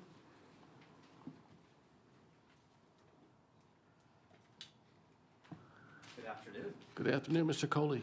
Sorry, I'm dusty. I was mucking out my classroom today. So, Okay, Dr. Superintendent Coley. Ernst, President Mayberry, members of the board. I've been to a lot of different public comments for a lot of different boards, and you usually speak to the board and you do the thing, and then you just, city council or whatever have you, and then they make their decision, and you're like, oh, well, I'm so glad I spent 3 hours of my life doing that. But giving public comment through this whole process, through both the AFMP and the CIP as it revolves around Worcester, I was very pleasantly surprised and appreciative from staff to see this recommendation come forward. We've been in a lot of different roller coaster of places as we've been going through this process, and I also, as many of my students and colleagues have suggested, that sincere gratitude and appreciation has been given to staff, specifically Deputy Superintendent McMaster, Tammy, Adam, and everyone else who's been involved in this process. I think I echo Diane Nicolette when I say that we are very excited about this proposed phased rebuild of Worcester, and also that we get to share our campus with just ourselves for right now, too, which is really great. And then I also would like to recommend or to talk about what Trustee Hull has said about the soul of Worcester and how so many of the members, my aunts, uncles, there's all these different people who have passed through the halls of Worcester, and how many people it's important to in this community. And we're just very excited that it is going to be moving forward into a direction that is beneficial for hopefully everyone in this, this organization. I did want to point out one point is that through this process, obviously there's been a lot of confusion in the community. And I attended a Rising Sophomore Night last week, and even then, with all of our communications we've done with students, there's still some confusion about, will Worcester be here, will it not, will it be closed, that sort of thing. So just going forward, I really hope that as a district, as staff, as a board, as a community, that we continue to be transparent and very clear with our community about the direction going forward, because there are concerns about enrollment for students, whether they want to stay at a school that may or may not be rebuilt. So I just really hope that with this approval, hopefully, that will also be part of the package where communication is really strong and clear. So thank you very much. Thank you, Dustin. We appreciate you. Carson Boyer.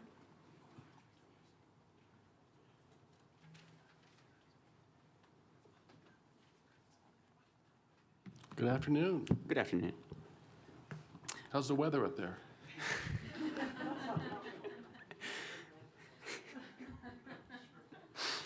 All right. Hello. First, I would like to thank you for letting me speak today. My name is Carson Boyer. I'm a rising senior at Worcester High School. I'm here to talk about the amazing things that I have seen at Worcester and how the capital improvement plan will support the Worcester community. Worcester's not your average high school. Its reputation may not be the best. When I tell people I chose to go to Worcester, they give me a weird look. However, Worcester is an amazing school no matter what the haters say. Some of the amazing programs that Worcester has built. The IB program. This program is a big part of Worcester and offers some of the highest level classes in the district. The Spanish program. The Spanish program is an amazing program. It offers a lot of kids opportunities that they wouldn't have elsewhere. For example, we offer some math classes in Spanish that help kids get education that they wouldn't have a chance to get at any other school in the district. Theater. It's a big part of Worcester. In the past few years, we have won awards from Linnea, which is a big theater festival down in California, and one of the biggest in the nation. Specialized education and deaf and hard of hearing programs.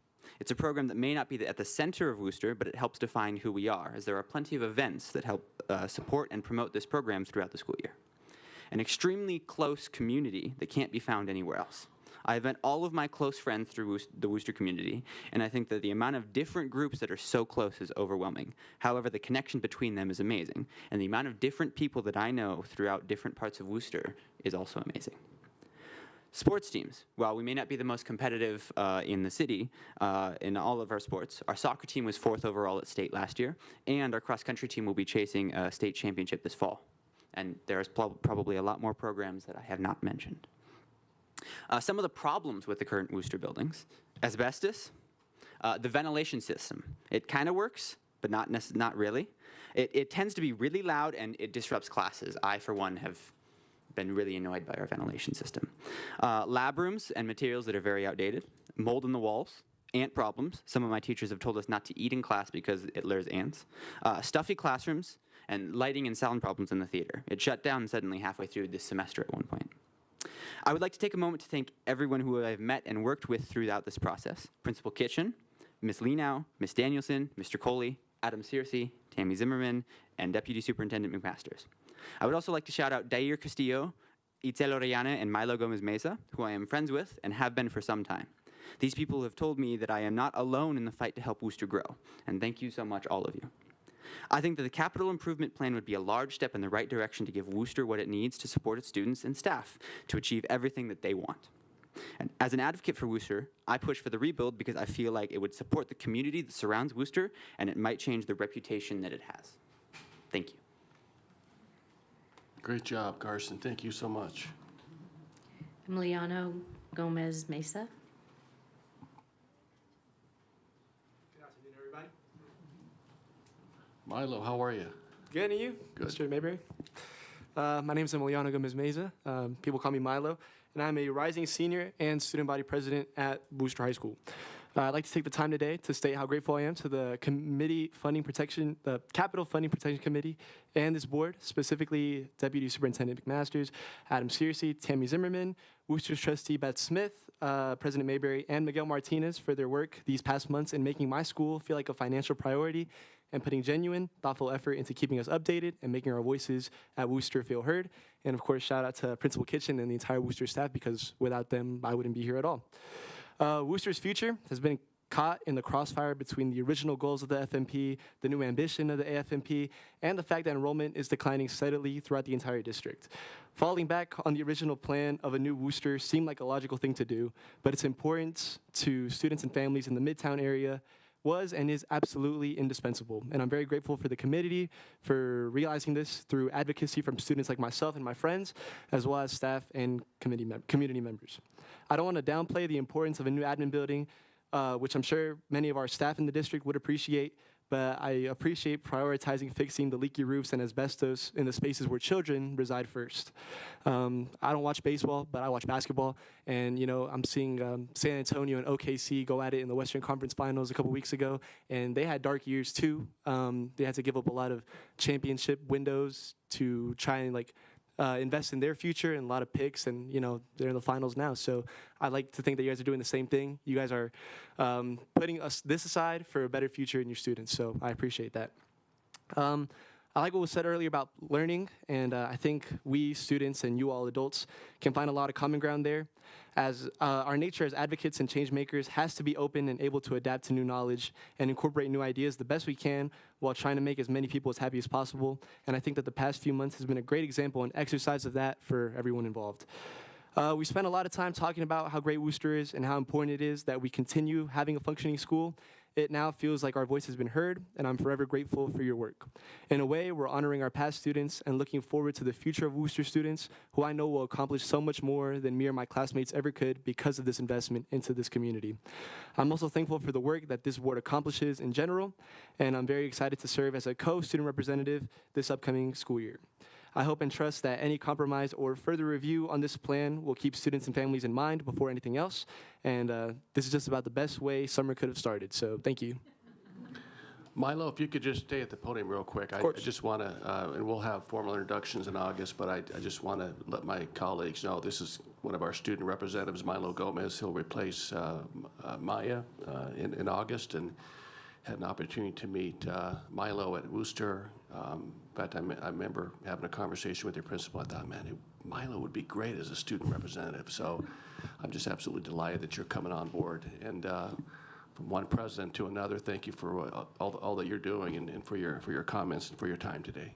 Thank you very much. I'm really excited to work with you guys and get to know you all. And of course, shout out to Carson, Dyer, Itzel, everyone else who's also been a part of this process, and the admin, of course. I wouldn't be here without them. So thank you. Well, on behalf of the entire board, this is what we do every day. And the students, you're the core of why we're here. And so have a wonderful summer. Okay. Thank you very Be much. safe.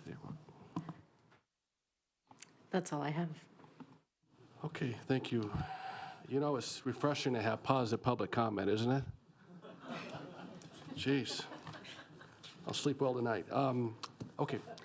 If there aren't any more questions for Adam Searcy, if not, I'm more than willing to entertain a motion. Yes, Trustee Smith. Yes, and I would love to make that motion. Yes. Quick clarification, when does the Capital Funding Protection Committee meet? I know we referenced it as Worcester's graduation day, but for those who don't know when that is. That would be Thursday, June 11th, 4 p.m. in this meeting, in this room. Thank you so much. Thank you. Thank you for all that you've done. You've really taken the dissent that was provided and really turned that into really hearing, because we can talk loud at each other or we can stop and understand. And so I think the last sports analogy will be sort of like sports, and that's to stay curious and not be judgmental for those who know the show. And it's just really important, and I really believe in this team, and I'm incredibly proud of what everyone has done. So with that, President Mayberry, I'd love to make the motion. Thank you so much. I move that the Board of Trustees directs the superintendent to return the following recommendation to the Capital Funding Protection Committee for their consideration. Approving the 10-year capital improvement plan as previously recommended by the Capital Funding Protection Committee on April 30th, 2026, to include the Capital Funding Protection Committee's recommendation for a full rebuild of Earl Worcester High School, but restoration of funding for new administrative facilities. I second. Okay, we got a motion on the floor by Trustee Smith to approve item 3.02 as stated, with the second by Trustee Westlake. Any further discussion? Seeing none, all in favor, please signify by saying aye. Aye. Those opposed? Motion carries unanimously. All right, thank you, colleagues. We're moving on to 3.03, and I tell you what, we've been at this for almost 3 hours, so if you can just allow us to take about a 10-minute break. For those in the audience, I know we have some more business to tend to. Take about a 10-minute break, and then we'll come back. Thank you.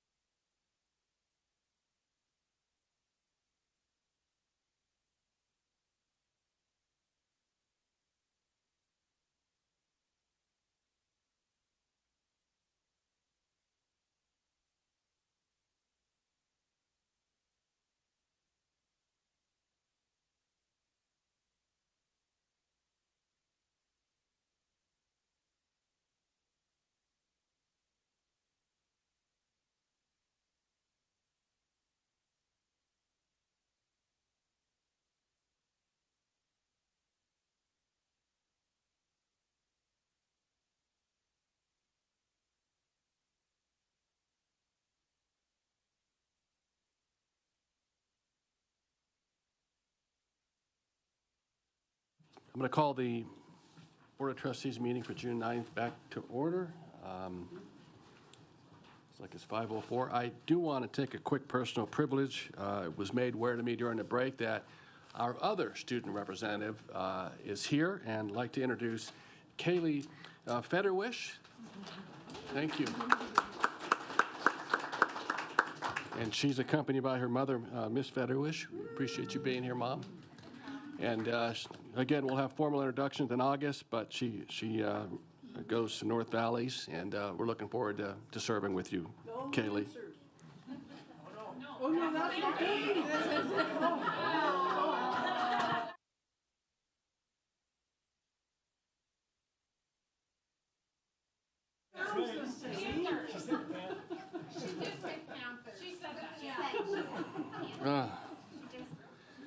Oh, that was painful. Anyways, thank you, Kaylee. We appreciate you being here. Have a wonderful summer.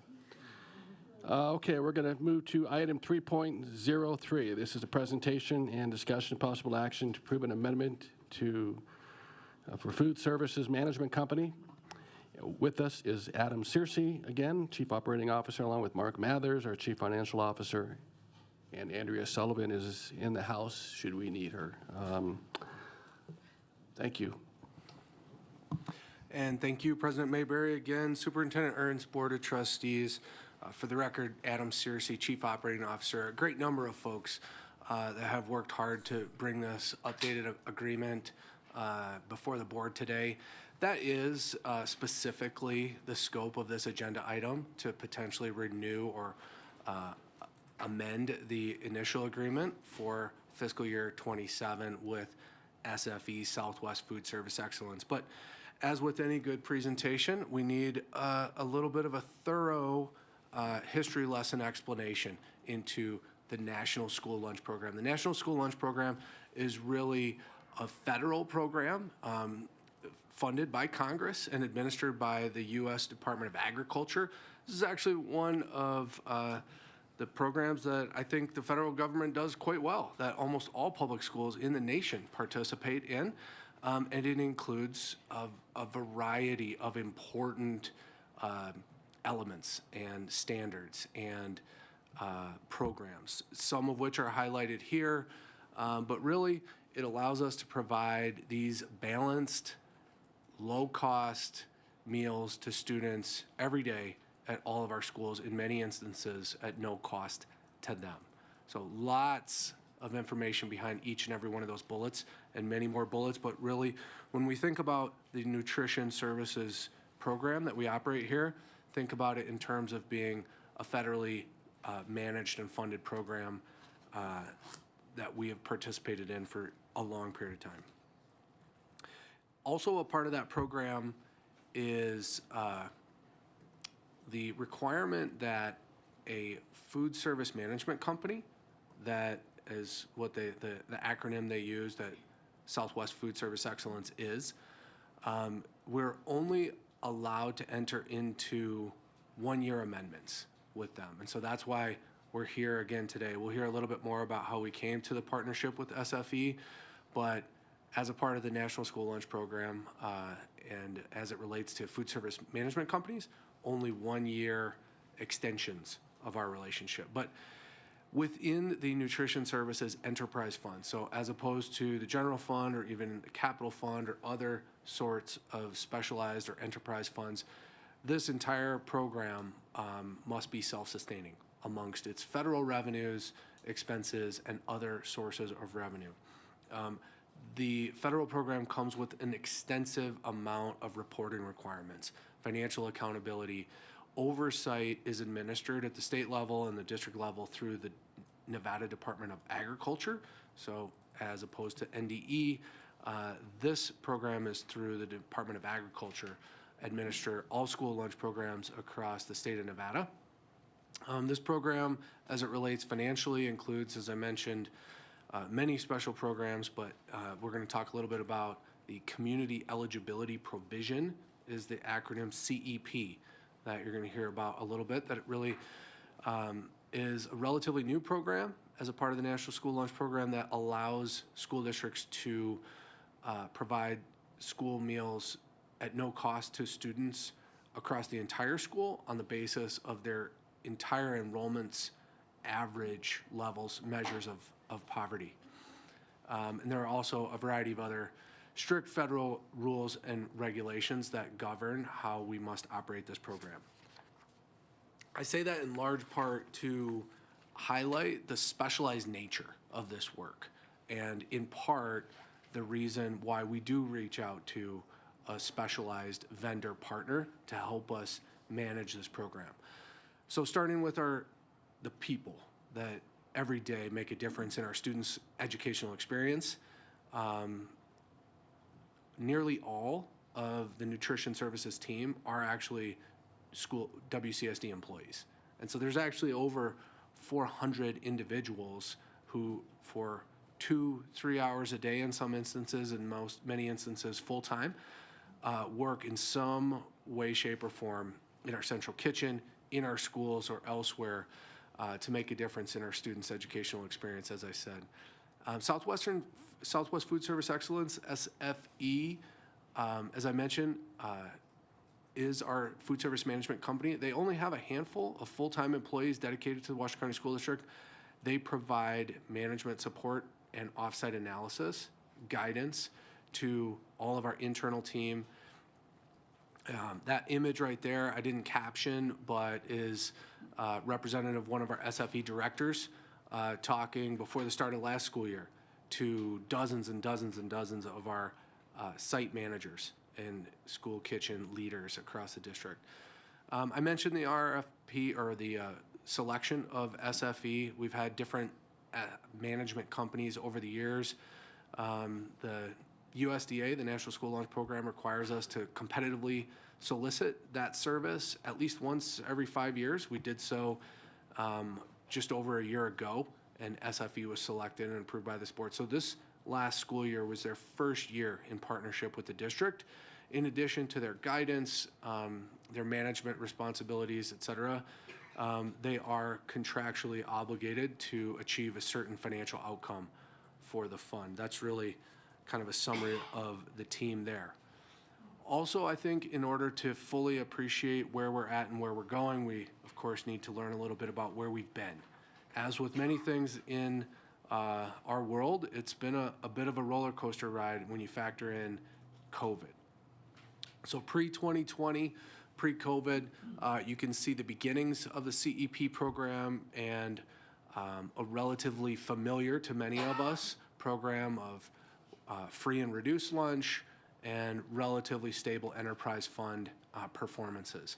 Of course, during the COVID period, radical disruption. There were a short period of time where our board actually approved reductions in force because of tremendous decline in meal participation and the associated impact on the financials of the fund.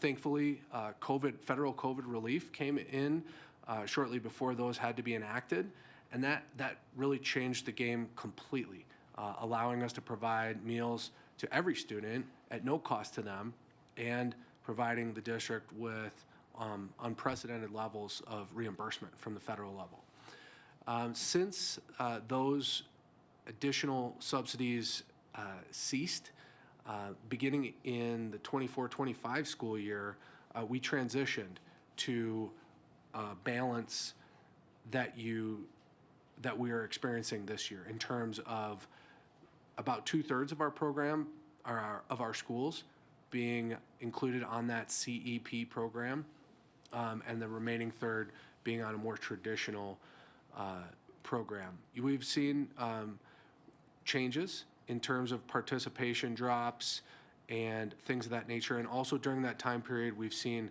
labor costs and commodity costs increasing at a rate greater than our revenue. So you can see the fund balance declining over that period of time as well. So really a short summary of the roller coaster ride that we've been on to bring us to where we are today. This is, a recap of the work that we did this school year. Lots of words, lots of exciting numbers on this slide. I wanted to ask JJ if she could cue up a 90-second video that will tell the story much better than I could about the work that the entire team did in all of our schools throughout this year.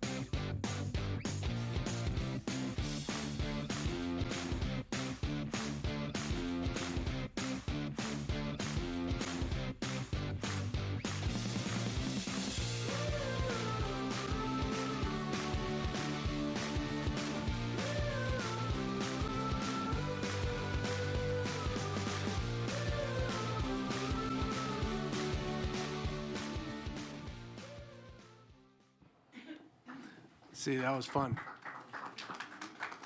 Hopefully you guys are hungry. You can see so many smiles. This is so much not only about managing the business side of this, but also the education, the attraction, the experience that food brings to our learning environments. SFE has been an important partner in that for us throughout this school year. So really where we're at today, and in kind of a wrap up of 25-26 to segue into where we are going next school year. As I said, about 2/3 of our schools are included today on that CEP program. That effectively means that all students eat for free enrolled at those schools, regardless of their income levels. It's essentially a measure of the average poverty across that particular school. Of course, it's a more complex calculation, and there's lots of different ways to arrive at that, but that's where our school district has pegged it for the last two school years. At the remaining schools, approximately a quarter of those students either apply individually or actually qualify directly for free meals on an individual basis by virtue of their enrollment in other state and federal programs. So really an important distinction. They call that direct certification. It's a large number of students who automatically qualify for free meals individually on the basis of their merit. And today, or throughout this school year, breakfast and lunch were served at $2.10 and $3.35 respectively for paid students at all of those schools.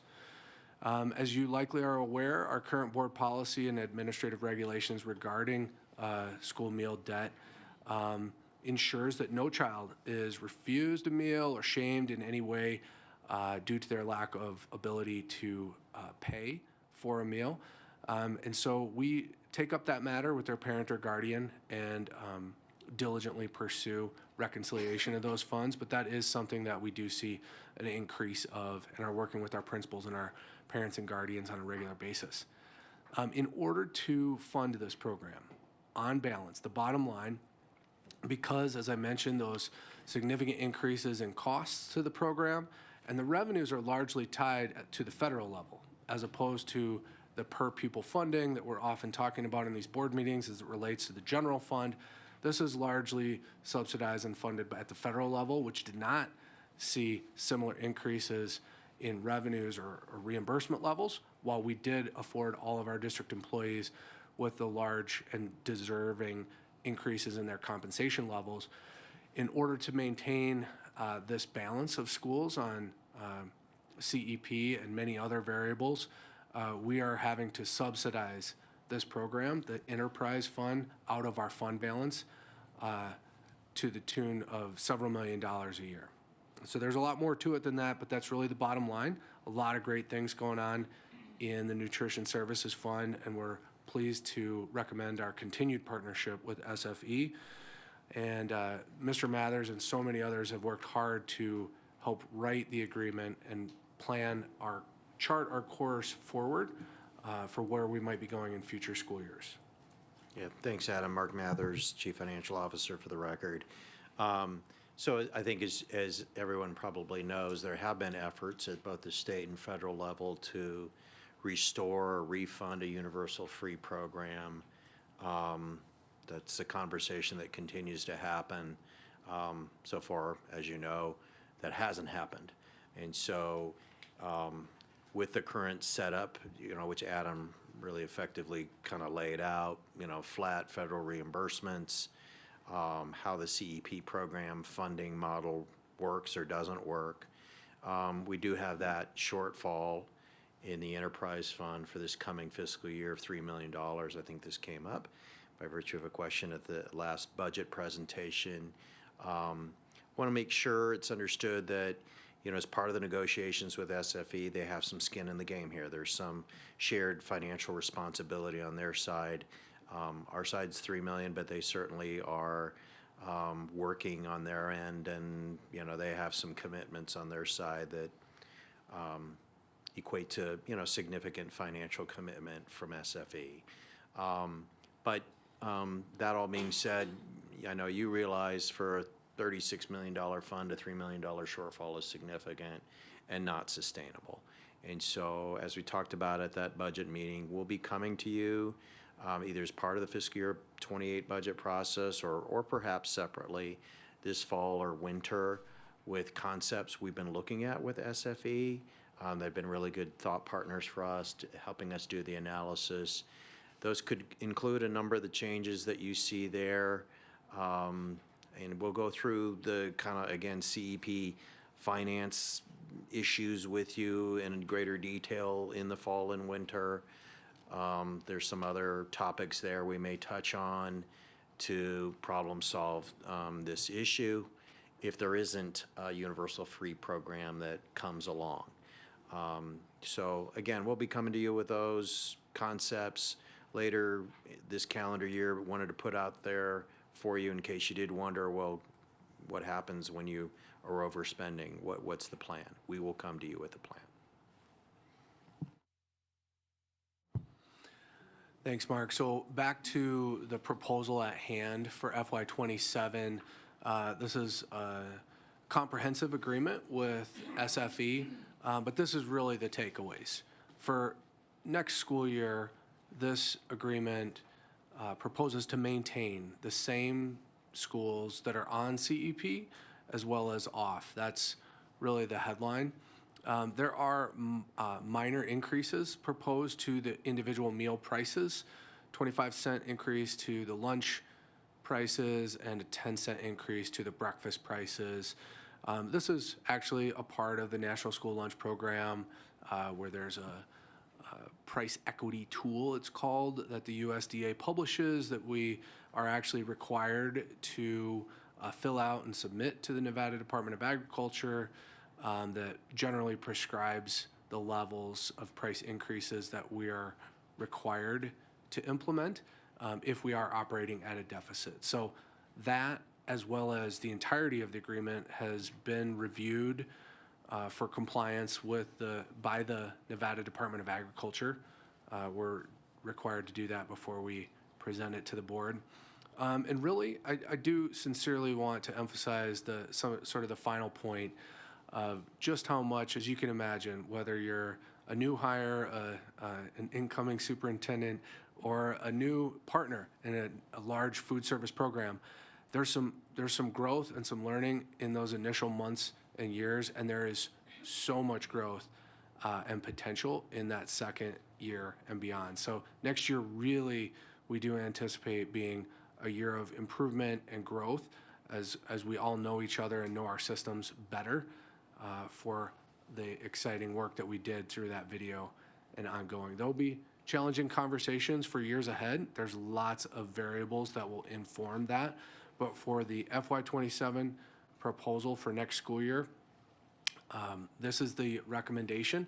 Again, just a one-year agreement as allowed by the USDA with food service excellence for a total fee and a guaranteed financial outcome, as well as all of the intangible improvements that we aspire to. Thank you so much. Okay, thank you, sir. Questions for the panel? Yes, Trustee Nicolette. I'll frame a statement and then a question. I just want to say bravo to the enhanced fun with food. I mean, I see it in the 49 schools that I visit across every age, and a new joy for eating, and I think that's fabulous throughout the school. Here's my problem. This $200,000 debt is not really new. We've struggled with that for a very long time. I don't think we have never not had such a debt. This is a little higher than in previous years. But in slide 8 and 9, I noticed the word efficiency, which I like, means different things to different people, but a word that I don't see at all, or a strategy I don't see at all, that I'm strongly recommending is top of mind, is the waste. It's out of control. Every school I go to, I go visit the nutrition experts in their kitchens. If they're there, sometimes I'm there early or I'm there late. I always compliment them and I always ask, so tell me how this is working. Tell me what's working, tell me what needs to improve. Hands down, it is about the fun and increased joy and presentation. Top of mind, without doubt, every time is the waste. And one of the so I kind of try and deep dive into it without getting, I don't want to make them uncomfortable, so I try and be very respectful. But when I ask the question, so tell me, what's your biggest concern? There's two things. Number one is how the ordering goes. We are given this food, and so often we can't use it in a timely manner. Kids don't want it, et cetera, all the things that you know, and we end up throwing too much away. So waste is huge. Do not take that as a just a little bit of food's being wasted. Monumental numbers of food going in the trash. Now, some of our schools, I want to be very careful here because there are certain rules that you must follow when reserving food. But I will tell you that the preponderance of our nutrition experts, they have a very hard time throwing away food that is still edible. And so they have beautifully found ways, and I applaud them, to creating a sharing bowl and other kinds of things. And I say, bravo, you're brilliant. And then I ask, so are you sharing this information with the people that make the top level decisions? And typically I hear, no, we're not even asked.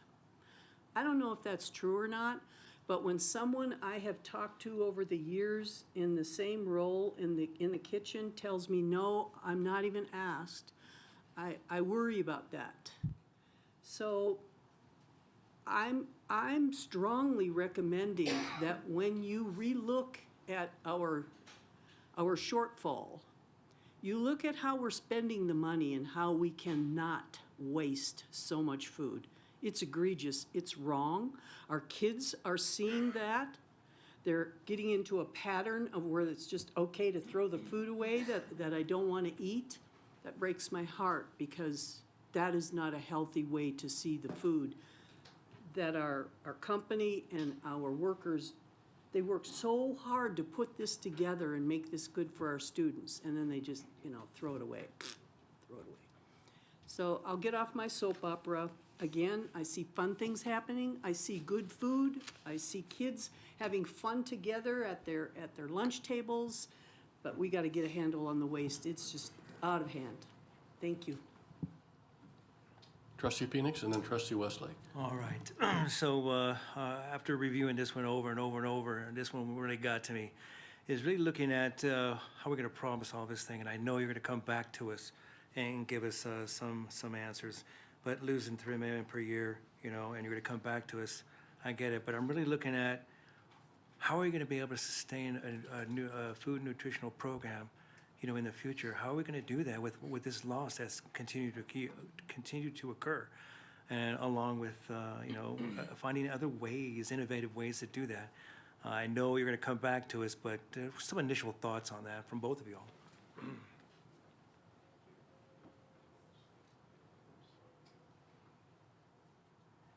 I mean, some of the concepts here are listed. Certainly staffing configuration and levels is something we prudently should be doing regardless of kind of a fund status, but that's something we'll take a look at. The CEP funding formula, or there have been adjustments to the CEP program in the past that allows dipping deeper and lower into schools with lower FRL. Unfortunately, the federal government didn't adjust the reimbursement formula. So for CEP schools, you basically break even with a school that's at 62.5% FRL percentage. Anything below that is a cost and a subsidy. So the further down you go in terms of schools with lower FRL rates, the greater the subsidy or shortfall. And so we want to show you that, and I know making changes to the list of CEP schools will be difficult, but you have a difficult job, and it's important for you to see the numbers there. So there's, those are some of the initial concepts that we've talked with SFE about that are coming to the surface. There'll probably be more. I appreciate the comments about food waste. We'll take a look at that. SFE's come forward with ideas about packaging of food and saving costs through various kinds of methods, and so we will cover that with you again, fall, winter. We don't have any fully baked ideas at this time, but that gives you a sense of where we might go. Trustee Westlake. Thank you, President Mayberry. So Chief Mathers, Chief Searcy, you guys are wonderful.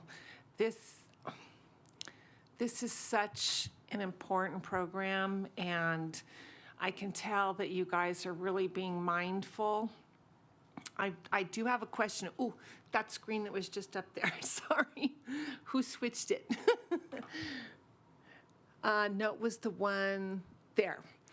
The high school participation, does that mean high school wouldn't participate in the CEP at all? Or what does exactly that mean? And then I had something else I wanted to say.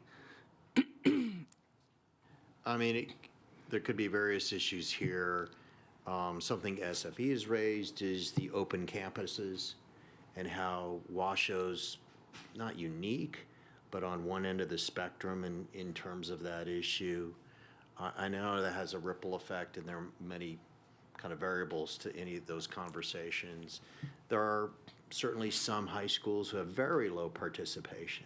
Mm-hmm. And so are there different ways to either increase meal participation or, adjust costs to reflect, for those open campuses, kind of the level of interest? Okay. That's kind of what we're getting at there. Okay. It's as opposed to elementary schools where we see much greater participation. That makes sense. So on the unpaid charges, you're speaking of parents or caretakers that are supposed to be paying for lunches because they don't qualify for free and reduced lunch, and they don't. So I really do think that needs to be addressed, and something in my one-on-one with Superintendent Ernst, and he'll probably bring it up to you, so I don't want to get into it a lot, but I was thinking of like EFT monthly drafts where a card is on file and then an EFT goes through, or a credit card, because and I agree wholeheartedly, our staff at our schools cannot be collection agencies. It's just they're trying to establish relationships with parents and, get this camaraderie, and then to be getting down on that, level, gonna send Guido after you to break your knees kind of thing. But not that bad, but I'm just saying, I think we need to find a way around of trying to avoid that and like heading it off at the pass. It's like, hey, a form goes home if your child is going to have lunch and you didn't fill out the free and reduced lunch application, and debit card needs to be on file or something. So I'm just saying if we could look at that. I did want to agree and bring forth that I've had the same experiences as trustee Dr. Nicolette has had at the schools. And I think, and this is kind of a clarifying thing, I think there's laws around what foods need to be offered, balancing, starches, veggies, this and that. My thing is, though, is it just we just have to have it there available, or does each child have to get that? See, and that's the thing. I mean, you can lead a horse to water. That doesn't mean they're going to drink. I mean, some kid wouldn't eat a carrot if his life depended on it, and then there goes all the carrots and stuff. So, I mean, I think if we could figure out a way of packaging things separate, as long as it's there, do you have to chuck it on their tray and stuff? Oh, good Lord. I mean, so I don't know how you'd get around the waste. I don't know how.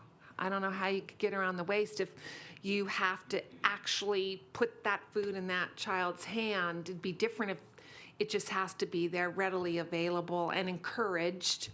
So I don't know. It's tough. Maybe we need to have a compost thing at every school, and we could sell the compost. You guys, seriously though, for ranchers and farmers and people doing home gardens, and they come and get a bag of compost or something. I don't know. It teach kids about recycling too. But anyhow, that's my 2 cents. Thanks. Okay, thank you, Trustee. Clerk Hall. Thank you. Trustee Westlake, I challenge you to go to Congress and change those laws. Good luck. Okay, so I have some similar concerns about waste, but I just want to bring up that I want to be really careful about any changes in packaging because we've made a lot of progress in sustainability choices. So I just, as we go into these changes, I want to make sure that we continue working on sustainable choices and not package and heat up our food in plastic. We really have made some great progress towards that, and I can't tell you how many times I saw kids eat pancakes out of plastic, and it just made my stomach churn. So one suggestion I would like to bring up in regards to what Trustee Westlake was saying is I find the My School Bucks app and login to be very clunky and difficult for parents. As a parent who does have a credit card on file, and I don't get the updates when my kid's account goes negative, I find it very difficult to add money to the account. So I would really like to see us work with that app company or maybe even look at other options because I'm just curious if maybe I'm not the only parent who's fairly techie and struggles to fill my own children's school lunch accounts. Well, only my middle schooler, because my high schooler refuses to eat lunch at 10:30 in the morning, because that's when AACT has lunch. But my biggest question is where... Certainly, I think we need to continue to educate our legislators and governor, whomever that may be, about this entire process and how many kids are not receiving it, as well as what the federal reimbursements are. I think that we have to find a balance. We can't just take all of this out of the state budget. We certainly want to take advantage of the federal money and reimbursement, but my biggest concern about this presentation today is the increase in prices and how that's going to impact our families and our students who already have a debt. So how are we going to do that? And you don't have to have the answer today, because I can see that we're obviously really working on that.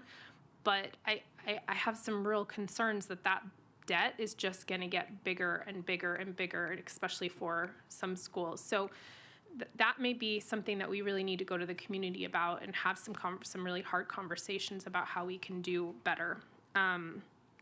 So I don't necessarily know that I'm looking for an answer, but I would like to know if we've looked at the My School Bucks and what we're doing to maybe educate families about how to use it, and if we think that that's maybe part of the problem for filling the accounts. I don't know. I'll just say it doesn't help, and I had the same experience with my kids. It's not, it is a clunky system. We can look at other systems.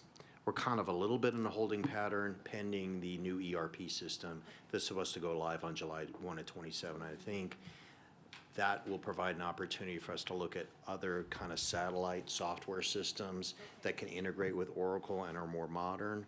But your point's well taken, and we can look at it. I know we've talked about it in the business office before. It is a program of a major software company, but I agree with you. It's clunky, so we can look at it. Quickly, when we were being subsidized, was there a ceiling? Excuse me. Was there a ceiling, or was that covered 100%? And then how does that money? Is that money funneled through the federal government to the state, and then they bring it to us, or is it all state allocated? So when there was universal free on a federal level, it went from the feds, funneled through the state to us. And those reimbursements were more than enough to cover our costs at the time. As Adam noted, during the COVID years, that was before the cost of living adjustments that our employees received in fiscal years 24 to 25 and 26 that amounted to 17%. So, but at the time, it more than covered our costs. So. Thank you. Yeah, Trustee Nicolette. Final question. In the 2027 projection of 3 million in shortfall, does that include the relooking at the CEP schools? Because if we take them out of the mix, will that have a negative effect? No, the $3 million loss assumes the continuation of the 64 schools on CEP next fiscal year. We're not making a change next school year to the list of current CEP schools. That will come to you again in the winter, most likely, for, discussion.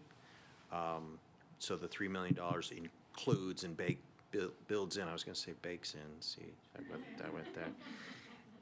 The fact that we're continuing the same number of schools on CEP. And if I may suggest that when you bring that important information to us, you also bring us the fabulous ideas about how to reduce waste.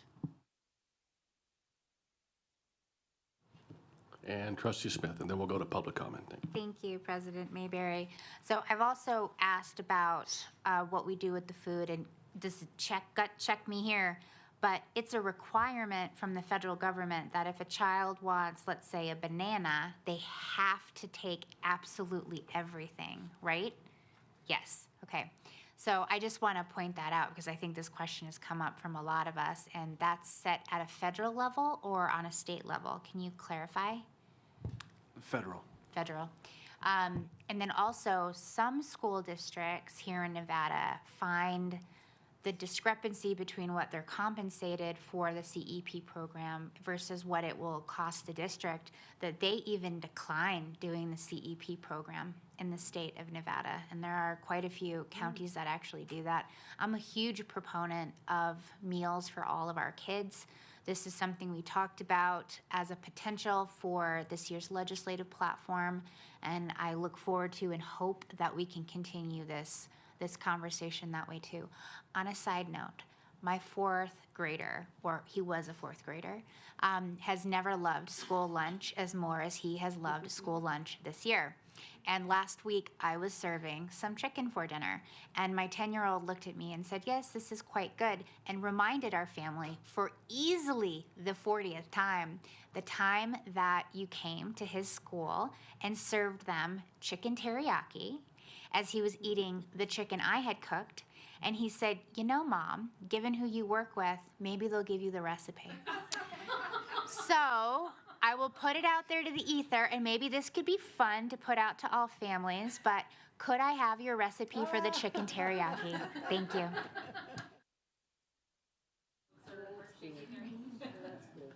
That's great.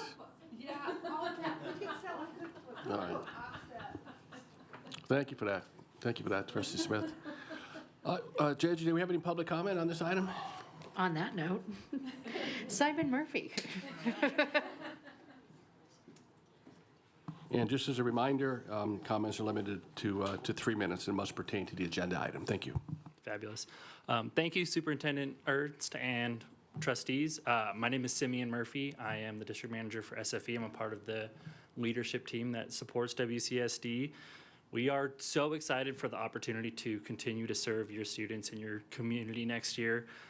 We have done a lot of wonderful, wonderful things this year that is in no small part due to your guys' WCSD food service team. I want to extend a heartfelt thanks to them. They are integral in every single thing that we do, both at the Nutrition Services Center and at every single school building across the district every day. So I want to thank them. I want to thank Mark and Adam for their leadership and partnership this year. They have welcomed us as partners from day one and allowed us to truly work together to move forward our food service program in the right direction. So thank you, gentlemen. And I would like to thank you, the trustees and Superintendent Ernst, for your trust and the privilege to serve your guys' students and serve your community. We have had a wonderful, wonderful time doing it this year.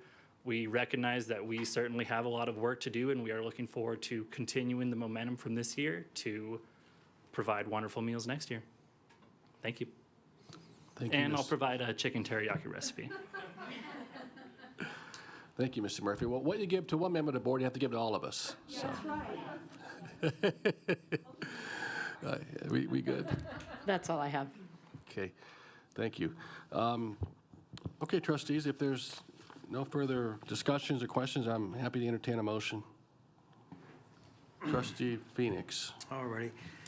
I move that the Board of Trustees approves Amendment 2 for Renewal 1 of Request for Proposal, RFP 90-P-01-25-AS Food Services Management Company for a period of 1 year beginning July 1st, 2026 and ending June 30th, 2027 to Southwest Food Service Excellence, LLC, in the amount of $584,018 plus other reimbursable expenses such as salaries, benefits, foods, and supply costs. Second. Okay, we have a motion on the floor from Trustee Phoenix and a second from Trustee Nicolette to approve item 3.03. Any further discussion? Seeing none, all in favor, please signify by saying aye. Aye. Those opposed? Okay, motion carries unanimously. Thank you very much. And thank you all for coming. We'll move on to item 3.04. This is a presentation, discussion, possible action for the Board of Trustees to approve, modify, or deny the restart of Sierra Nevada Academy Charter School snacks. Our presenters are Chris Hackbush, Chief of Secondary Academics, Nicole Johnson, Director of Secondary Academics and Assessment, and Rochelle Proctor, Coordinator of Charter School Extended Studies. I don't see Mr. Hackbush, so it looks like you guys are in charge. There he is. He's in the back. Thank you, sir. He's up on deck there. All right. Good afternoon. Thank you for coming. Good afternoon, President Mayberry, Superintendent Ernst, and trustees. We are here this evening to review the snacks recharter process that we have gone through. Just a quick overview of things that I know you have seen this in the past. The reason we are here is because snacks received 3 years of a 1-star NSPF rating, and they did not meet any of the exceptions set forth by SB 460. And just a reminder, restarting a charter is similar to opening a brand-new charter, and so that charter contract term will be for 6 years. And our messaging timeline, previous to our late November board meeting, we had lots of messaging between the district and meetings and snacks to notify them of their standing and possibilities of what could happen, moving us into our late November board meeting with the board moving forward with suggesting that snacks move forward with a new diagnostic review, governing body, reconstituting a new governing body, administration. They had to obtain either new school administration or retain an independent administration mentor. They also had to have stakeholder communication, informing their families and staff at what their standing was. And they were set with a default deadline, which they met. Moving forward onto that, Nicole will talk about the application process.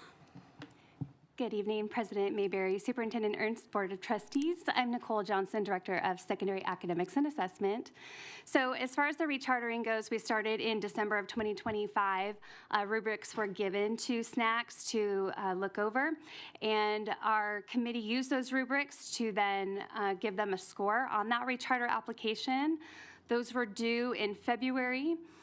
Later on in March, snacks received the feedback from the review committee and then came and presented to us on April the 8th.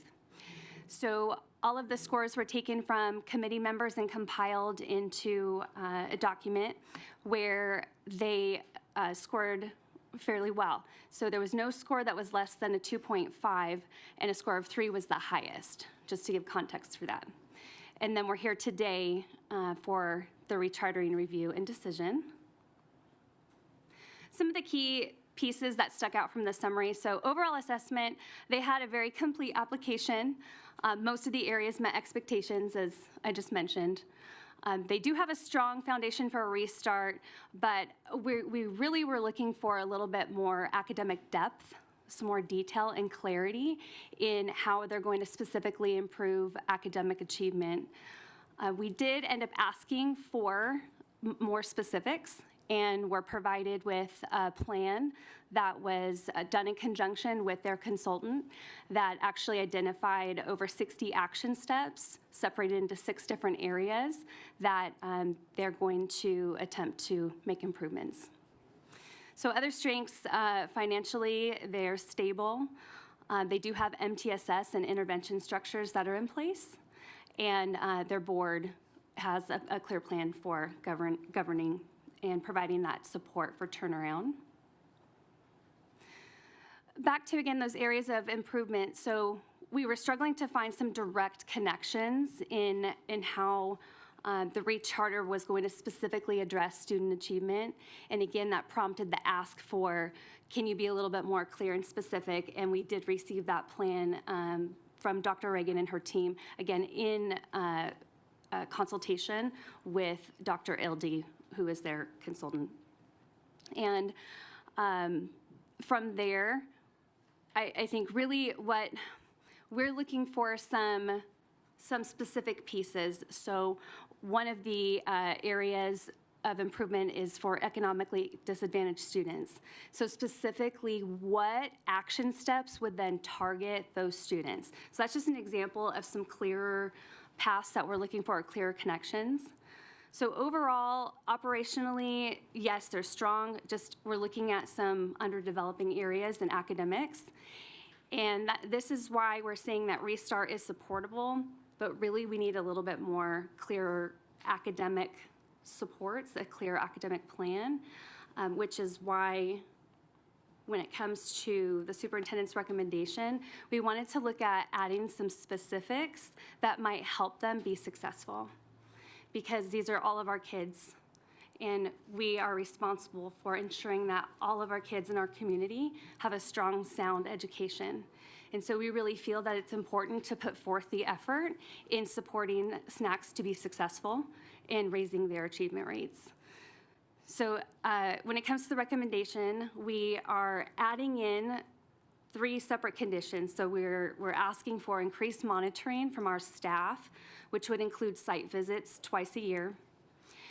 We are adding additional contract language requiring the charter school to comply with all federal, state, and district grant requirements, including Title I, and completing and adhering to all established deadlines, simply submitting complete and timely documentation, and understanding that if that's not followed, it does constitute a non-compliance and a potential breach of the agreement, which would then subject them to corrective action. Could have impacts to performance ratings, possible withholding or delay of funds, and if persistent, potential termination of the charter contract. We also would like to do bi-monthly check-ins where Snacks is reporting to us on that plan that had the just over 60 action steps. And so they really put a lot of thought into this plan and how to improve performance. And so we want to monitor that and get regular updates on how that's going, so we can also look for how else might we be able to support them in raising student achievement.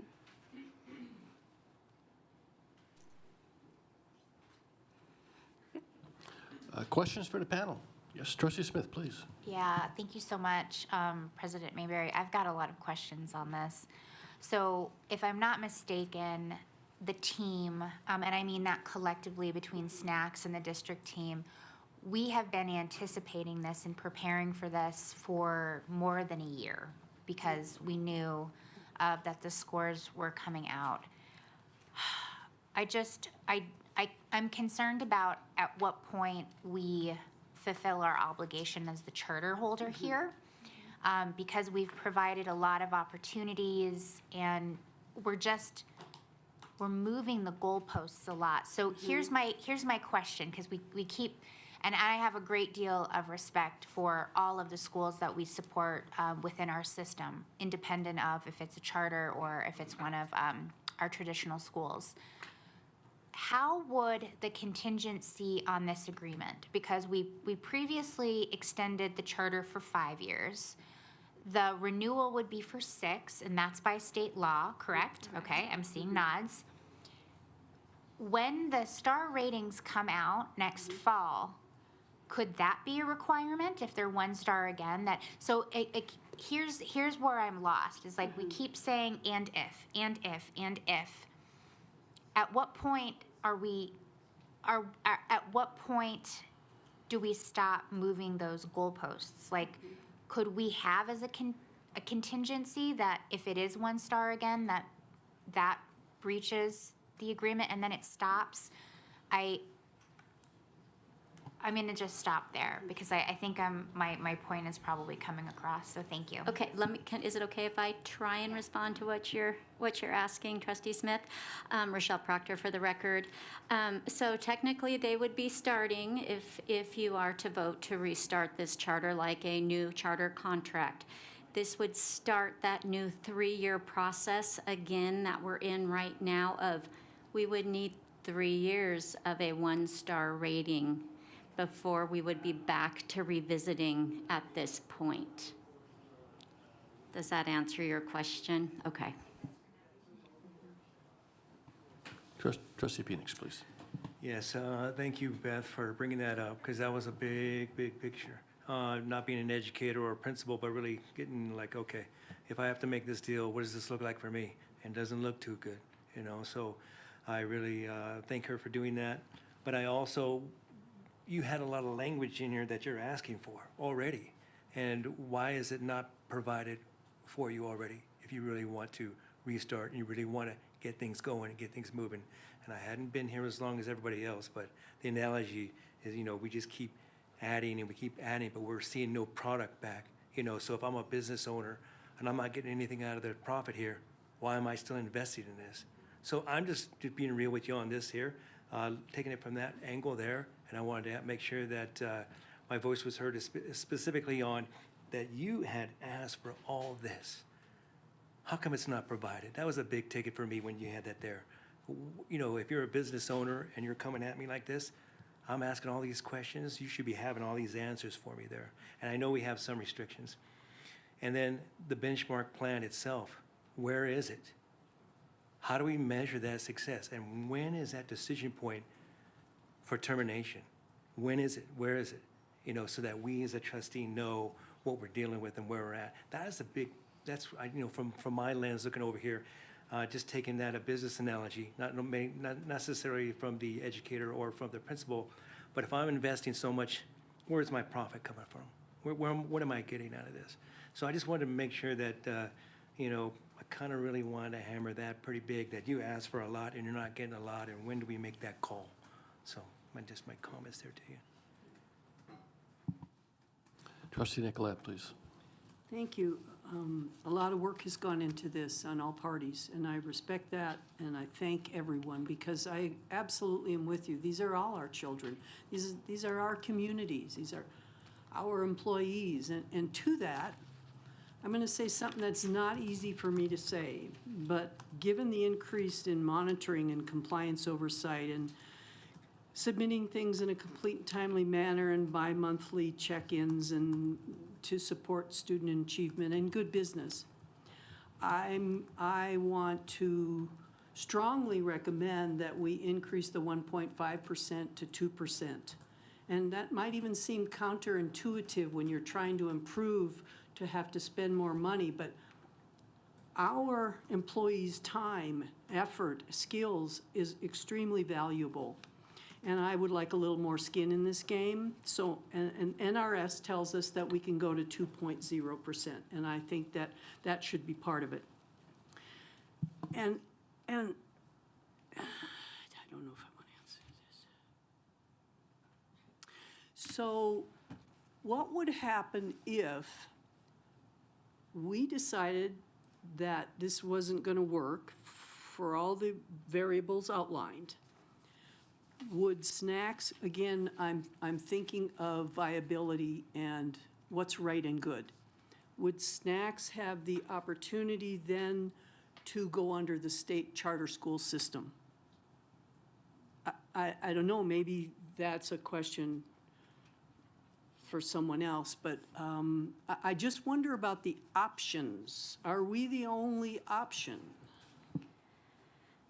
Dr. Nicolette, my understanding is that for a charter to transition into the State Public Charter School Authority, they need to be a minimum of a 3-star rating. Then my final statement will be, I've visited snacks on several occasions, and I've seen good things happening for students, and I've seen employees working hard and having fun. Having said that, this is about business. And that's extremely important to me because, as my colleague mentions, we have a fiduciary responsibility here. And so, again, thank you. Thank you, everyone. So let me ask this, a direct question. Please don't react. But what happens if we don't approve what's on the table today?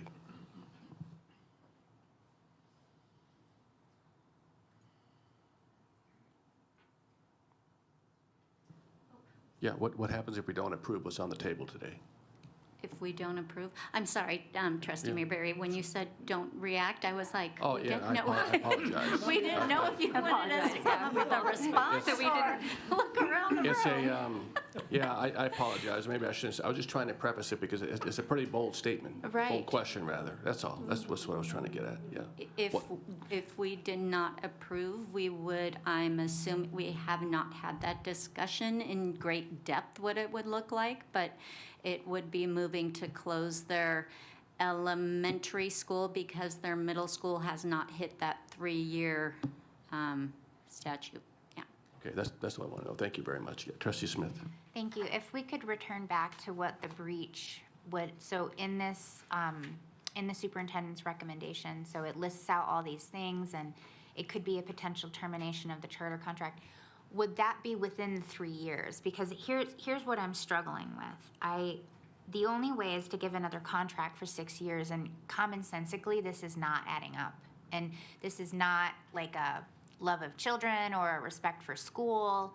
I don't understand how we would have 3 years of 1 star the State Public Charter School Authority is hands down the most charter-friendly organization in the entire state of Nevada, but they wouldn't take on the school under their charter, and really our only option is to give them 6 years, where we have to wait yet another 3 years and give this decision potentially to another board.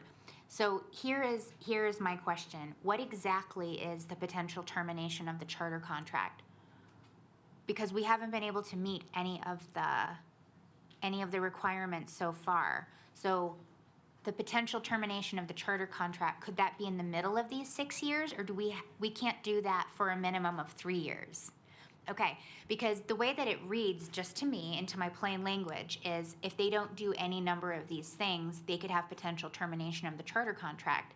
But now you are clarifying, make sure I'm right, that would be no sooner than 3 years from now. So it's not as if this doesn't happen at the end of next school year, it's a breach of contract, and then we remove the charter. It's really 3 more years, even though the overall thing is 6, right?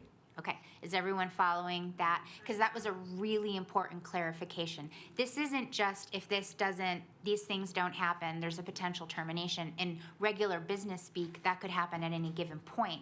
This is really a minimum commitment of 3 years with a full rechartering for 6. That is a huge distinction to me, because it's not as if these things don't happen at the end of next school year, we can say that the contract is broken.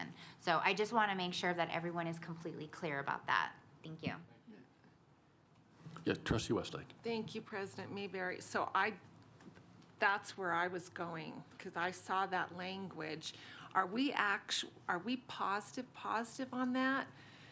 Because I thought the 3 years was just regarding the star rating, but if they're not performing any of the requirements, that's separate from the star rating. So we're sure that that wouldn't be a termination of the charter contract?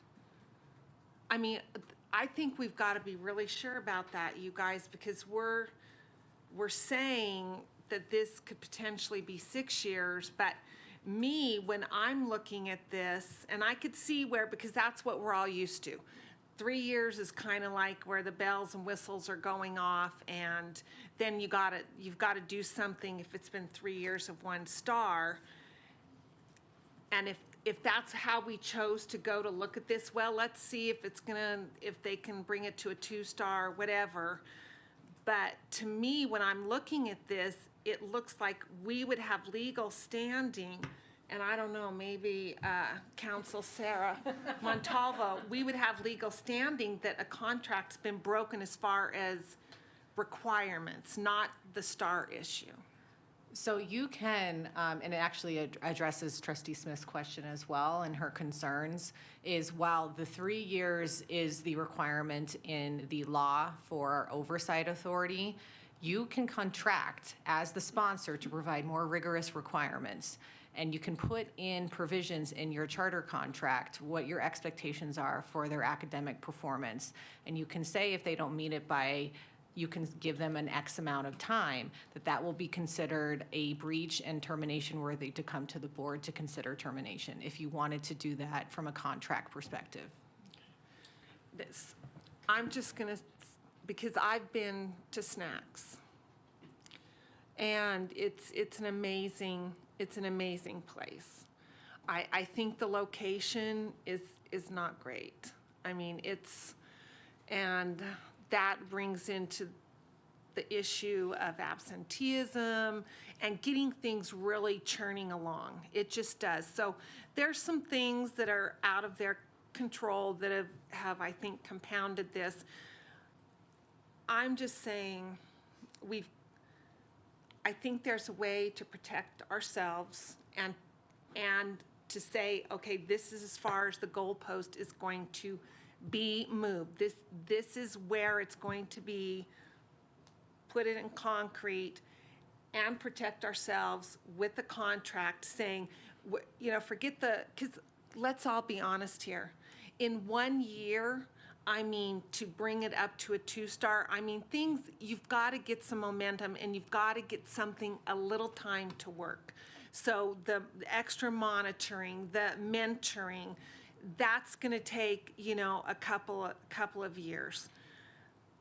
But I see the issue here. We've asked for things, and some of the stuff has been slow to come or not coming at all.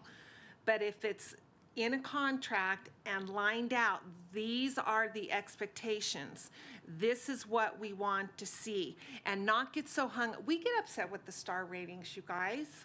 We get upset with those stars because it doesn't always show the potential or the growth in a school and the value in a school.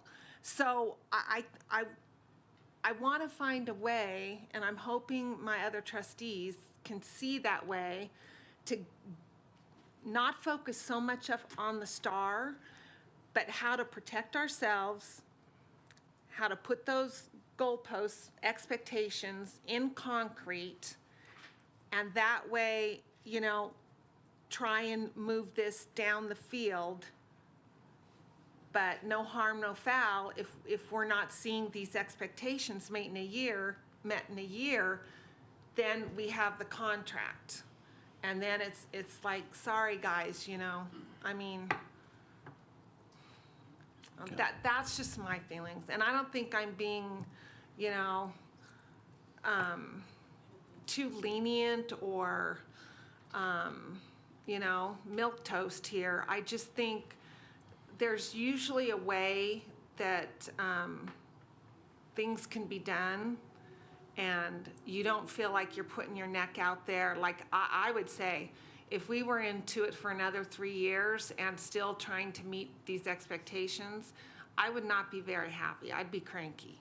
So but I'd like to see us, and I do have to agree with Dr. Nicolette. This charter business is starting to get very expensive, and the overhead and the manpower, and you know, we probably at some point need to decide where we're going with this. And if we want to go with this, we need to be reimbursed accordingly for our efforts.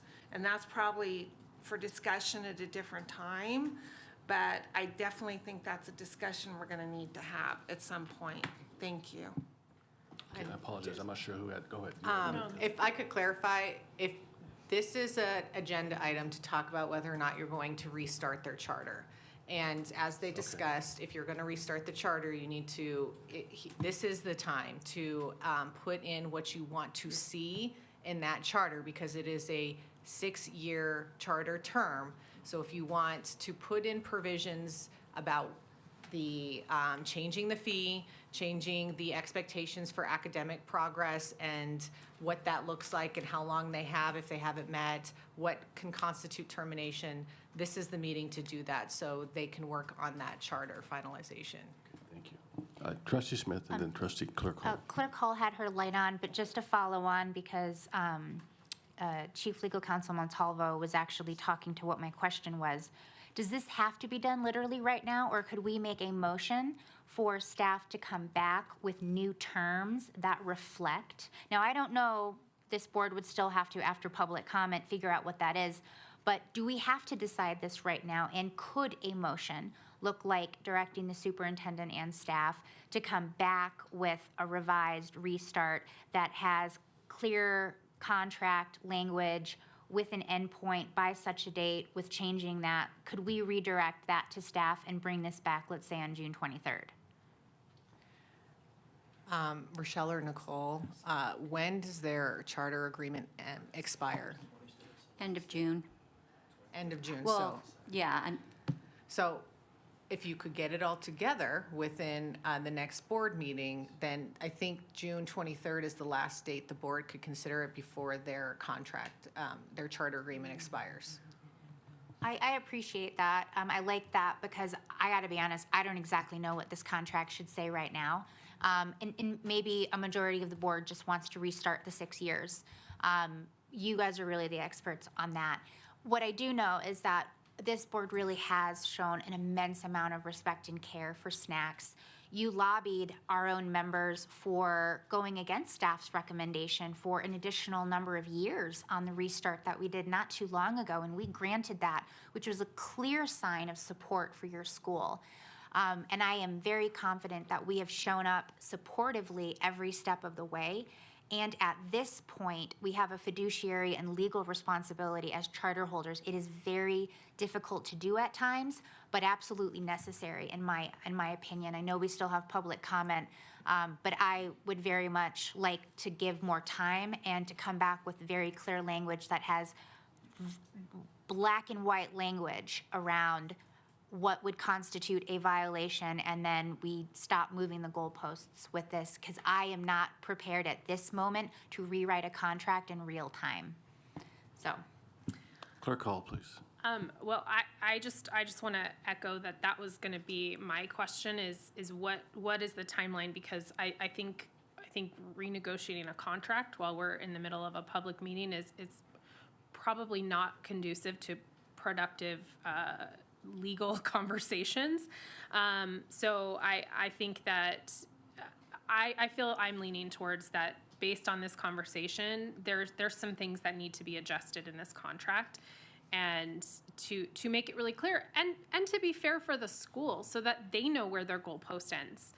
Because I totally agree. We continue to move it, and we've added all these things, and now we added something, and then we're adding something, and then we're adding something. And so on both sides, we need to be fair and be clear for them and for us. And so I know we still have public comment, and I think it's really important for us to hear from anybody here. But I'm really glad to hear that we potentially could have the opportunity to do some changes. But I'm very concerned that I agree with all of the comments that it does feel like we just continue to move this, and statewide that's been very clear by the legislature that something has to be done when schools are at 1 star. And while I totally agree that I think our star rating needs some work, and I've been very, very open about that, we also need to look at progress for kids. And if we move this goalpost to 3 years or 6 years, there's 3 years or 6 years worth of student learning that isn't what we would like to see it at. And we're hard on our own schools, and we're tough on them, and we've been working really, really, really hard on our 1 star and 2 star schools and making great progress. And so we should expect the same. So I personally would really like to see us go back and ensure that we're being very clear for them and for us. Superintendent Ernst, yeah, please. Thank you, President Mayberry. Trustees, very much appreciate the conversation, the ideas, and the input. I do think that June 23rd will arrive very quickly.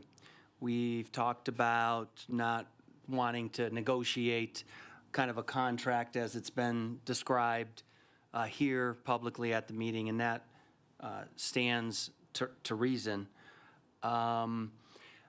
I will say that whatever is decided, you will want to be applying consistent parameters going forward to all the rest of the district-sponsored charters. And based on previous actions and various extensions of charters and length of approvals that have been decided, that can make it difficult in terms of consistent application to all district-sponsored charters. So I believe we're going to welcome some public comment or something to that effect. June 23rd will arrive very quickly. I can't say with the highest degree of certainty that that's going to be a timeline that we can meet. I think it's going to be very difficult. And I've heard a lot of conversation this evening about goalposts moving and parameters. I do hope that that could be defined a bit more so that things are not lost in translation as we are attempting to move forward with board direction. Okay, thank you, Superintendent. I'm going to open public comment on this item. Okay. Kimberly Reagan. Okay. And just as a reminder, comments are limited to 3 minutes. Dr. Reagan, welcome. Thank you. Good evening, President Mayberry, trustees, and Superintendent Ernst. Since we met on 11/18/2025, we've gone through the rigorous restart process, and we've met all requirements as of the January 30th deadline that you gave us, and then we submitted our application by the February 20th deadline that was provided. So everything that we were asked to comply with, we completed. We did do a presentation to the committee, and we were given 15 minutes to talk. I ended up talking 25 because there was so much to put into a 15-minute presentation. And the committee was asked if there was any questions. I think Kyle Kemp actually had some questions, but there really wasn't any questions after that. And then when we were supposed to come before you at a couple meetings ago, we were asked by the committee, we were told by the committee that we didn't have a clear action plan. That was never asked by the Board of Trustees in the application process. We would have complied. We thought it was embedded in the actual restart application that we provided to the school district. And we were given, I think, just over a week to complete that, and we did it within 4 days. So it wasn't that something like that to put together. We got right with our academic advisor and said, this is what we need. We talked to our board member, who's our school improvement plan coordinator, who's a former employee at the district and a deputy superintendent in another district. She reviewed it, our whole board reviewed it, like we jumped on it as soon as we were asked. So I'm not sure where all this talk is about that we're not complying with what's being asked. Anything we've been asked to do, we have completed. And we've made progress, and we've seen our students move forward. We've seen our staff move forward. We take it very seriously, and so I'm shocked at some of the comments. We weren't privy to what the comments were gonna be until last Thursday when it was publicly posted. And so I'm shocked at some of the comments that are on there. As far as the language is vague. The rubrics that were done were by 6 different review committee members, and we scored a 91 average out of 99 points on every possible rubric. And as was mentioned in the presentation, it says most were compliant. Every single one of them was a 2.5 or higher when you look at individual ratings across the board. So based on the application requirements and then the rubric that was set forth, we've completed everything we were asked to complete. And so I'm not sure where it is that we're not completing something. Everything we've been asked to do, we have completed. Thank you. Thank you, Dr. Reagan. Eduardo Martinez.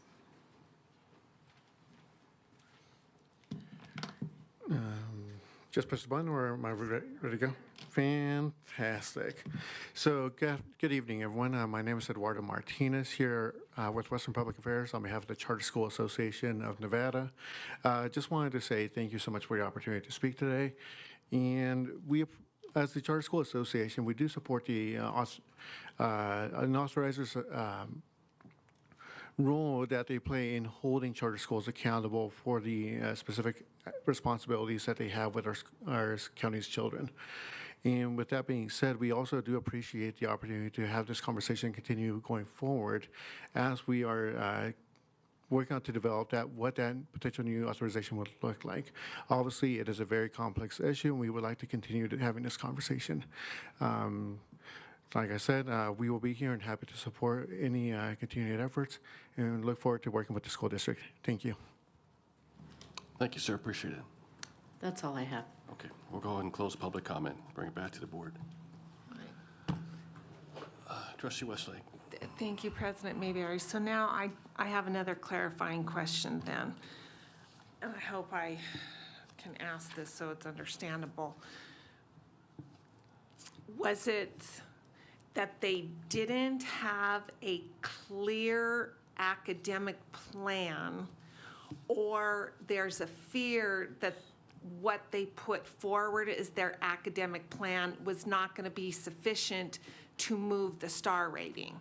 To me, there's a difference. There wasn't really a clear academic plan, just some ideas basically thrown out there. Well, we'll do this and that, but no steps.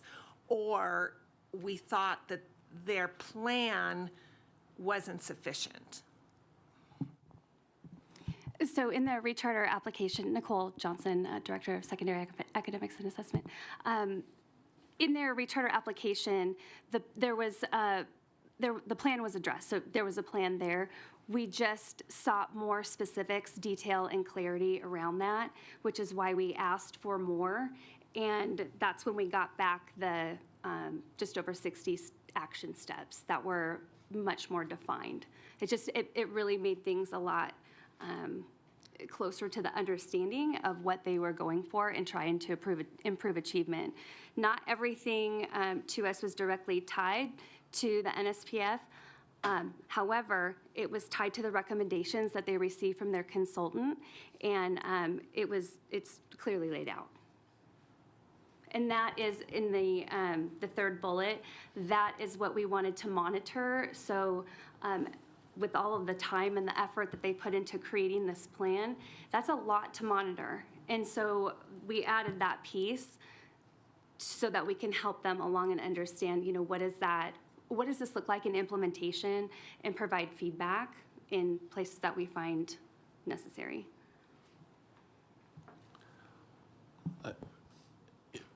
May Yeah, I Mr. Hackbush, yeah, expand on please. that answer? Please. Chris Hackbush, Secondary Academics Chief of Academics. I just wanted to clarify a couple of points on the questions that we were getting. And so when this originally, we were looking to do this proposal to the board with Encompass, and we asked for more time because we wanted to look at this more closely. In that time, we visited the school. In that time, we got clarification on what the recommendations from the consultants were. And yes, it is vast. There are, 60 different metrics that they're looking at. We need time to see if they're going to have, in terms of alignment to the star rating. I think that's important. And so our recommendation is we've tightened up, we've taken time to kind of look at this, look at the charter, tighten some of the parameters, give some recommendations, give some guidance. Now we need a little time. The recommendations, give them time. And if we have to be back here discussing it, but we thought that was fair because they met the metrics for what the consultant had asked us to do. So we asked them, we said, hey, we need more concrete academic metrics. They provided that. We gave more time so that we could get that. That's why we're here today, not when Encompass had presented. So again, for me as the new chief, went, visited the school, tried to learn more about the school, tried to align what those metrics were from the consultant, and trying to honor what the consultant said. So that's kind of where we're at. Now, would we prefer less metrics? Let's focus. Yeah, that's some of the recommendations that we provided, and we will continue to provide in terms of the support. So that's from my perspective as the chief. So I just wanted to share that and offer any other questions that you might have. Okay, thank you. Any questions for Mr. Hackbush while he's up there? Trustee Smith, go ahead. No. Clerk Hall is sorry. next. Okay. I think my question and I guess concern on this being these kind of not clear goalposts, as that's we've been really doing the sports analogies tonight. I don't know what's happening here, but it's the second bullet for me. All this terminology of potential is not clear for us, and it's not clear for them, and that's what I have a concern about. Is we aren't being clear about what that goalpost looks like. It's just we could potentially terminate it, and that puts them in a really awkward position of not knowing, but that also puts us in a really awkward position of not knowing. And so that's my biggest concern, and I really appreciate Dr. Nicolette's thought process on this as well. This is a lot of extra work. Budget-wise, I don't know that throwing them and saying we're going to restructure this to a 2%, I think that feels like something that we really shouldn't be doing last minute, but I also really appreciate that conversation. And I think as we move towards any new contracts, I think that's something that we should be talking about, because this is taking a lot of work on the part of our staff, which is an incredibly limited staff, because we just went through and reduced our staff at the central office level, including in curriculum. So where I have a really big concern is the use of the word potential. And I'm going to be really honest. I don't have a solution for that because I don't understand what the meaning behind it is. And that's where my confusion is, and my concern on both sides of this argument is, what does that mean for them and for us? Okay, so on bullet 2, so they did their presentation to the team. That was academic measures, okay? Subsequently, there were some deadlines and grants that we were privy to that we were trying to work through. So as we're going through this, that's a new expectation. So that's a clarifying bullet of what we need from SNACS moving forward in terms of working with our grants department and our financial. And so that's something that was not written prior. So this is new expectations. So if you think of it that way, like some of the language that you have here are new expectations for clarity purposes. And if I could just, from a Yeah. legal perspective, you are correct that any sort of clauses in a contract, you wouldn't say potential termination. You would just have the clause that these are the expectations moving Right. forward. You will meet all deadlines. And then in your termination section, you say any violation of any of these clauses will result in a breach of the contract. Okay. And then you can even put language in there, and then a recommendation from staff to recommend termination of the contract to the Board of Trustees. Because ultimately, you all have to move to terminate, but you could do it based on a term in a contract. Okay, so I guess I'm concerned. Is this, if this is our motion, but that's not what the contract says? I guess that's my concern, because that does not feel like legal language at all. So a legal contract would never include the words potential material breach and potential termination. There would have to be some clarity on that. So I think my question is that clarified in the actual contract before we approve it? Is that clear for them and for us? And so I don't know. I mean, I can look through the entire contract again, but I'd be happy to jump in Okay, and thanks. try to help the conversation. If the word potential needs to be removed in both of those, I think that could add the clarity that is being sought in the moment. I think what Mr. Hackbush and the team are describing is an elevated expectation of SNACS. Our board has been made aware of the performance of all our district-sponsored charters over a good number of years. And so our team is working to try to, within the parameters of a district sponsorship, elevate the expectation in fairness, because I've heard that being used, to the school. They have gotten the consultants' recommendations.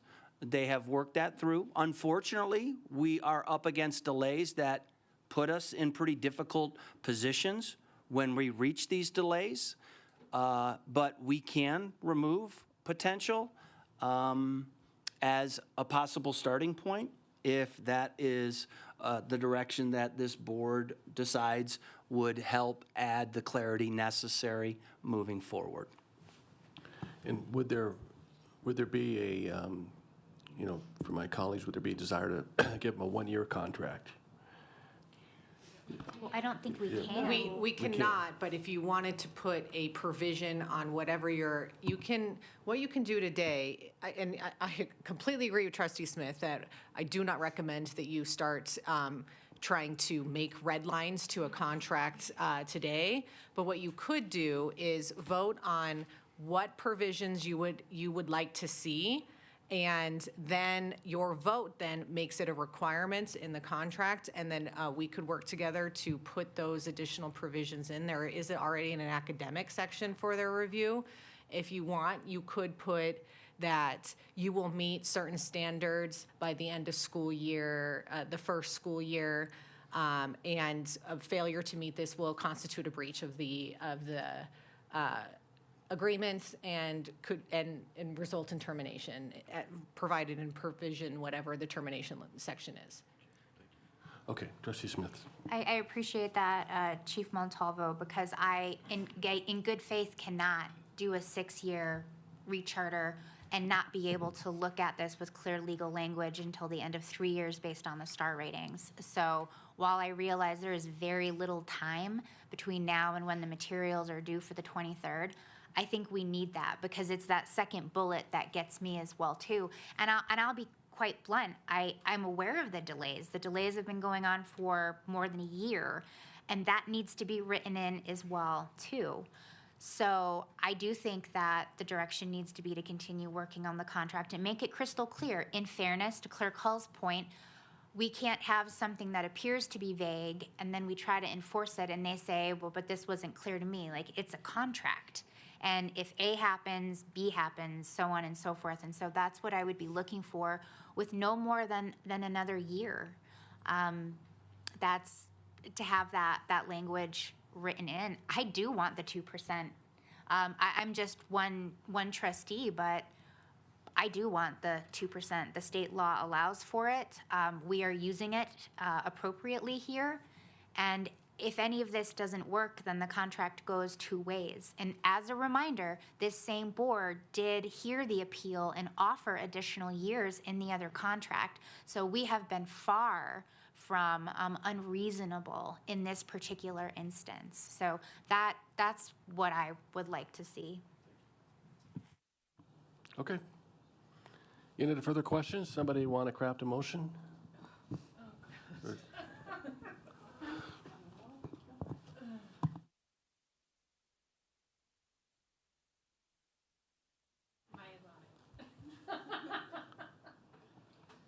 Go. I'll give it a try. You know, this Yeah. is not my forte, so I'm practicing. I'm not making a motion. I'm going to throw some ideas out there and see if that sets. So we are trying to return with a more clear contract at the June 23rd meeting, and Chief Montalvo has offered to be an integral part of this. And of course, any other experts that the superintendent identifies to craft a contract that will have incremental reporting periods and not outright say this is good for 6 years. We will increase 1.5% sponsor fee to 2%, noting that this is the beginning of a new way of doing business for future contracts. What am I leaving out? The academic expectations and how long they will have to meet those academic expectations. I think the expectations need to come from the experts, not from the board. And the duration of time, I also believe needs to come from the experts with a collaboration with our president and vice president and our general counsel. I don't want to choose that today. 1 year does not seem like enough to me. That's folly. That's folly. You can hardly breathe correctly in 1 year. Yes. Yeah, again, I appreciate the discussion. And can appreciate the sentiment that's being offered by all of the trustees. Staff will need some real clear parameters, and I appreciate the first attempt at what those might look like. Again, we're up against June 23rd will be here rather quickly. I think the team can tighten up the contract based on the sentiments. I'm not sure all of the stakeholders and how they're involved. I think if I heard we were talking about the experts bringing forward some academic measures. I think we've talked about the 60 areas of academic measures and kind of having them do that. But I think we would bring forward in consultation with general counsel a tightened up contract. But I'm not sure if I'm hearing a year or 2 years or 3 years. Right now, we've got that I'm trying to really gain a sense of that. So are we trying to back it down to 2 years if 1 year is not enough and 3 years is too much? Our staff will need a lot of clarity right now on this item. To that, I would like to ask the experts, and I mean that sincerely, what do you think? So we should have this discussion now so that when we leave for the day, there is clarity, and I appreciate that. What do you think makes sense to help snacks do what they can do to do what they need to do? That was clear. In a timely manner. Can I offer just a clarifying Go. comment? I think that the question that for your team on the academic side is 1 year or 2 years, which one is more reasonable to not only see progress, but because there are 60 measures, that's an awful lot to, I think that's the concern is, if we put something like a year on it, that seems like a lot to try and accomplish and see some real material growth in 1 year. But it is, and I guess the kind of back and forth is then 2 years too long, or is that just the right amount? So this is a Goldilocks question, is, what's the just right temperature for the porridge, right? Yeah, I'll jump in. Chris Hackbush, Secondary Chief. What I would say is a year is a short amount of time. I mean, I would honestly say that. I mean, I think, again, we asked for what the metrics would be. We've got what the consultant had prepared for them. They're prepared to move forward with those goals. Our intent was to monitor that more closely, right? And then you have subsequently the operational piece so you have the two different. But academically speaking, I think 1 year is a short amount of time. Yeah. Okay. I'm looking at their charter agreements that's proposed and attached. There is a section in Section 9 that goes into academics, and it right now requires them, if they receive less than 3 stars on the Nevada Performance Framework for 3 consecutive years, it may be subject to non-renewal. That is where you could potentially put in, if you're looking at 2 years, you could put in 2 years. And then you can, is the goal 3 stars? I am not the academic content expert, so I would need the recommendations from our academic team on what the standard and the threshold is that they need to meet. And if it is the Nevada Performance Framework and it's 3 stars, you could easily do that and amend that section and say, and if you don't meet it for 2 years, then it will be considered a material breach. But how does 2 years sound? Is that more attainable? I'm getting a head nod. For the academic pieces, yes. Yes. Trustee Westlake? Thank you, President Mayberry. But what Chief General Counsel Sarah just said is 3-star. It's 2 years, it's going to be hard to go from 1 star to 3-star. I mean, do we, when, of course, we're excited when our schools go to 3-star and 4-star. I mean, it is amazing.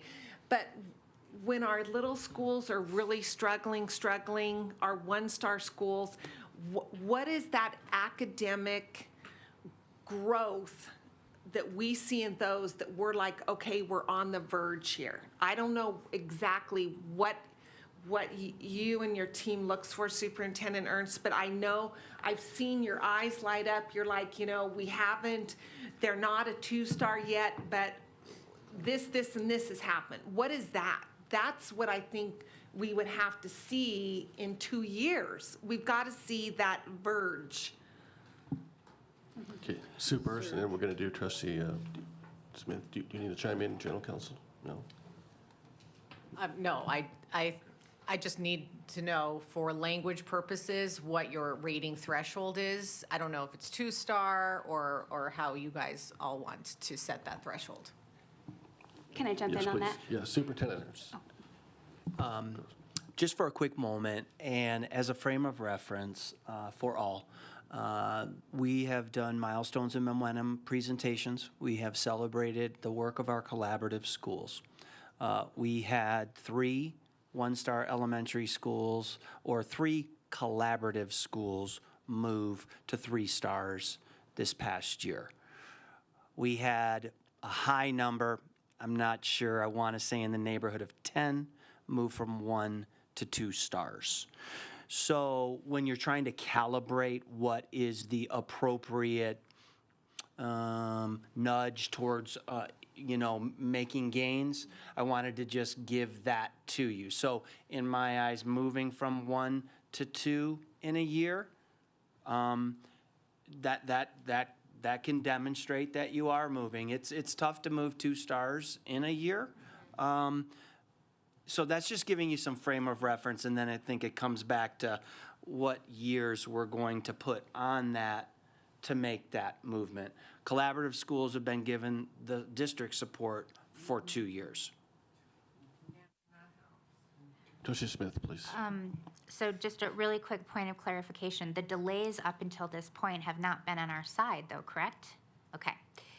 So we have to grapple with that. So in hearing Dr. Dye's points, and I don't think it's just stars. I think it's all of the areas of the recommendations. If there continues to be delays, if there continues to be these challenges. So what I'm hearing possibly is a motion, and I would package this up, but it ultimately directs the superintendent to continue the development of a new restart charter contract with Sierra Nevada Academy Charter School with clearly defined termination terms based on all areas of staff recommendations at any point within the next 2 years, and an increase to 2% for fees. Assuming this board wants to move to the 2%, I would want to hear your feedback. We're in a difficult budgetary situation. This is a lot of work, and state law gives us this tool for this exact reason. So I'll just bounce that out there. If that sounds like where everyone's going, I can spell it out more like a full motion. Yeah, I don't think anybody wants to shut down snacks, that's for sure. I mean, that's not what I'm hearing. But at the same time, we got to find some balance, yeah. Okay. You want to read that Yeah, again? because that was just a draft. Trustee Smith, that's a little bit too broad for me to draft, is all recommendations from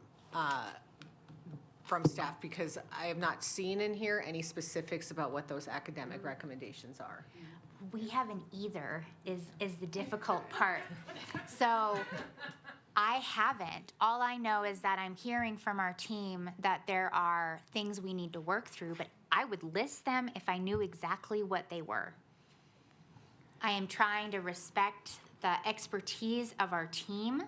I am trying to give clear parameters to snacks, but I don't have what they are. Is it attachment F?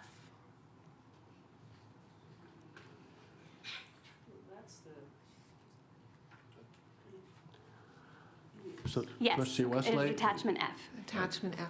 Yes. If we could see that, that would help. But the other thing too, the star rating, and I'm not good with keeping track of specifics like that, but going from 1 star to the other, there is a little cushion in there, right? So it wouldn't be like they'd have to go from 1 to exactly a 2-star, because there's that little cushion, right? It's if they've come close, kind of like close in horseshoes. You're not around the post, but you're close enough to be saying that, well, they're basically there to 2-star. So 2-star wouldn't really be that crazy. Yeah, working to try to understand, there's index points, and that's what makes up the stars themselves. I think it's 0 to 27 is 1-star, 28 to maybe 49 is 2-star. I'm just going off the top of my head, but I think I'm pretty ballpark on that. So you can also look at an increase in total index points, and sometimes that's an appropriate way. If you're at 18 index points and you go up 10 index points in a year, that can be a sign of progress. So there are, if it's not star ratings that are the desire, That's measurable growth. Sorry, that's what I'm kind of trying to wrap my head around. Measurable growth and being given credit for almost making that achievement and us having faith that, okay, well, then we're going to get that for sure the next year. So even if we said 5 index points away from the next star or 10 index points away from the next star. I would recommend 7 to 10 index points if that's kind of what you're going with. And Trustee Smith's always been good at crafting motions, so let me know when you're ready. Can I make a recommendation? Yep, 'cause I'm If gathering it all if it is attachment F that we're seeing as these are the recommendations, what you can put in the contract is that the expectation is that they meet these standards within 2 years, and you attach that as an exhibit to the contract. So they must meet all of the standards in Exhibit A to the charter contract, if they fail to do so, it'll result in a material breach, and you can say they all must meet the items outlined by year 2, if that's what you're looking for.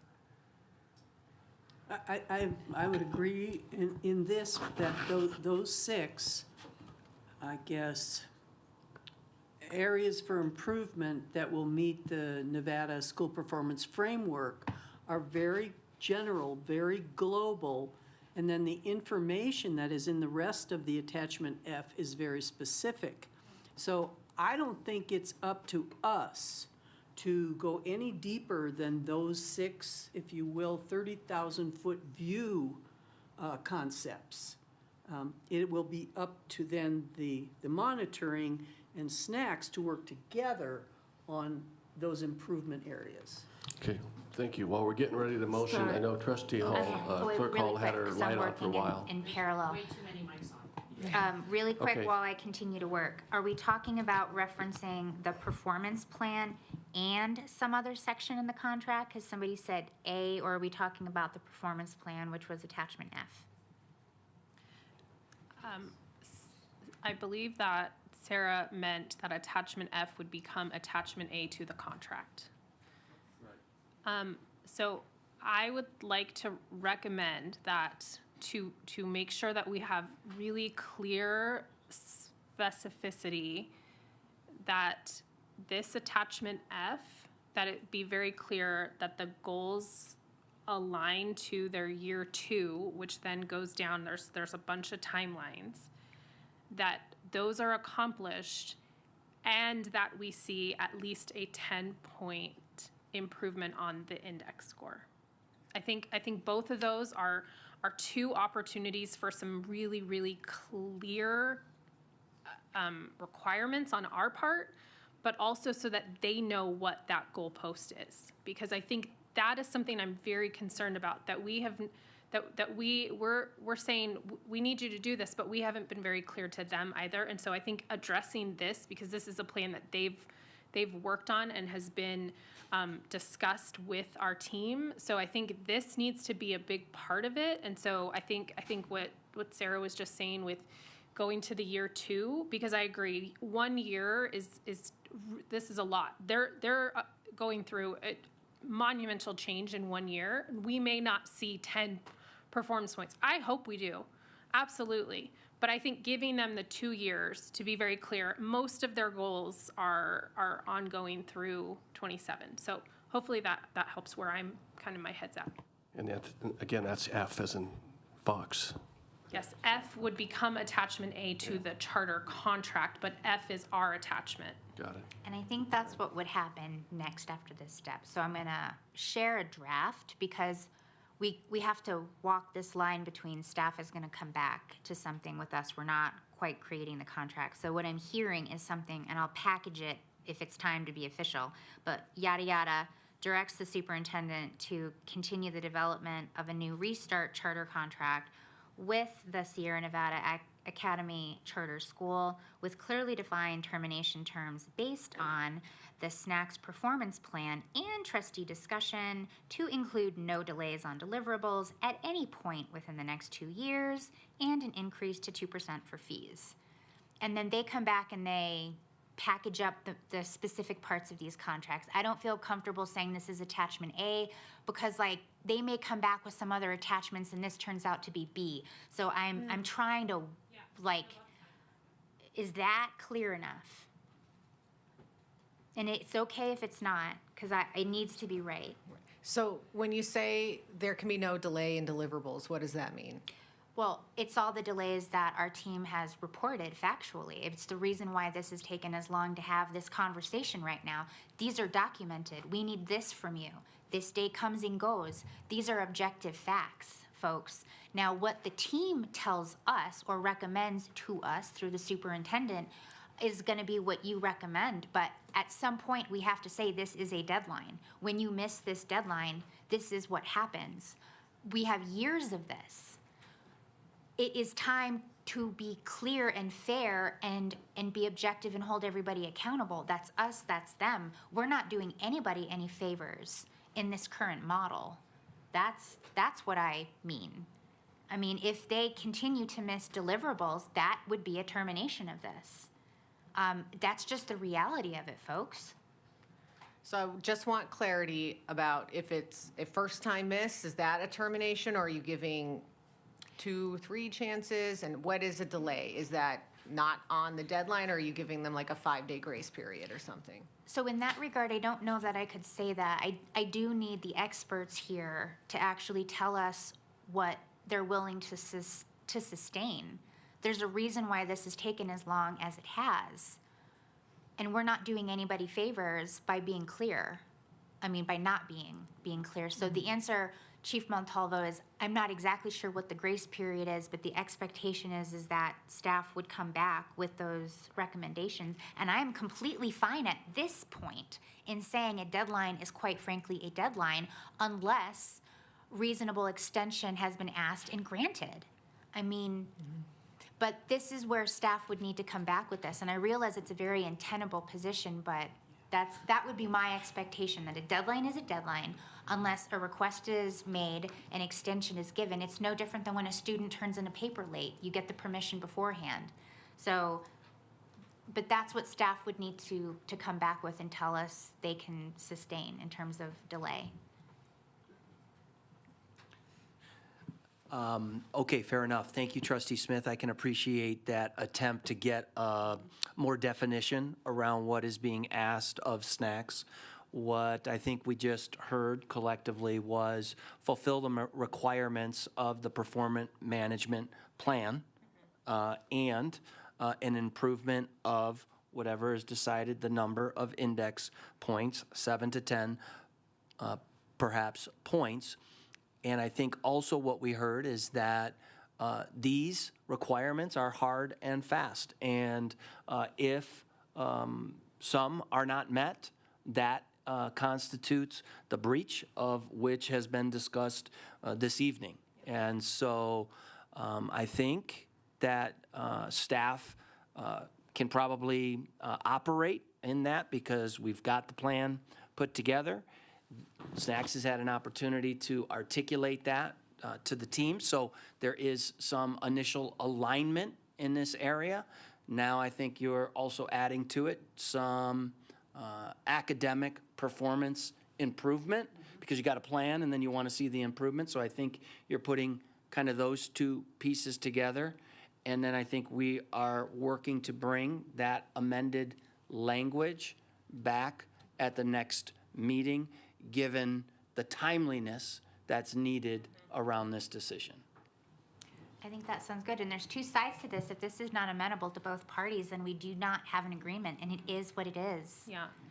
Trustee Smith, one suggestion would be, instead of using the word deliverables, that we spell out this performance management plan, just so that it's super clear what we mean by deliverables, just because we're trying to be as clear as possible. So I think our motion should include that terminology. Yes, and I do have it tied back to the performance management plan. Okay, so here's what this might look like. Okay, I move that the Board of Trustees directs the superintendent to continue development of a new Restart charter contract with Sierra Nevada Academy Charter School, SNACS, with clearly defined termination terms based on the SNACS performance management plan and trustee discussion, to include no delays on deliverables at any point within the next 2 years, and an increase to 2% for fees. I need a second before we can talk. Second. Okay. Chief Counsel Montalvo, is that clear enough for you? Yeah, I mean, we'll do a little bit more specifics in the actual, it's a good guidepost for us, but I think to Trustee Westlake's question, which may be a friendly amendment to Trustee Smith, is I also have in my notes that they meet all goals outlined for by year 2. So they have a 2-year window time. And then also, I had 10-point improvement, or we see a 10-point improvement on the Nevada Performance Framework, or Nevada Performance Ratings Index Score. Is that correct terminology? And so here's why I didn't include it, as I'm gonna maybe push back on that, is because I still wanna let the magic happen with our experts. They may say 9 points is the right number. They may say 11 points is the right number.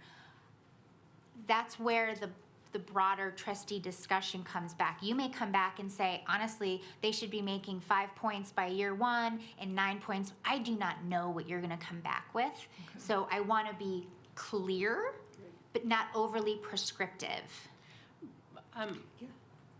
Can I offer then that the friendly should be maybe the range that Superintendent Ernst mentioned? Because I did not hear the index points at all in your motion. So I think you have to do the friendly. But I guess my add to the conversation would be then I think our motion should have a range of index points included in it, because state law requires that we are monitoring their performance rating. So I do think that has to be in the contract. I think that's still really important. So I guess my piece to the conversation is, in your friendly, would you be open to adding a range of points that then staff could give us their best recommendation? They deem would be. Okay. So what that could look like is in the section, and don't worry, JJ, I'll reread it. The SNACS Performance Management Plan, trustee discussion, and an improvement of index points based on staff recommendations. So that way the superintendent can talk to staff and decide hard and fast what they're really recommending rather than on the fly. Okay, so just to repeat that one section, and then I can reread the whole thing. It would be with clearly defined termination terms based on the SNACS Performance Management Plan, trustee discussion, and an improvement of index points based on staff recommendations. So then that way it is totally clear that we want them to come back with clear language on this is what we say is the index. We're not telling them what to do, but we're telling them we expect you to come back with clear termination language based on index points as one of those components. Yes, I appreciate the articulation, I appreciate the definition, I appreciate the discussion, and I think our team has everything that we need to work with in fulfilling the request that the trustees are asking. Okay. By the way, Excellent, the polls excellent. just closed. Excellent. But if you're in line, you can stay. Okay, so let me take another stab. So trustee Westlake, you're my second. I'm going to reread the motion. If this sounds right to you, can you please agree if you accept the friendly? Okay. So it would be, I move that the Board of Trustees directs the superintendent to continue development of a new Restart charter contract with Sierra Nevada Academy Charter School, SNACS, with clearly defined termination terms based on the SNACS Performance Management Plan, trustee discussion, and an improvement of index points based on staff recommendations to include no delays on deliverables at any point within the next 2 years and an increase to 2% for fees. I agree to the friendly. Could you repeat it back to me, though, just to make sure you understood? No, the polls are closed. Okay. Trustee Smith, can you please repeat from after trustee discussion? And an improvement of index points based on staff recommendations. And then do you need me to go past that again? Okay. To include no delays on deliverables at any point within the next 2 years and an increase to 2% for fees. I agree. And to the inclusion of the staff to come back with an increase in index points Yep. with included in the original recommendation. Yep, and I got that.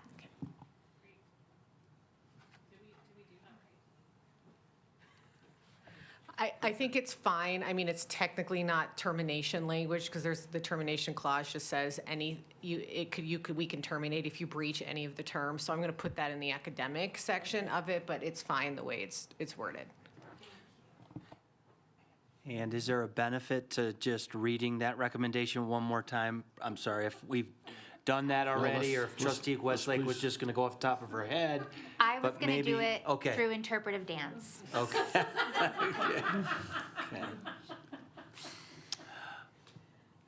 Yeah, let's get a clear reading, and Okay. then we have a motion and we have a second. Let's just get one more clear reading of that so we're all on the same page.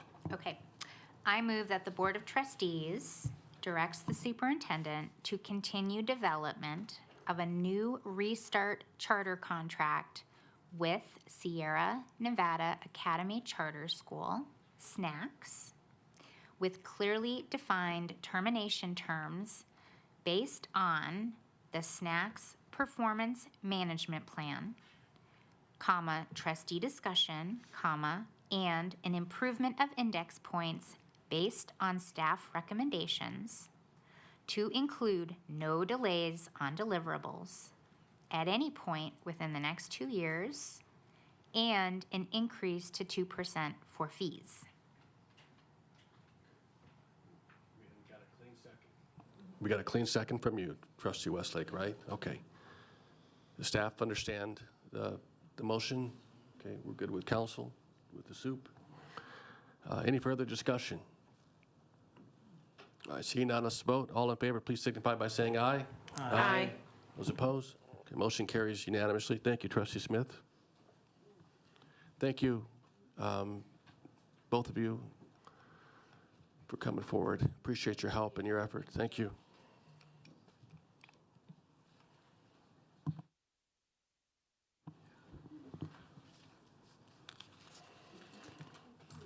Okay, we're on final approach here. We got 3.05. This is a presentation, discussion, possible action to select individual members of the Board of Trustees to work with staff on selecting nominees for the 2026 Annual Nevada Association of School Boards Awards.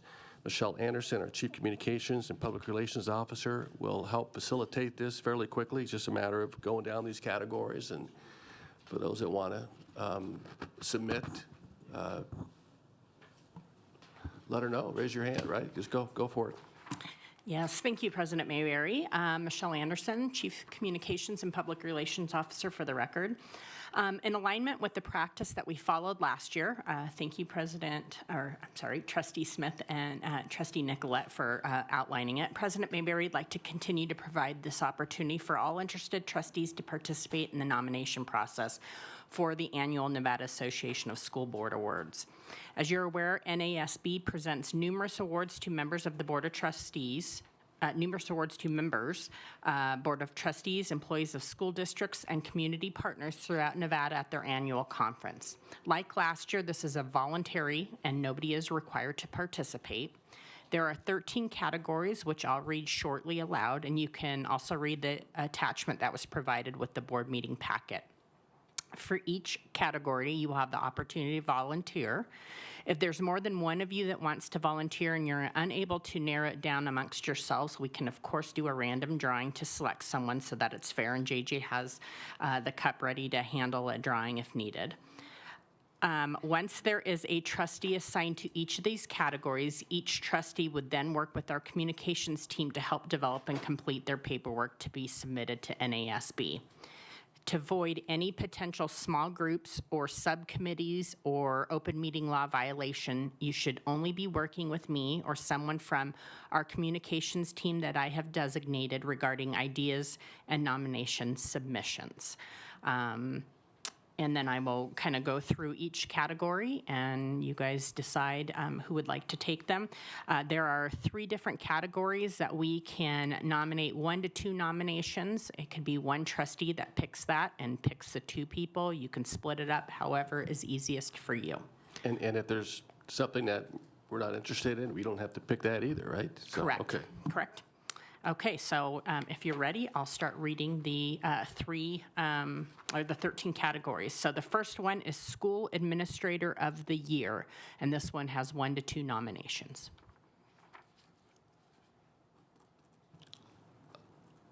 Go ahead. No, Well, yeah, I was gonna, I'll do one. ahead. Yeah, so. So there's Trustee 2 Smith of them? and- Sure, yeah. So JJ, are you getting these names for Trustee Smith and President Mayberry? The second one is School District Employee Making a Difference, and there's 2 nominations for that. So it can either be one trustee taking both or 2 trustees, however you'd like to do that. Trustee Phoenix? And Trustee Hull, okay? yep, that works. May I ask a quick clarifying question? Do we know which, if any, of these Vice President Woodley wants? I just texted him to ask, so. Okay, we'll wait for a response and then we'll adjust as needed if you'd like. Hey, you snooze, you lose. If he's not here, so, I mean, let's keep going. You were the board president. District Level Administrator of the Year impacting student achievement, and there is the opportunity for 2 nominations for that one. Oh, I was gonna say, I think Alex might want that one, but go ahead. He just wrote back and said that there wasn't any that he was particular about, so we can hold him if we want. Okay. Okay, NASB Director of the Year.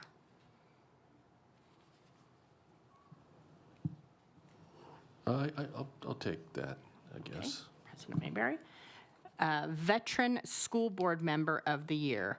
And this is for trustees who have served more than 1 4-year term. Can I ask a clarifying question? So I believe last year, one of our nominations from our district was for somebody in another district. Is that correct? That's correct. You do not have to nominate somebody from your own board. You can nominate anything statewide. That's up to your purview. And on that note, every single trustee that this board nominated was outside the Washoe County School District. Okay, I would like that one. New School Board Member of the Year.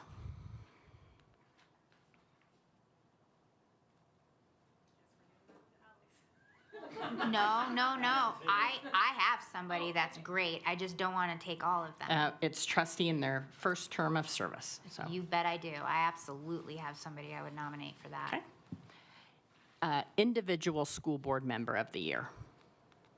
2 terms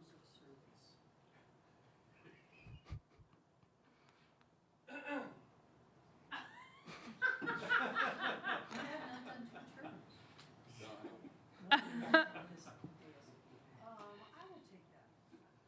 Okay.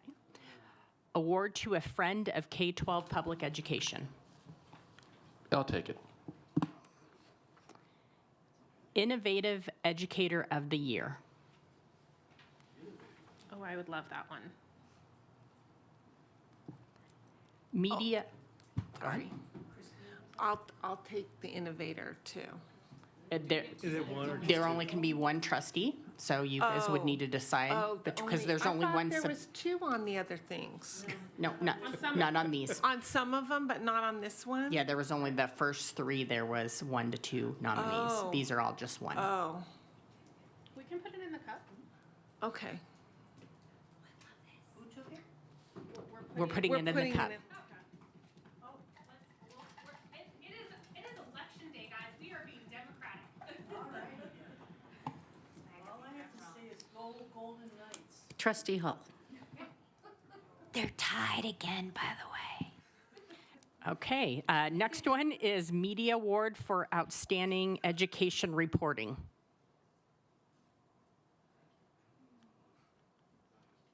Okay, go ahead. Okay, let's see if Vice President Woodley wants that. If not, I'll be in second position. Okay, But I do want to, because I'll be second position on that. okay. Okay. So we're doing. School Board Governance Team of the Year. And again, you can nominate, you don't have to. It's up to you guys. So if you want to take this or no. I'll take it. Okay. Board Secretary or Administrative Assistant or other board staff, support staff.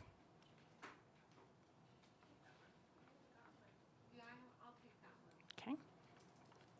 And then last but not least, Superintendent of the Year.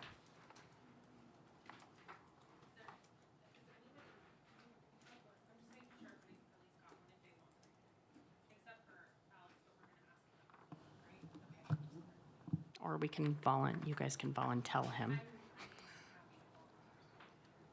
So Alex? Sorry. I kept having to turn it off because it was echoing so bad.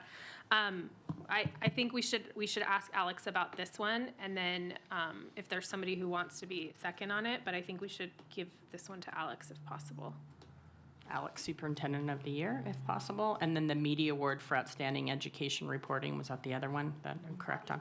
You have second on that one? Okay. I'm going to be second position on that. I'd like to offer it first, and if there's not a good alignment, I will happily take it, but I'm in second position. Okay. And I can do the same for the superintendent. Okay. Same motto, or, modus operandi. Okay. Yeah. We will follow up. That way you guys are not talking to each other. We will follow up with Vice President Woodley to find out his preference for those 2, and then we would let you guys know if that Perfect. works. Okay, if you could just stay here for a minute. Yes. Public comment? I have no cards for Okay, this thank you item. very much. Do you have your marching orders? I have my marching Okay. orders. You guys need to make a motion with what has been Yep. outlined. And then I want to just do that reminder again, because I know legal counsel wants me to make sure that I do that. To, again, don't discuss amongst yourselves. Please come to me, or I will designate someone from the team for you guys to work on the nominations. And we do have some time. We purposely did it so that they're not due until August, so that we have the summer, because we know you're on vacations, and some of you choose to write them yourselves. Some of you choose to have the communications team write it. So we're flexible with whatever you need. Thank you very much. Chief Anderson, really appreciate the time and effort that your team puts into this. So thank you very much for doing that. That doesn't go unnoticed. So we'll take, I'll entertain a motion. If anybody has any questions. I can do the motion. Okay, please do. The Board of Trustees approves the individual trustees selected to work with staff on selecting nominees for the 2026 Nevada Association of School Boards Annual Awards as discussed. Second? Okay, we got a first from Clerk Hall to approve the list of those trustees that are going to nominate their respective categories. And we got a second from Trustee Nicolette. And again, this is item 3.05. All in favor, please signify by saying aye. Aye. Those opposed? Okay, motion carries unanimously. Thank you very much. We're going to go to our reports. Student representative report. Ms. Hartley, this is, you got the last word. Okay, I'll try to keep it brief. But so yesterday was our last day of school for majority of students, and today was the last day of school for majority of our teachers.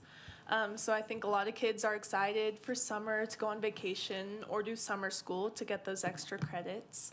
I just wanted to say it's meant a lot to me to get to serve with all of you on this board, and I think I've learned a lot from this experience, and I can't wait to see what Kaylee and Milo have planned for us next year.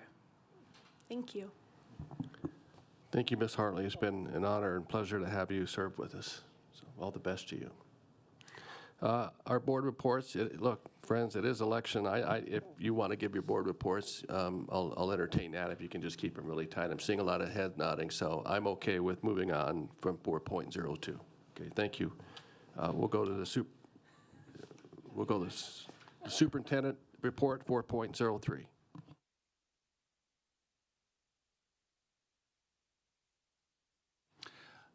Thank you, President Mayberry. I'll keep mine brief as well. To honor the spirit of what was just said, we are very much looking forward to our upcoming graduations. Our graduations began last week. We had 3-4 very special celebrations, and we're looking forward to the week ahead to celebrate the hard work of all our seniors. And Maya, you've been a wonderful representative of students. You have a really bright future. We're all behind you. We're all looking forward to seeing what you accomplish, because we know there's great things ahead for you. So thanks for your service to this board. We appreciate it. Thank you, Superintendent Ernst. Our closing public comment, item 5.01. Melanie Lucas. Okay, thank you. And just as a reminder, comments are limited to 3 minutes. Good evening, how are you? Good, how are you? Good. Hi, my name is Melanie Lucas, and I'm currently a graduating student at Reed High School in the Human Services CTE program. I am here to talk to you today about what has been happening in my Human Services Dual Credit HDFS 201 class that is taught by Miss Ronnie Green. I have been in this academy for 4 years. The first 3 years were amazing. I learned so many things about human development and myself as a person, and Miss Green was easily one of my trusted adults at Reed High School. This year, things have changed. Throughout this year, many things have happened that show Miss Green has stopped putting students in their learning first. Things like starting personal political conversations in class that have included calling the President Hitler and encouraging us to burn the American flag, sharing with us contents of the Epstein files, not teaching the dual credit curriculum and putting fake grades into the gradebook, passing out blank quizzes and telling us the answers to write down so everyone gets 100%, giving the Skills USA members the answers on professional development tests, targeting any students who speak up against her or go to admin with concerns. And most recently, she showed a movie in class called Cleveland Abduction, where a man kidnaps and rapes 3 different women, holding them hostage for 10 years, as he hogties them and hangs them from the ceiling. Admin knew about some of these things and have been covering them up all year, and our parents thought they were being addressed, as we the students were telling our parents that we were going to the office and being questioned as witnesses. Other things we didn't tell our parents because getting easy A's on a quiz doesn't seem like something you should complain about.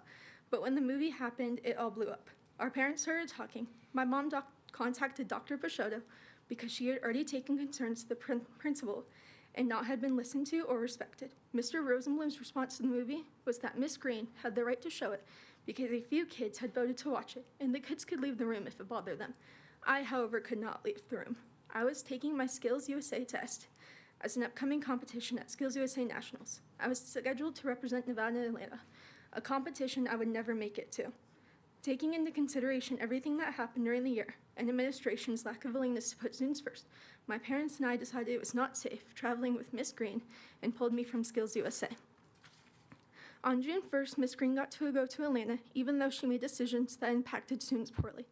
I think this is very unfair that students did not put students' mental and emotional safety first, because when a student does something wrong, they get disciplined immediately. But when a teacher does something wrong, nothing happens, and the school admin tries to brush it under the rug. I know and I understand that Dr. Peixoto is doing everything he can, and I truly appreciate that. But I came to talk to you today to make you aware of what is going on, because I know that I am graduating on Friday, and nothing can be done to make me whole. All I ask is that you don't let this repeat and happen to another student. Thank you. Thank you, Ms. Lucas. We appreciate you coming. You sat through the whole meeting. The board received an email from the Washoe County School Police Officers Association. Okay, wonderful. Item 5.02, our next meeting announcement is June 23rd, 2026, 2 weeks from today. Item 5.03 is the meeting adjournment, and at 7:24 p.m., we are adjourned.